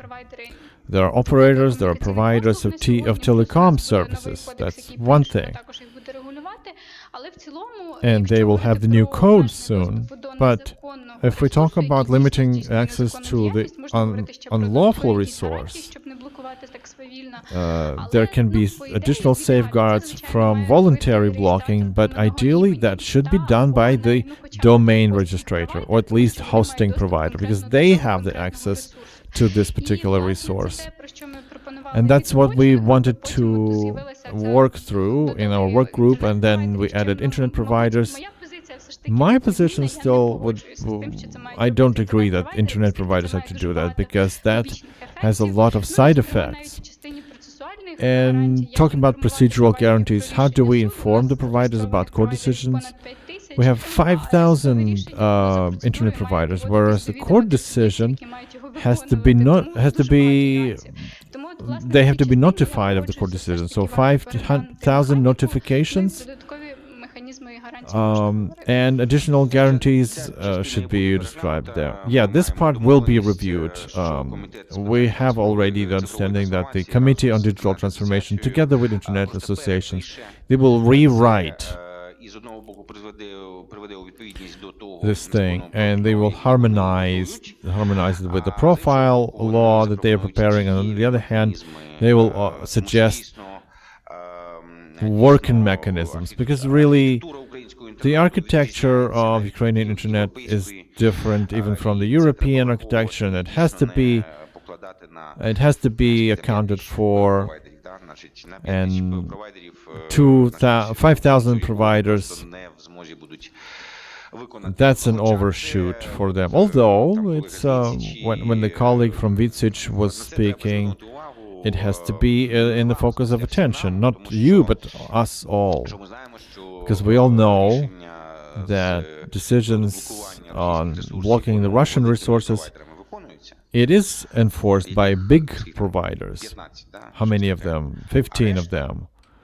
But the rest of them, those thousands minus 15, they can do whatever they can. And we hope that the mechanisms that we will have, not these ones, the way we have, it doesn't work. And no special service will catch them. No, that's the problem. Only when real mechanisms, working mechanisms, will help us to cleanse the Russian propaganda. Igor Skuda, yeah, we can cleanse it, but only together with Russia. So, let me draw your attention. When first there was Internet 1.0, each page had an address and the code. Now we have a different architecture website. Website nowadays is a script that generates content or a page. And there's a database where content is stored. So if we open the news site, that means that each field is in the database, and we can only block the database. So we basically are blocking the whole site. So this problem of blocking, it has some technical thing that it doesn't block one piece of point. You either block the whole resource, or you have the goodwill of the site owner to remove the content. It's a good site, but there's one blogger who's posting something bad. That allows you to do blogging. If you don't have that, then we limit the number of subjects. Then the hosting, where it's all stored. All the shady sites are hanging in the cloud, and sometimes you try to ping them and it doesn't work. That's another problem. Third problem is registration. They're registered in Ukraine. Yes, you can at least work with the postmaster, but if it's somewhere, then you can't find them. You can't always find them. So the whole thing about internet architecture, how it works, I mentioned already Ukraina.ru is a propaganda resource, which is part of the RIA Novosti holding. They reside in Russian Federation and so on. So what do we do with it? So I agree with these concerns, and I fully support my colleagues who are now fighting for IP blocking. I don't know which lawyer wrote that, but still, unfortunately, this is the formulation that is used to block real websites. And it's not even about the question whether they're good or bad. This formulation is not acceptable per se. So how effective is this mechanism? It's not an option not to do anything. On the other hand, it's not an option to go totalitarian. We have to think about effective mechanisms. Well, the techie guys don't want to do anything. That's not the option either. It's better to have a mechanism, but not to go overboard with it. Okay, this discussion has been going on for a while, even after we registered the draft bill. I think the fact that we don't have providers is one extreme,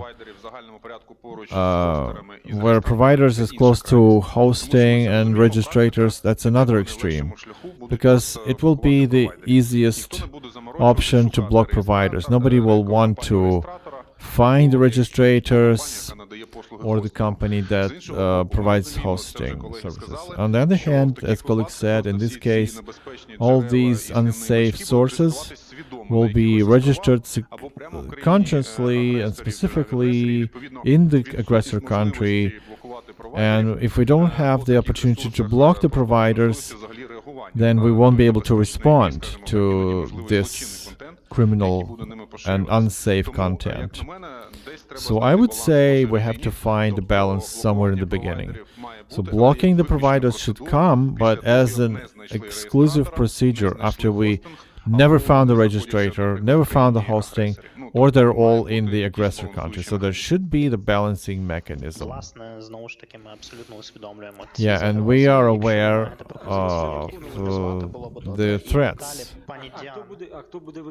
Who will be enforcing these decisions? That's a question. And how? What is the enforcement mechanism? Is it going to be the bailiff, the special service? It's not the National Council who will be doing that. According to the draft bill, the decision is on the court. If they don't enforce the court decision, that's up to 3 years of prison. So after the court decision, there's a bailiff service, right? So do they know that they will be fulfilling? No. They will have to enforce the court decisions. No, we don't ask. I don't ask my car whether it wants to drive me. It has to do that after I turn the key. So we don't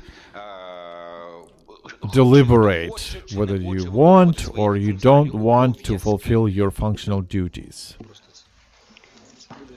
Окей, продовжимо. Діана, далі Оксана. Diana, then Oksana. Diana Dutsik, Media Communication. My question is to Nikita, but also to the designers. It's a conceptual question, not regarding the specific article, but your answer is needed. So this part 9, does it have sufficient activity to protect our info space? If so, then why do we need the law on disinformation? Sorry for bringing that up again, but again, if it's not necessary, then should we better add it here, not to write the law on disinformation? Look, on the level of media as subjects of the law, yes, it is true. Because in reality, media are not a factory. Media are made of people. Factory has machines, heavy machinery. TV is different thing. Media is about people for the most part. So media as subjects of economic activity with high social responsibility, I think that would be sufficient. Regarding the people who work in the media, We believe that should have been put into a separate draft bill. I would add probably to what Mikita said. If you remember, if you find the materials from the very first presentation of the media law, which was presented in the committee back in November, the category of banned content that we suggested to add, Article 9, there was also disinformation there. And we had some ideas. Maybe Alexander will tell us more details about the mechanism on the level of this law that would allow to introduce responsibility and liability for the media for disinformation. Then we've heard from the Ministry of Culture that disinformation will be outside of the scope and it's going to be their project, just like self-organization of journalists and so on. So from that moment on, we have not stressed that. We gave that fully into the discretion of the Ministry of Culture, and starting from November, the work group has not reported back yet. So in the media, there may be elements of disinformation. Why elements? Because, Diana, you probably know as well that disinformation exists in many shapes and forms. And it's not only the media draft bill scope. That's why maybe the ministry said, let's resolve that in the complex. We'll discuss how they suggest to do that. But from the moment they focused on that, our work group has not worked with these issues. But as an element of media activity, there can be elements here regarding the disinformation, but we understand the logic. It's easier to work it out in complex if we talk about disinformation. And other things, it was already said today, if we add journalists here, anti-disinfo mechanism, it's going to be a Bible, not the media law. So it will be bloated, it will be overboard, and people will get lost in it. It's hard even now. If we add some more, it's going to be unwieldy. Are you going to register as online business? Allow me to finalize what I had to say to Diana. Diana, if you look at the Article 119, the content of information in the media regarding the armed aggression, we tried to put the norm which would limit something of a disinformation. Article 2, or paragraph 2, is banned to spread the materials that instigate hate or aggression. So that was an attempt, at least within the law, to introduce some kind of safeguard against disinfo. So you think that's not going to be enough? I can't tell you 100% right now. Maybe not, to some extent. So you want us to create a hellish law? We can do that. We can always do that. It's not a problem. No, we discussed the hellfire yesterday, and there was a big discussion. There's nothing simpler than to take the text of a law and integrate it in 2693. I know how. I even know how. And then that law, which I believe is sufficient for the industry, it will be then the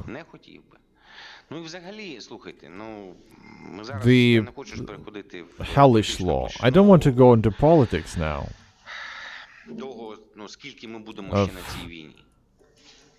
how many more years this war will last. We don't know. Спочатку була пані Wait, first.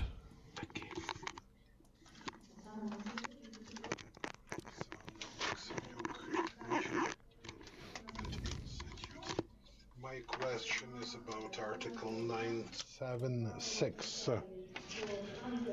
Заборони поширення медіа. So it was about the article that introduces the ban of the media that are responsible for violations after the central machinery files a lawsuit. So with this law, you only give the powers to the National Council to go to court. So my question is, can other players, if there's a ban to spread materials, let's take the Article 19 about the materials about armed aggression. If the National Council does not respond to it, doesn't do anything, there's a violation, but the Council doesn't do anything. They don't go to court, they don't do anything. So, who has anything to do with it? That's the first part. And then number 8, that the subject of the ban can address the National Council to suspend this ban, and the National Council has to review this address within 10 days. If there are no grounds to refuse, then the National Council goes to court and argues to resume access. Well, first of all, urgently. That is a term that can drag for as long as you want. Urgently, it can be 10 days, 20 days, and the Council will say, well, it's urgent, but you're not part of it because we had too much to do. So let's put this, urgent but no less than, or no later than 2 days or 3 days, so that we at least have some realistic terms that they have to respond in. And another issue, if the National Council did not respond, if they failed to submit the materials, and if they failed to go to court to argue to lift the ban, what then? What's going to happen then? Provider themselves, whose site was blocked, they have to first go to court, they have to first litigate that the National Council didn't do anything. Then the court will rule that what happens? They send in materials. So how is this part enforced? On the second part, my colleague lawyers will tell you a better story. Next, remember there was a discussion already on whether the National Council has a right to enter litigation on behalf of third persons. Every Ukrainian citizen has a right to go to court. That's what we said already. So, if the National Council does not fulfill their functional duties, then any citizen can go to court and bring the National Council to justice as a third party and force them to fulfill their duties. So that, I think, does not create any danger. Okay, 2 small comments. There's an old Polish anecdote where a guy invests money into the deposit and asks the guarantees. What if this disbands? This has happened. What if this disappears? This has happened. What if the USSR disbands? Well, 10 zloty is not that much of a money for killing the USSR. So we're now talking about the sanction against the authority that doesn't do anything.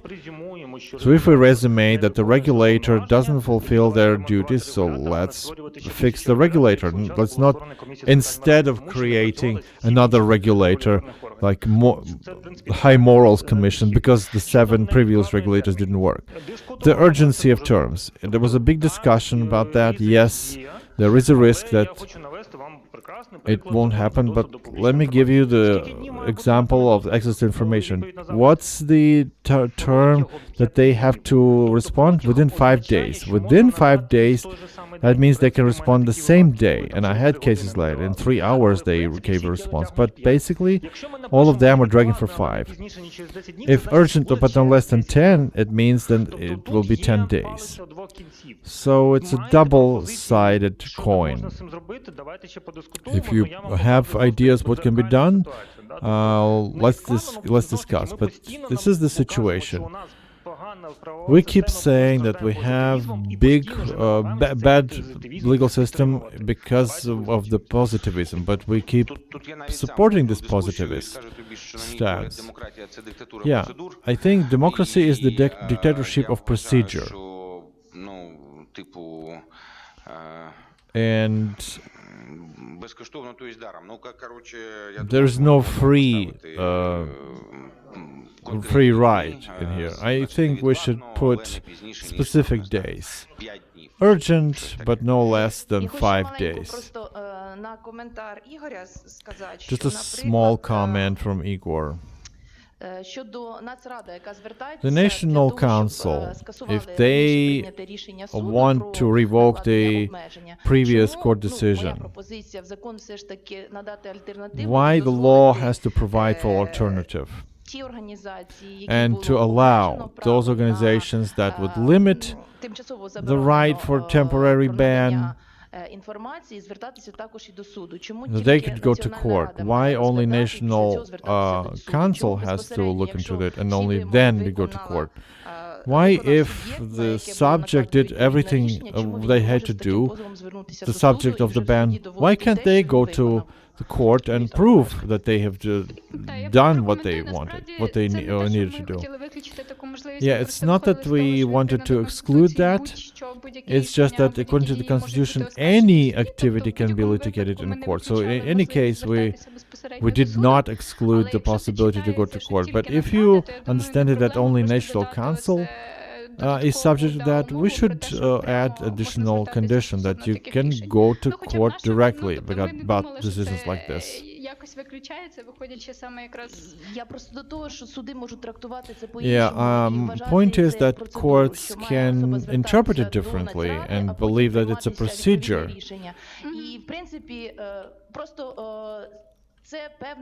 So it's a certain algorithm how to act.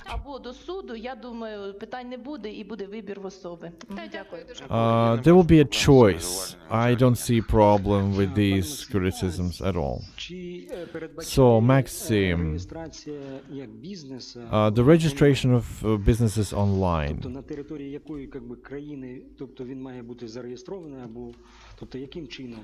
On which territory it should be registered. So,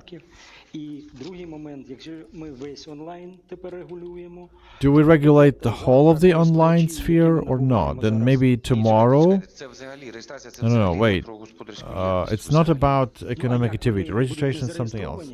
Are they not going to be registered? Well, licensing works. Licensing is one thing. No, registration as the subject of economic activity, as a company. Are they going to be registered online or not? Will you demand that or not?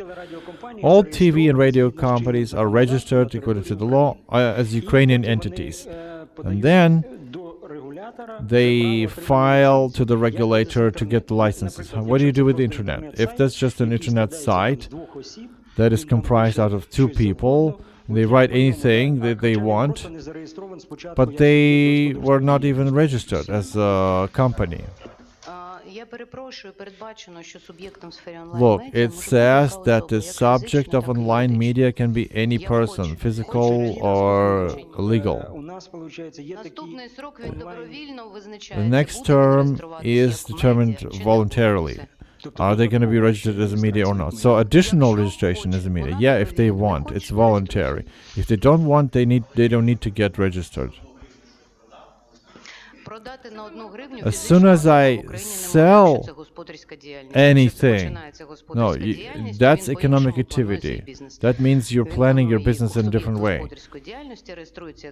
You register as a physical entity or as a legal entity, and then registration. 5 minutes remaining. Let's go through the last issue. Колеги, я хотіла Okay, I wanted to hear the opinion from the owners of printed media about the amount of fines for insignificant infringement. The printed media can be fined up to 175,000. That's minor, but the more the better. That's for the first time, and we haven't yet tried this procedure. To me, these things are too high. I understand that there are local media, small media outlets. They are always poor, they are always out of money, so is this even comparable? Alexei, what do you say? I can give you a comparison. A small district newspaper with 3 people of staff, 3,000 to 4,000 copies, their annual budget is 200,000. Yeah, but insignificant infringement, that means if it's a repetitive, if it's a repeated offense. But we can dispute the proportionality of these fines, of course. One short remark. Printed media. You have to distinguish between 3 categories: the national, the district, and the local. Those are different budgets, different teams. Everything's different. Those are different technologies, so to say. The nationals are the only ones who can have people responsible for a legal sphere, for the marketing. The district, not so much, and locals, no. It's 3 of them, and that's tops. Okay, but then, Alex, look, we all agree. I have a hypothesis that the best criteria here would be trust. How do you check that? I trust people. But if you look, furthermore, there's an article which describes how you define the amount of fine. The audience is one of the criteria. But we agree that fines for printed media should be reviewed. It's too high, and it can lead to shutting down these outlets, and it should be corrected. Yeah, non-speculative number. We have to be based on something that can be audited, which is reports, like annual turnover. Is the number of people registered. It all can be checked. Not the audience, not the number of copies. We understand what we mean. Okay, Galina, and then we go to comments from Christina. My question regarding mandatory registration of online media and shared access for non-residents. We understand that it's about the whole of the world internet. Because it's not only Netflix and YouTube, it's New York Times or some newspaper from Swaziland. Have you consulted at least the biggest players? What will be their response to these mandatory registration requirements? And what's going to be their response to that Gitmansev's draft bill that introduces 20% of VAT for them? And if some of these media will not register and will ignore the requirements of the National Council, is Ukraine going to block Netflix in Ukraine?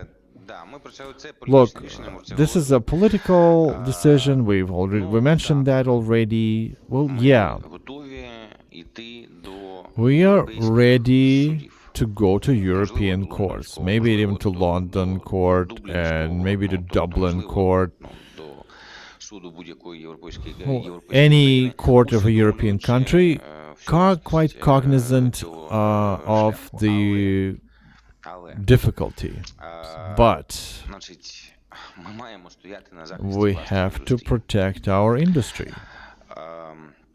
У мене і до зустрічі, яка у нас Even була before the нещодавно, meeting that we had recently, I had several discussions. дивіться, гроші Look, the money з українських онлайн-медіа from Ukrainian online media, they are washed away світовими гігантами. by world giants.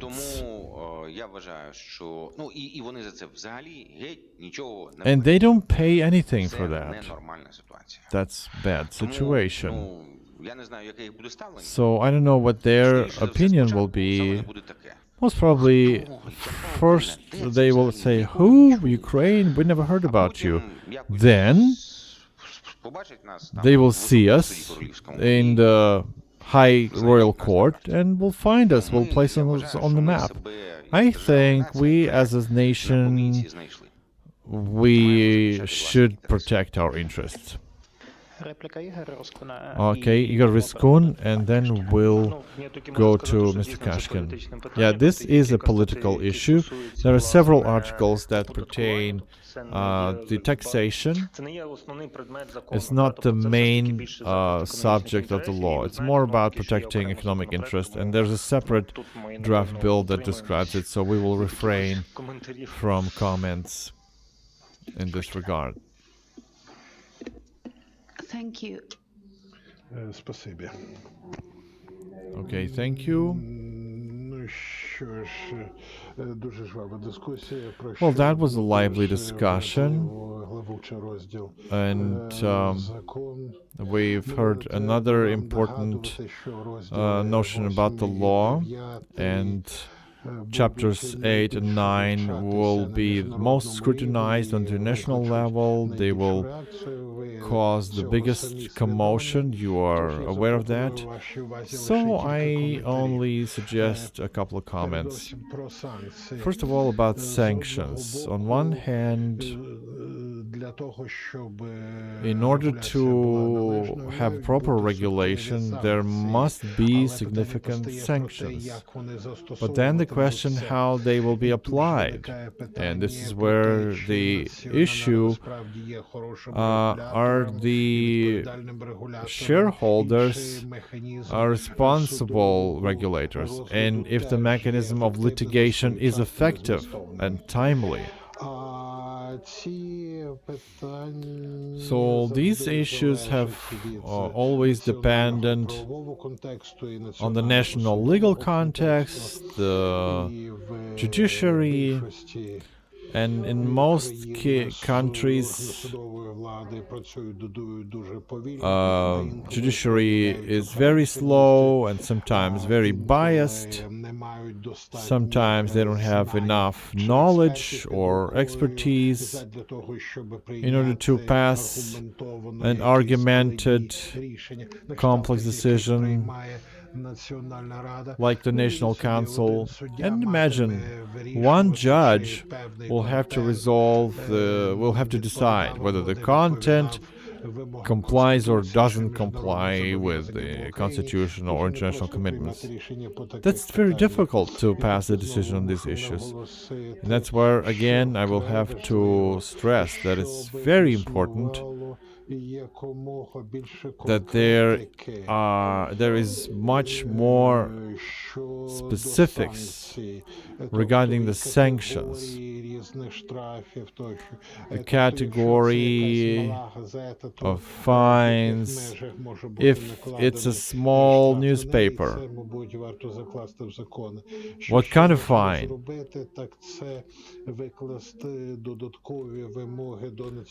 So what we can do is we can lay out the additional requirements to the National Council as to the foundations and the grounds for each sanction. All these decisions should be transparent. That's the key aspect of due diligence. Are these sanctions transparent? Are the grounds laid out properly? And that gives us the response whether the sanctions were legitimate, whether they were sufficient, and that means that there will be a court review, and of course the law should stipulate detailization, arguments of the decision passed by the National Council. So this is mostly about Chapter 9. And of course, this will be in the center of international attention, and there will be a lot of criticisms.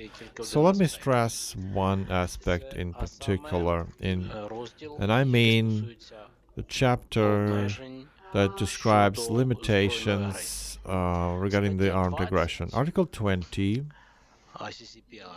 of the CCPR, as pertains illegal war propaganda and instigation of hate, it's a global regulation in the international law. And Article 20 often in the discussions is not stressed, it's not accented. They talk more about Article 19 and the article on human rights. It's important, of course, but only in the context that this current draft bill should be reviewed in the sense that terminology and the language used in the draft bill should be harmonized to 20th article of CCPR. It is an international pact. So it should be brought in compliance with this international tool, because if we do that, then Ukraine will be able to clearly respond to international criticisms, which of course there will be. And I would recommend that to Ukraine. Thank you, Christine. Let's continue with the next session without breaking for coffee to draw conclusions, and after that have the coffee break and conversation. So I would like to give floor again to Mr. Dvorovy and Mr. Volodovsky. Thank you, Galina. So, colleagues, we have the final chapter. Thanks for waiting till this moment, and thank you for sticking with us. I will not be dragging this along. Maxim Dvorovy will present the key provisions, and then we'll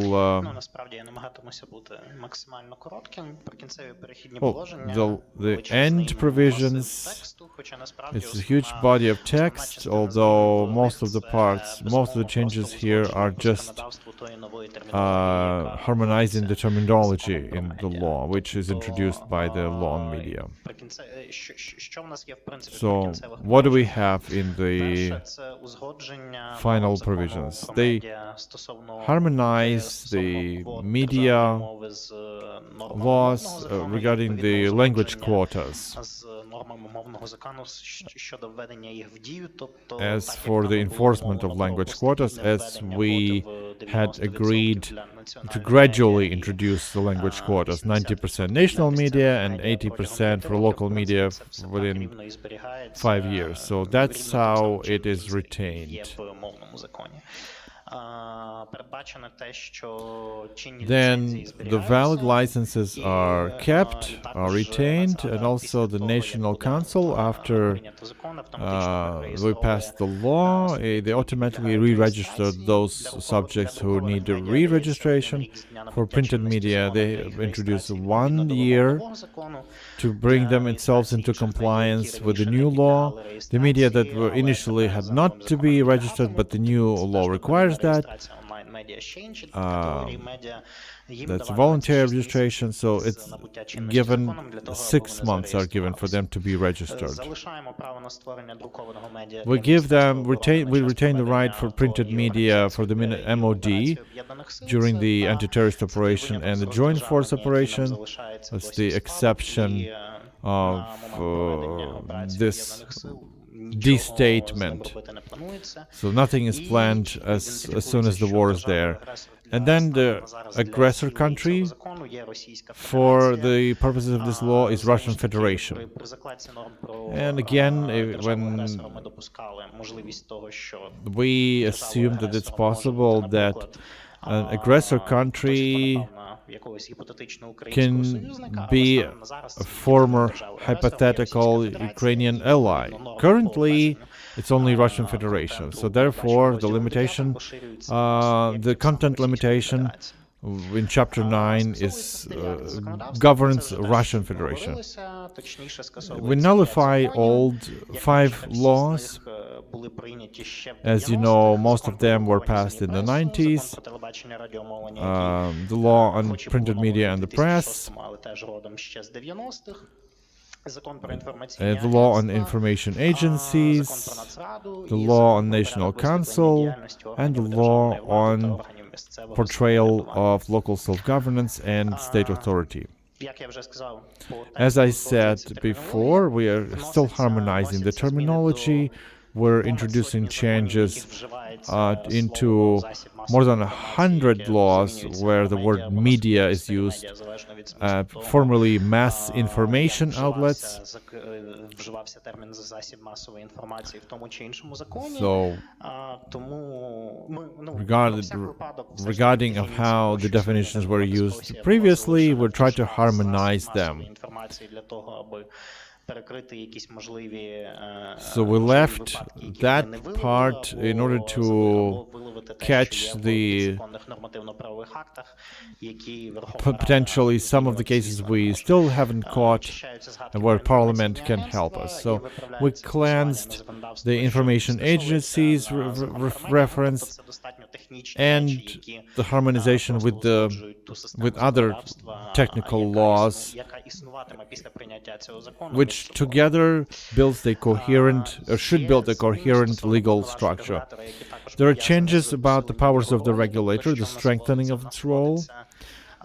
What is introduced? 2 additional dispositions in the administrative code. First of them is media activity without mandatory registration. The fine from 182,000 till 170,000 hryvnias with confiscation of the equipment. And Article 185(22) failure to enforce the requirements of the National Council. So first there's a fine from 17 to 51,000 hryvnia, and this fine is imposed by the National Council. Another change, the expedited procedure of reviewing the control of the media, which is part of the administrative judiciary. It's settled in the district court in the course of 30 days. And the transition provisions describe that in a better detail.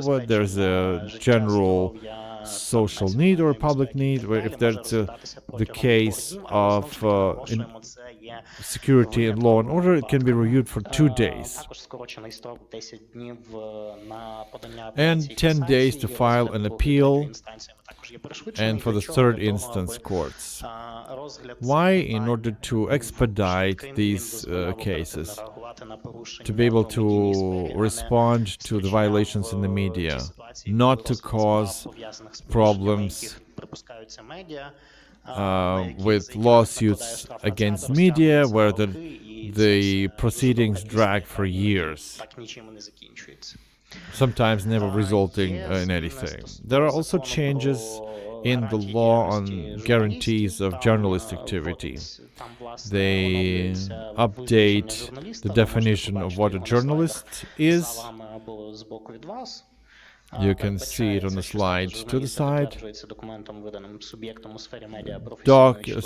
Documents that the journalists use as their official certification are issued by relevant agencies, and the document that proves that you are a journalist, that should be an identifier in the register, there should be a photo, there should be the name and surname, signature, and all the regular stuff.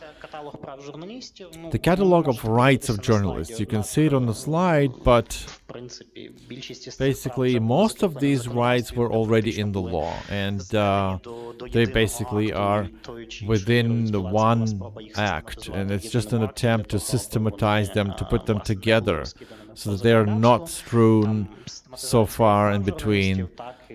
Systematization of rights and duties of journalists, valid information, staying within the code of ethics, maintaining the secrecy and trust, staying within the legal framework, refraining from spreading information that contain advertisement, and information about products and services. There are some changes in the law on public broadcast. They don't touch the previous changes into the law that were accumulated by the supervisory board and the management of the public broadcaster, which is now being reviewed in the parliament. But again, the terminology is updated and the law will be called the Law on Public Media. For an NSTU, there's more possibilities to spread their programs with online media, and there's priority for NSTU to get licenses outside of the competition and without the license fee in cases where there's so-called technology transition, where Ukraine introduces some new standard of broadcast, then NSTU automatically receives the licenses for broadcasting according to some standard. And a more detailed norm regarding the inheritance of copyrights. The former radio broadcast companies are now bound by convention for people with special needs, with between the 7th and the 10th hour in the evening.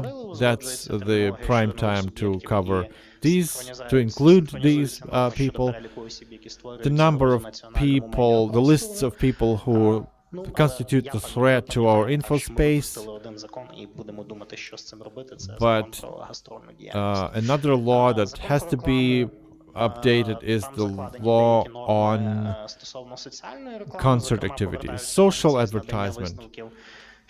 We get more functions to conclude whether the social advertisement is within the scope of activity of National Council and Regulator, because right now they are within the Ministry of Social Policy, which is not their typical function, and the law on advertisement directly provides the possibility to charge someone for advertisement. That's the function of National Council, which initially created some limits how a party can be brought to charges by the regulator. The law on telecommunication has a harmonized terminology, and maintains the principle of technological neutrality. That means the providers of services do not provide access to the internet. In cases that and that, you can read the text by yourselves. There are several other changes, like there's a definition of official printed media. There is exemption from fees for lawsuit lodging as administrative cost. Then there is the communal organizations are put outside of the state, control of the state. They have 3 months to decide on their reorganization in terms of community broadcasting. 1 month is given to the National Council to get the list together of people who threaten the national infospace by reviewing the existing lists. So, partially responding to your question, the new list would still be based on the existing list. And the last thing, which is very disputable, is that there is a limit to foreign currency operation for the media outlets, which is a limitation to secure foreign currency funds for the foreign media, and not only foreign media, as from this formulation. The National Bank has 3 months to get the bylaws together in accordance with this new law. So it's boring, but still we have to discuss these changes if you have any questions. Okay, first Ali. Unfortunately, I don't see your names. State your names and say. Just a quick remark regarding journalists. Look, in the existing law, the rights of journalists are determined in the Law on Information, Article 25. The transition provisions don't exclude Article 25. They retain it in the Law on Information, but at the same time, point 2119 includes the similar norm in the law on support of media and social protection of journalists. It only adds duties, but doesn't outline what's the responsibility for journalists if these duties are not fulfilled. I would like to ask the legislators and the industry why it's like that 2 laws are duplicating each other in the provisions about the journalist rights, and what's with the duties? As far as I understand, there was not full duplication of duties. It's a different article. Regarding the responsibility, we did not have the task to punish the journalists for violating their duties. Let me add this, because that's an important issue. Let's start from the beginning. The rights of journalists have no place in the law information. Those who put it there, they violated the legislative system. So we believe that all these norms should be in the law on the legal status of journalists. It should be some separate law. And it was not our goal in this work group. Since the rights and the definition of journalists they have nothing to do with the law on media, that's why they were introduced in this future draft bill on the legal status of journalists, which right now, if this media law will be passed, temporarily it's going to be an archive of all those journalist-related norms that were still in the laws that we are now doing away with, the law on info agencies and so on. We hope that when the disinformation law will be designed, that will be in scope of the attention, but it's far from reality, and I think that's the next stage. Together with colleagues, we will design this draft bill, and somehow the responsibility is not there yet, since we didn't have this goal in mind. But there is some kind of responsibility, civil responsibility, but in general, the discussion regarding the types and the depth of responsibility and proportionality of it for violating professional rights, I think there should be a wider discussion, including discussion about mechanism, and it's not the subject of this draft law.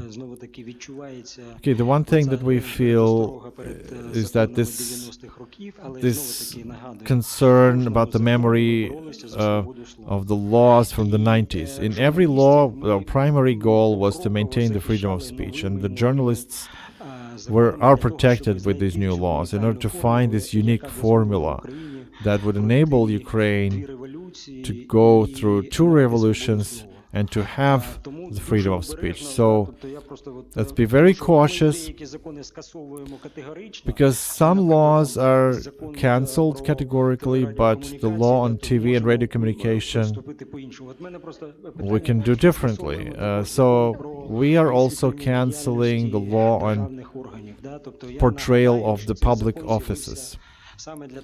This law has appeared here to regulate the relations between the government and the media, so that there's at least some legislative norms. Though we do away with it, there's nothing there. Okay, tomorrow, Kiev administration comes to our colleagues and they say, we want to work with you. And we say, there's no more mechanism of cooperation, there's no more law.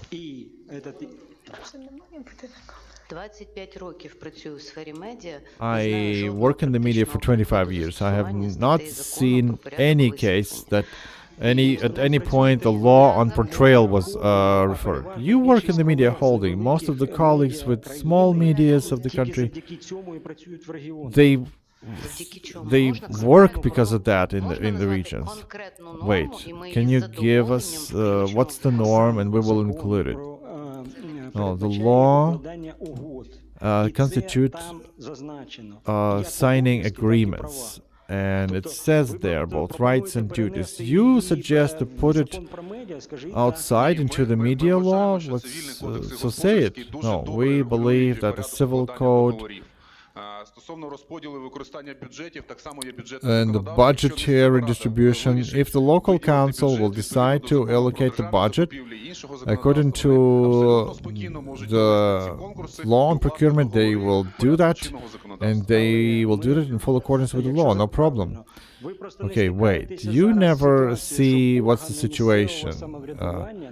The local self-governance doesn't want to work with the media, and because that's feudal relationships that deteriorate if we revoke that law. Okay, we understand what you mean, but please understand that this law doesn't oblige them to come to you.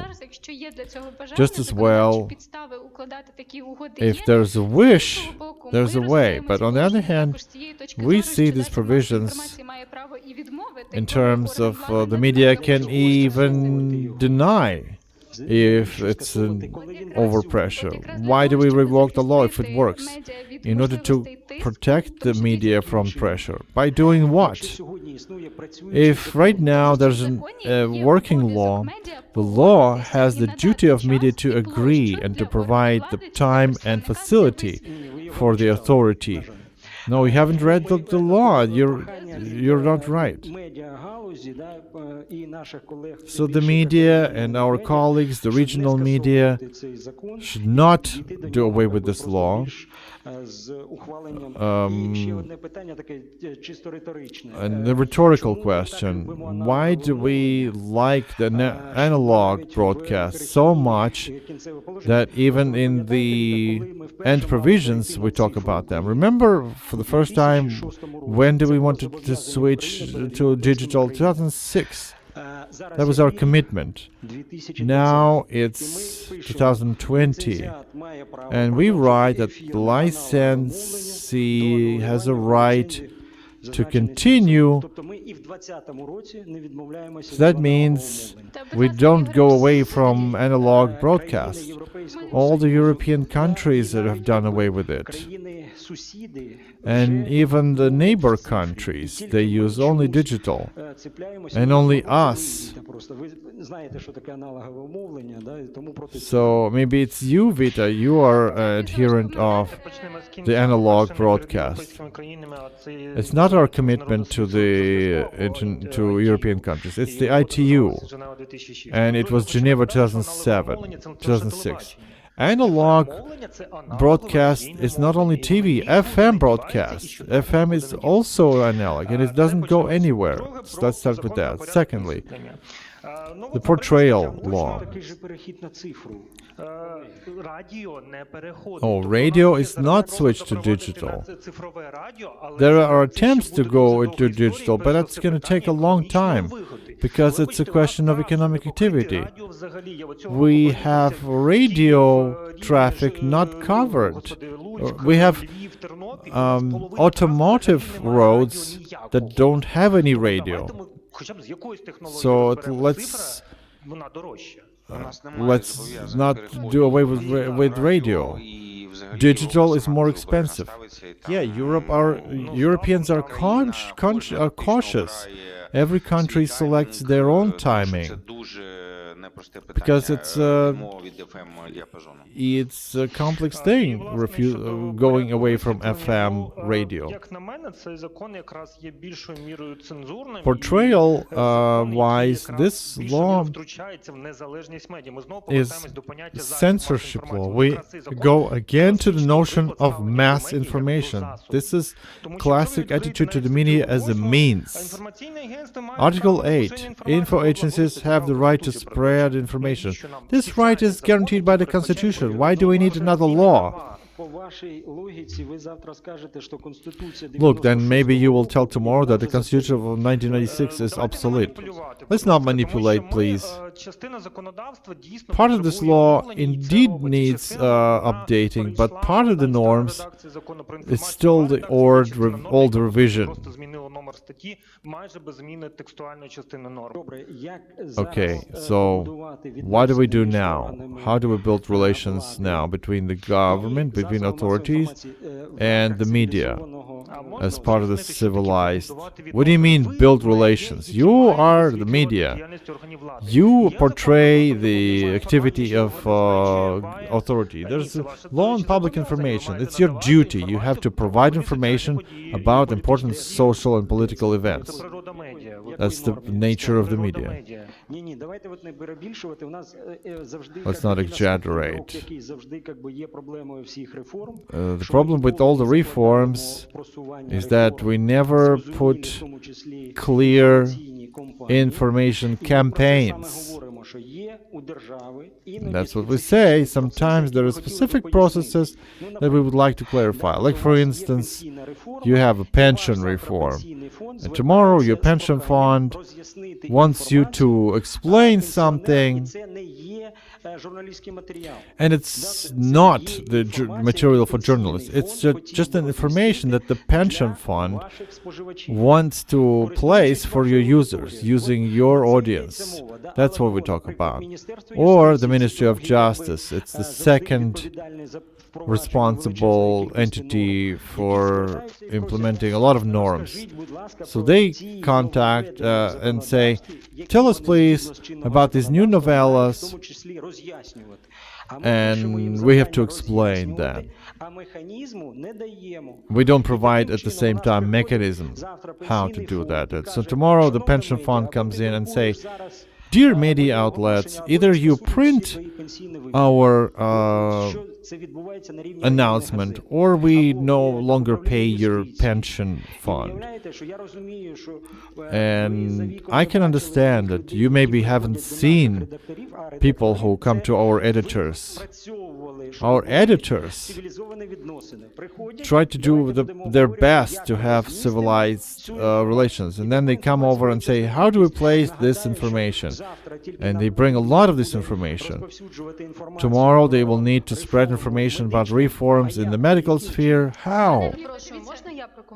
Look, can I comment on that? Just a short comment. we're in a stalemate. The colleagues say that there is a civil code, there is economic code. Механізму немає. So let me continue. The colleagues said that this is the mechanism. We've heard your opinion that we should not revoke the law on portrayal. We've heard you, and now there's going to be a political decision to be passed. Let's continue discussion so that other colleagues may voice their concerns. Couple of words just. In our work group, there are not only theoreticians, there are practitioners as well. Internet media, they work well with the agencies, the ministries, they place articles, they build infographics, and then they work and they get the money.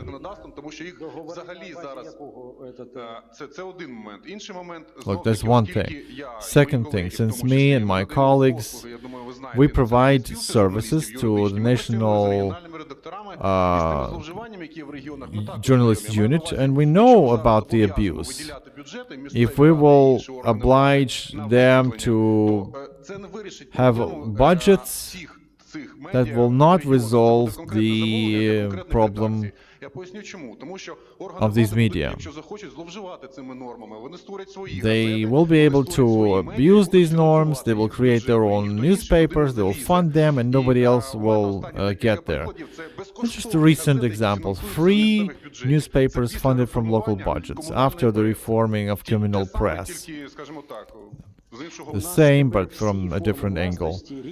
We have all equal forms of ownership. Okay? Let's not go there. Ми будемо говорити в порядку, Коментар Катя, ти хотіла свій коментар, будь ласка. So, comments from Catherine. Okay, first thing, regarding digital broadcast. We currently have more than 60 regional TV broadcasters who never moved to digital. Until the state finds frequencies for them, they retain the right to have analog. Portrayal budgets are never spent to portray reforms. They are spent to portray specific public officials, policemen, heads of the police departments, and so on and so forth. And it's a big question that has to be resolved. I hope that the Ministry of Culture and Sports will deal with this issue, because there must be open tender procedures with clear terms of reference, and then we'll see that it's a creative agency who wins, and they are portraying the pension fund, not someone, not their boss. Not in Kharkiv, where the mayor uses portrayal budgets to PR his own newspaper and a local company that belongs to him.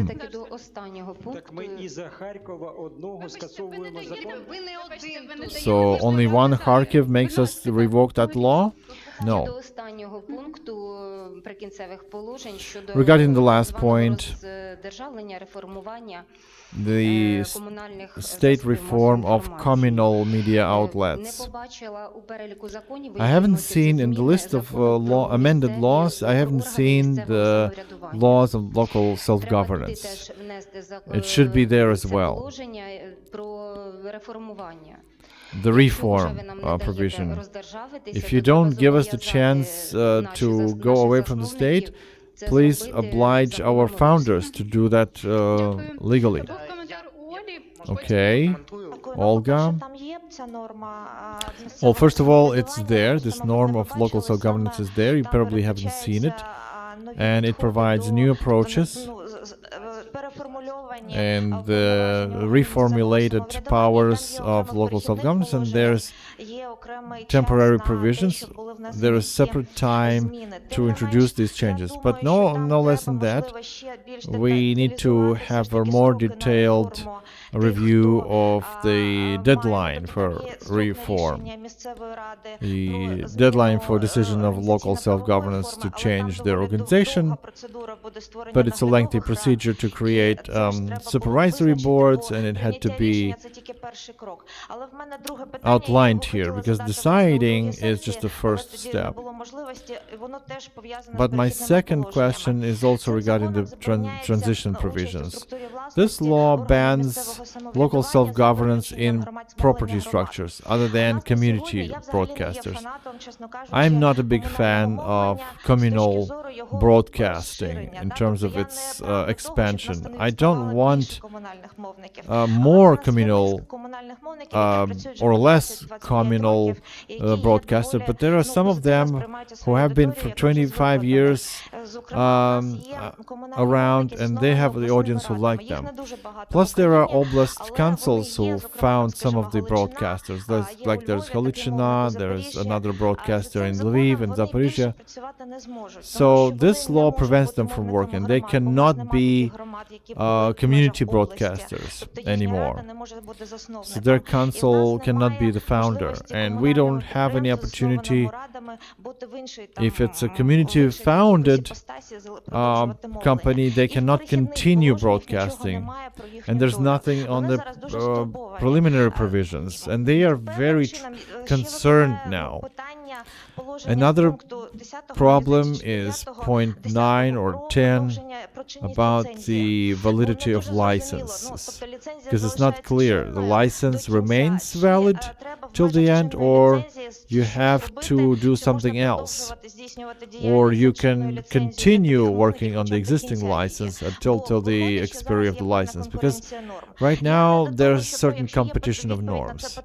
If we have the answer, then we should hear it. If not, then something in the transition provisions should be there. Will you comment?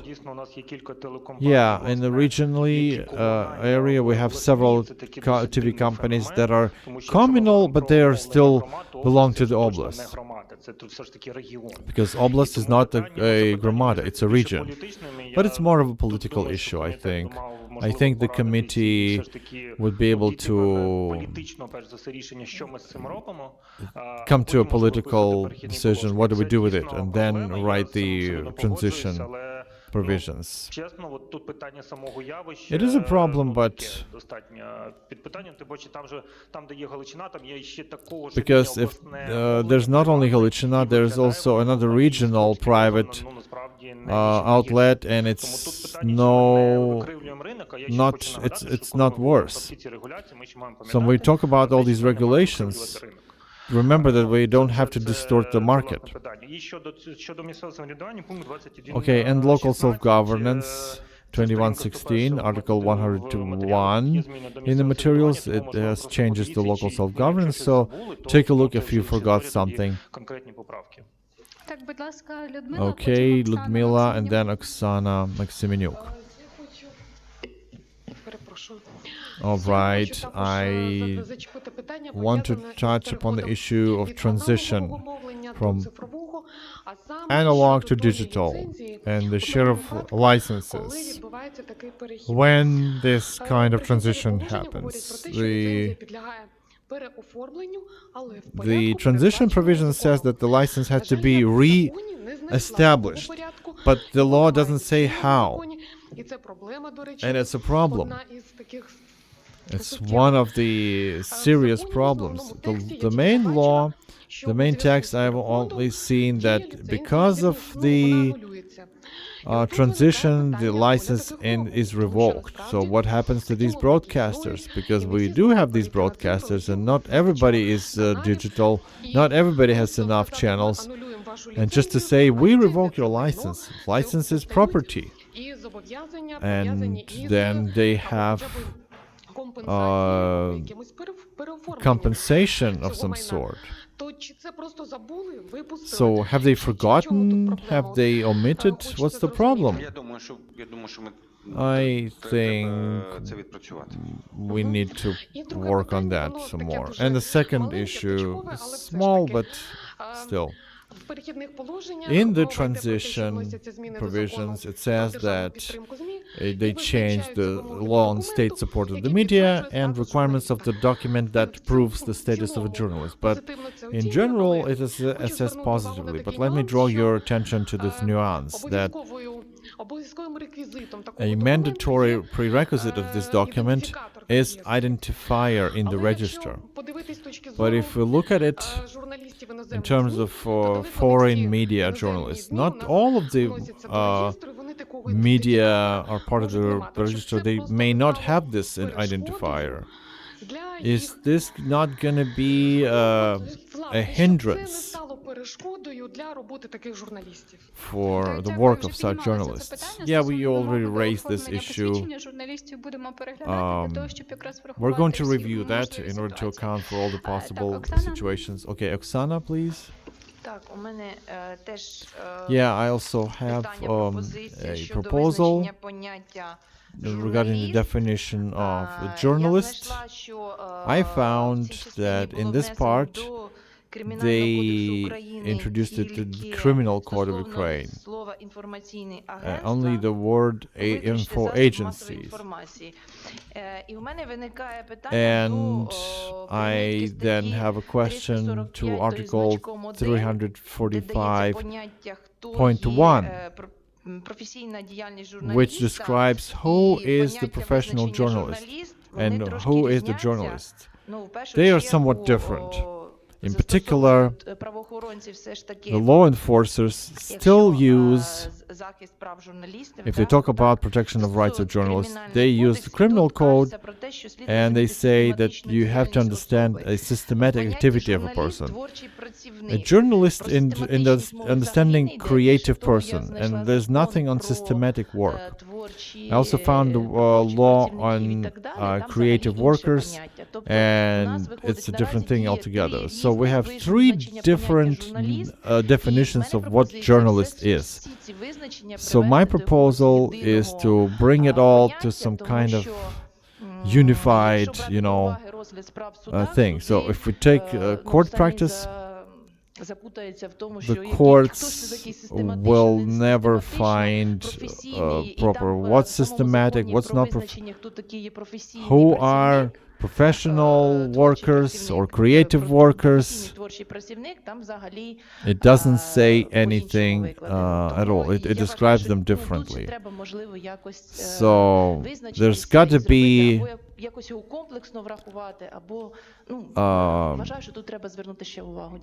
there's got to be more work. Okay, thank you. That was yeah, the definition will be the same, should be the same. Paragraph 16 of transition provisions, there was something about changing technologies or transfer technologies. I'm trying to find it. I remember that earlier there was a norm that said that this transition from the analog to digital, if we missed something, we should re-verify it. So ideologically, it was the same procedure. It's just I only found paragraph 16 now. As the law describes it, say, but the law doesn't describe anything. Okay, thank you very much, colleagues. More comments, more proposals, more questions? If that's not the case, let me remind you that all of your proposals are welcomed, especially if they are formulated as a wording to new wording of the articles. The email that you can send your proposals to, we published it already. We should publish it again so that you will be able to send in your proposals, and we will work all these comments. We will be happy to put them to the committee and continue working on the draft bill. Thanks a lot for the participation. If somebody wants to have a final word, I have a couple of final remarks. I am very happy in terms of how far we went compared to the previous law that we started with in the 90s. Because if now we would reread the law on broadcast from 1996, you would be scared and terrified from seeing how many ways to interfere into the media the state had, and how far we are from that, thankfully. And I hope that this is not the final point in our way toward real democracy and open society, and not declared but real protection of rights and freedoms. Of course, we have faced some challenges on the way. We were not expecting that because of the war, because of the occupation, because we need to fight the aggression and information aggression, but still I'm very happy that we've discussed things like expanding the rights of women, gender equality,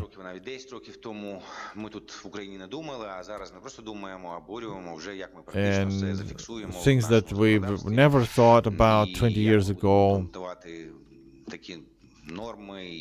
like planning these norms and principles and approaches,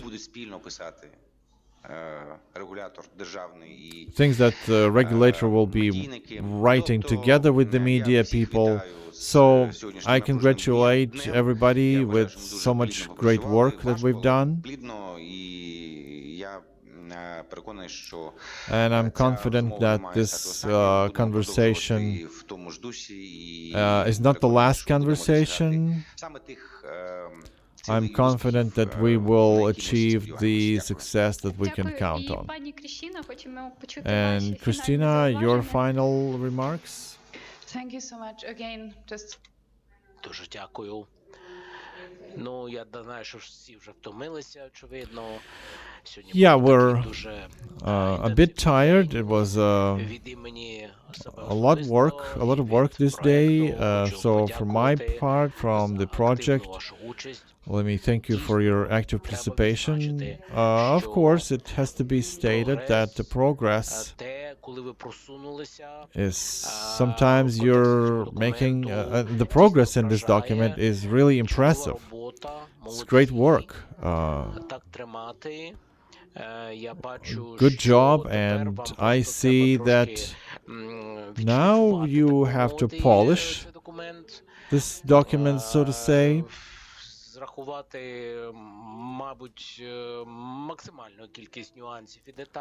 Account for as many nuances as possible. Of course, there's time that you need for that, but still, it is all founded on a lot of years of work and achievements.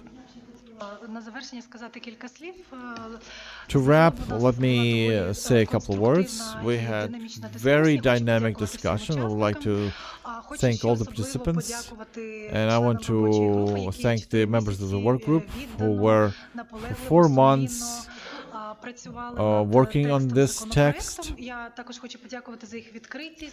and I want to thank them for their openness, for readiness to work on the complex problems. I want to thank Mikita Poturaev, who has been for the entire day with us, and the committee for co-organizing this event. Let me remind you that we are preparing expert assessment. We'll provide it by mid-February. I would like to thank Christina for very useful comments. She will also pass that to the committee in a written form, and to all participants and interpreters. And at this, we wrap our discussions. Let's stay in contact.